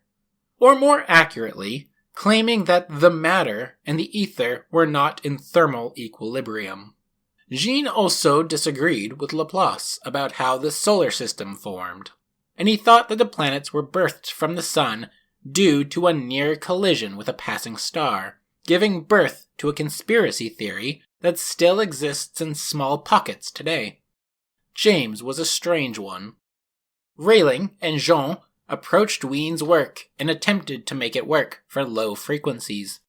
Wien's displacement law had simply said that the spectral radiance peaks at the wavelength given by the equation peak wavelength equals Wien's constant over the body's temperature. From this, Wien formed his distribution law, or approximation, which states that there is a certain amount of energy of a specific nature emitted at a particular wavelength, and that the peak wavelength depends on the temperature. Wien created this in order to try to tie together electromagnetic radiation, temperature, and energy, and by having a simple way to find the energy of a black body given by the radiation coming from the surface temperature of the object. However, despite being quite good at approximating short wavelengths or high-frequency radiation emissions, like visible light, it failed to accurately describe long wavelengths or low-frequency radiation emissions, like radio waves. If the low frequencies could be solved accurately, we would be able to research the entire electromagnetic spectrum. Rayleigh, along with Sir James Jean, tried to find a way to make the long wavelengths work to complete Wien's work. The Rayleigh-Jean law states that as the frequency of the radiation approached infinity, the energy output also tends to infinity. Or flipping it, that a wavelength that approaches zero wave displacement has an energy that approaches infinity. This new formulation worked for long wavelengths or low frequencies, unlike Wien's work. However, it instantly fails to get accurate results by the time it reaches microwaves. By the time it approaches ultraviolet light, it is off the chart. This became known as the ultraviolet catastrophe 11 years after the law was formulated, and by that point we already had Planck's solution. Both Wien's curve and Rayleigh-Jean's curve failed because of a specific reason, which had to do with the specific wave nature of light. We were trying to study matter, but we found that one of the best ways to study matter was to set it on fire and look at its light. The light would tell you what it is made of. But the issue is that a black body like our sun has its peak wavelength at green, but that it just means more radiation is in the green region. There are still going to be different energy levels with less particles than the peak, but they are going to be there. And a wave at the classical level is continuous. You can divide it infinitely, and you will always find another divisible value. So therefore, there is an infinite amount of energy levels, and therefore an infinite amount of energy. And that can't be true. The amount of particles at those levels will have less than the peak amount of particles, but there will still be an infinite amount, despite being less numerous per group. The Rayleigh-Jean law had stated that the intensity of radiation is proportional to the black body's temperature, and is also proportional to the fourth power of the wavelength. And starting with long wavelengths or low frequencies, the amount of energy output was finite and accurate. For example, according to Rayleigh's original paper, the spectral radiance observations matched that of potassium chloride when burned, which burns around 1000 degrees absolute, with a wavelength of 60 microns. But by the time the wavelengths needed to be ultraviolet in size, the amount of energy output would have to be infinite, which makes no sense, as even the sun would then have to have infinite energy, and we wouldn't be here due to that intensity. Rayleigh and Jean never actually proposed the ultraviolet catastrophe or anything of the sort, except that Rayleigh wrote, quote, "Speculation upon this subject is hampered by the difficulties which attend the Boltzmann-Maxwell doctrine of the partition of energy. According to this doctrine, every mode of vibration should be alike favored. And although for some reason not yet explained, the doctrine fails in general, it seems possible that it may apply to the graver modes." From this he provides an example of taking one-dimensional vibrating string and making it a three-dimensional vibrating sphere, and applies Boltzmann-Maxwell law to the radiation, and gets his famous wavelength to the fourth power law, which is a part of the Rayleigh-Jean law. And he concludes, quote, "Whether this equation represents the facts of observation as well as Wien's law, I am not in a position to say. It is to be hoped that the question may soon receive an answer at the hands of the distinguished experimenters who have been occupied with this subject." In 1900, Max Planck publishes his laws, which was to fix Wien's law. Rayleigh and Jean had also published their work in 1900, so Planck would not have seen that Rayleigh was hoping for this question to be answered until after he had completed his law, accidentally solving their problem at the same time as Wien's. Planck's solution was simple. A black body can be thought of like a box with a pinhole in it, and the only radiation that leaves the hole is from the thermal energy of the box itself. The box does not reflect or transmit any of the light that falls into the hole.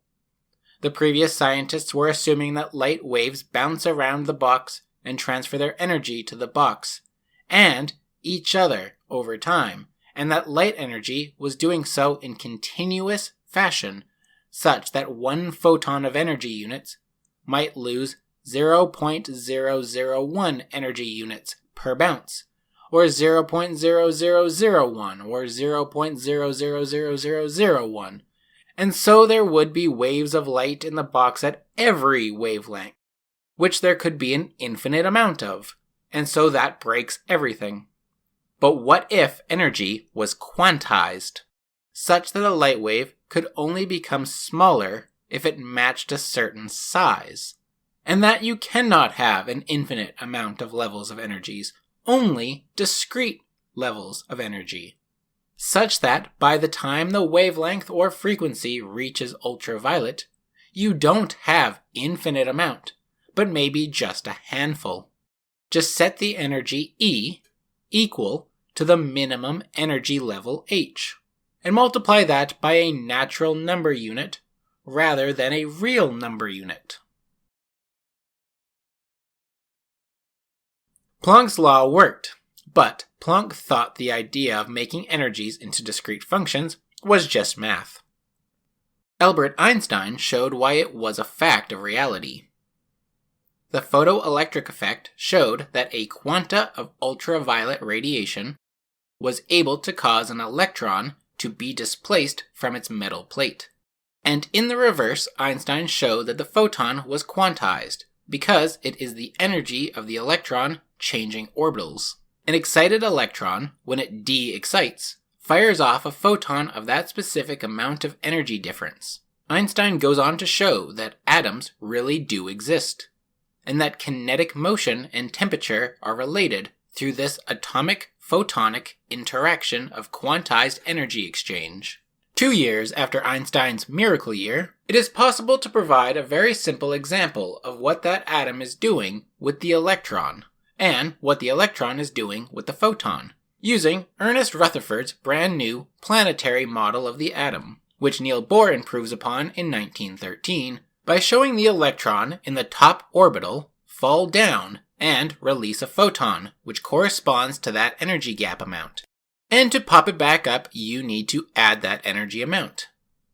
This is how glow-in-the-dark stuff works. The light charges the electrons to the higher orbital, and then you turn off the lights, and as the electrons fall back to normal, they release light, and thus glowing in the dark.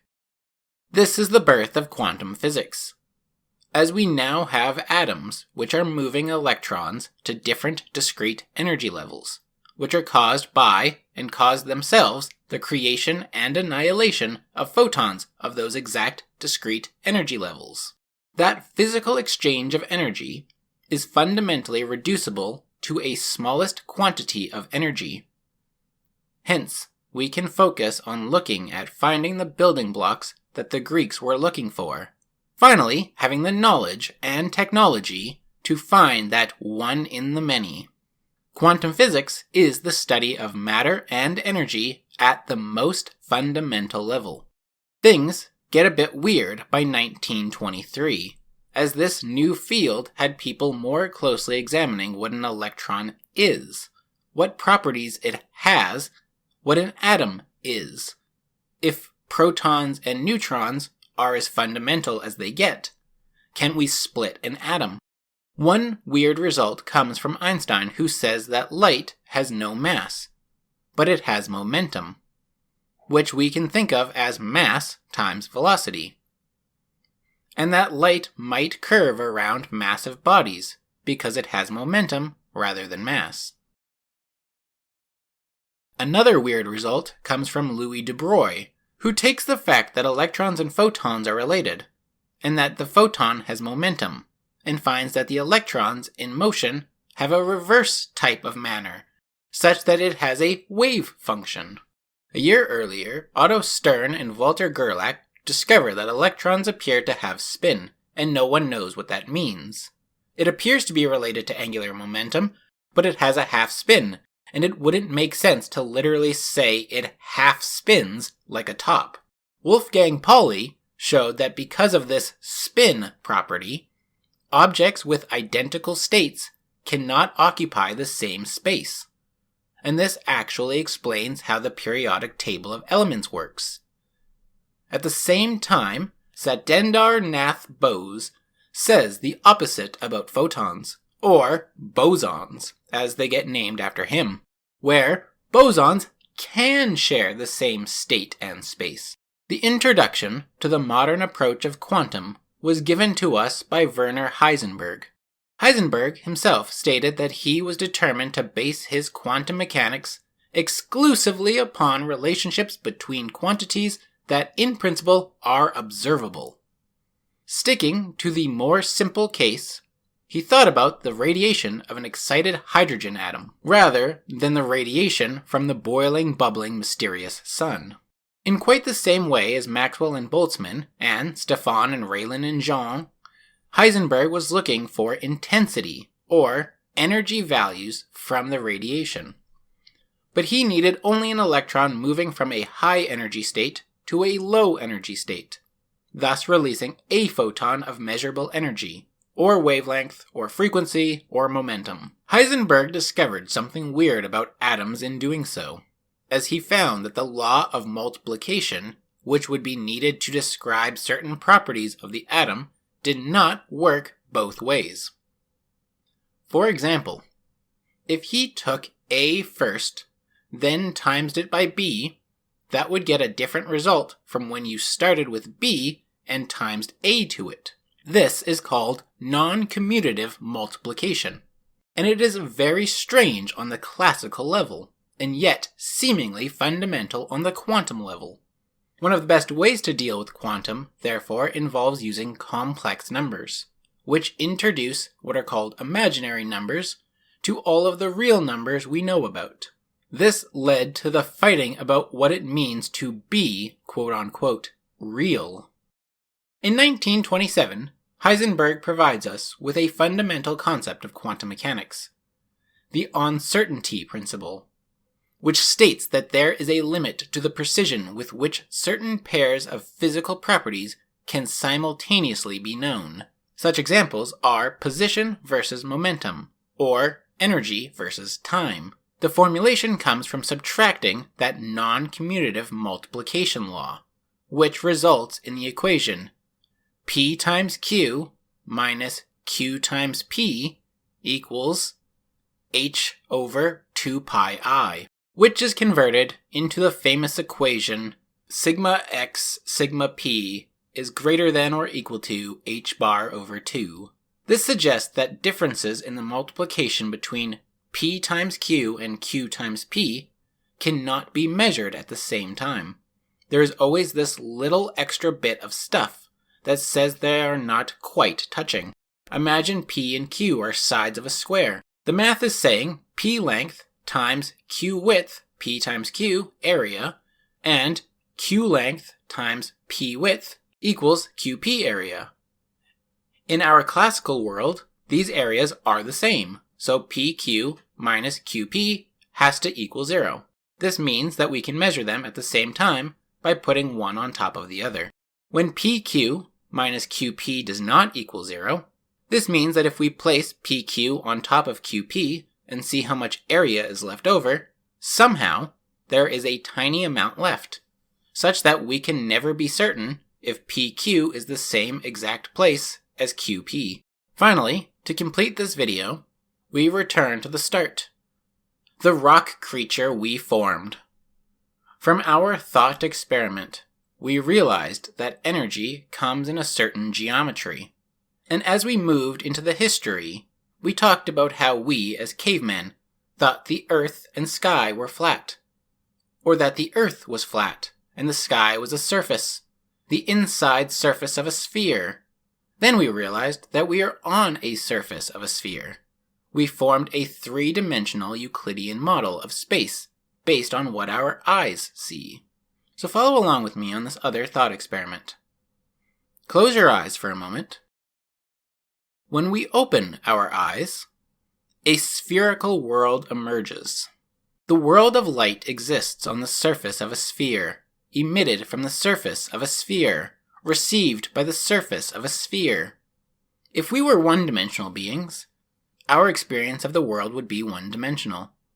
But two-dimensional and three-dimensional beings know about circles, which they describe to us, as one-dimensional beings, as a world where all of the circle below us, whatever that means, is mapped in our line of space that we see and live in, and that all of the circle above us, again whatever that means, is mapped beyond our comprehension, and that at the very top of the circle is mapped such that it is infinitely far away in either direction. Somehow, it is all the way left and all the way right infinitely at the same time. Very strange. If we were two-dimensional beings, a three-dimensional being would tell us about spheres existing, and that one could map that sphere onto our plane of existence, such that everything above our plane is mapped into the circle of our world, with what they call the North Pole at the center. The parts of the sphere below our plane are stretched out infinitely in all directions, such that all directions away from the North Pole head towards the South Pole, which is infinitely far away. So to the one-dimensional being, circles seem impossible, and go off in both directions infinitely. To a two-dimensional being, a sphere appears to be outside of a circle, stretching infinitely outward from that circle. Now wait just a moment here.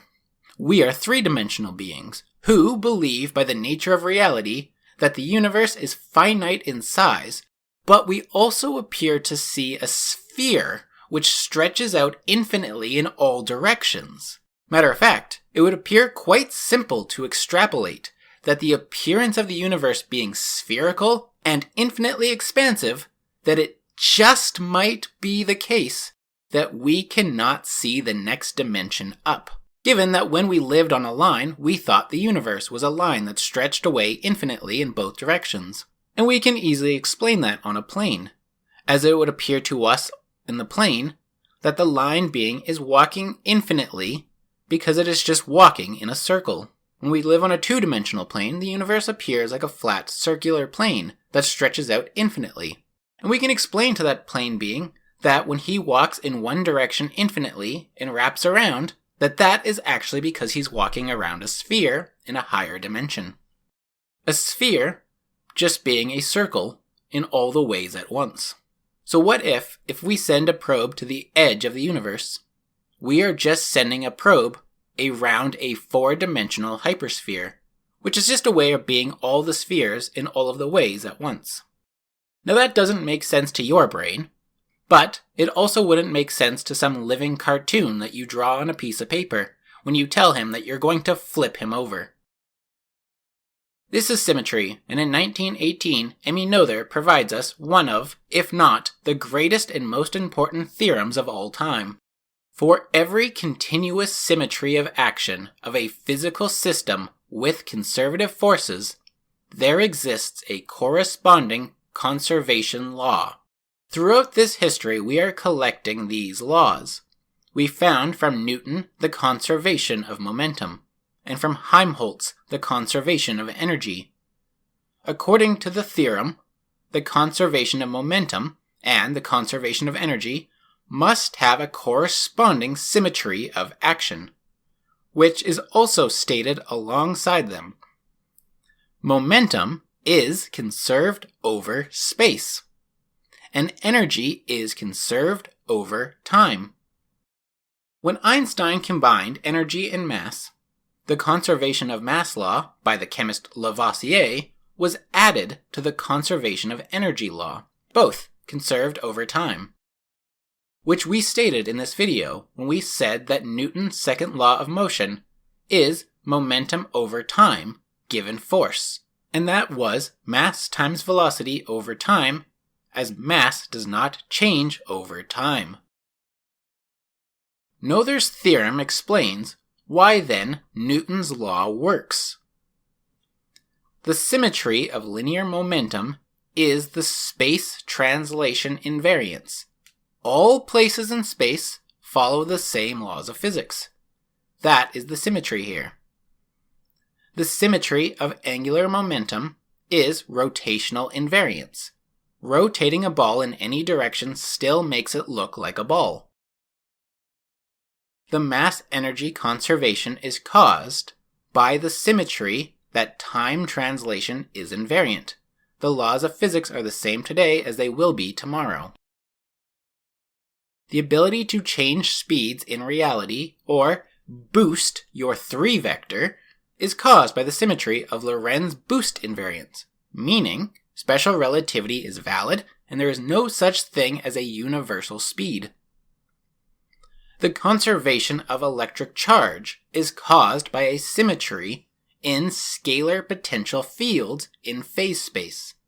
The conservation of color charge in quarks is caused by the symmetry of chromodynamic potential fields in phase space. The conservation of weak isospin is caused by the symmetry of weak potential fields in phase space. The universe, therefore, is full of stuff, because it is full of symmetries. And things we see having symmetries are caused by the fact that energies and properties are objectively conserved. And given that we see symmetries all around us, the same one in fact, where it takes 360 degrees of rotation in any dimension to return to normal.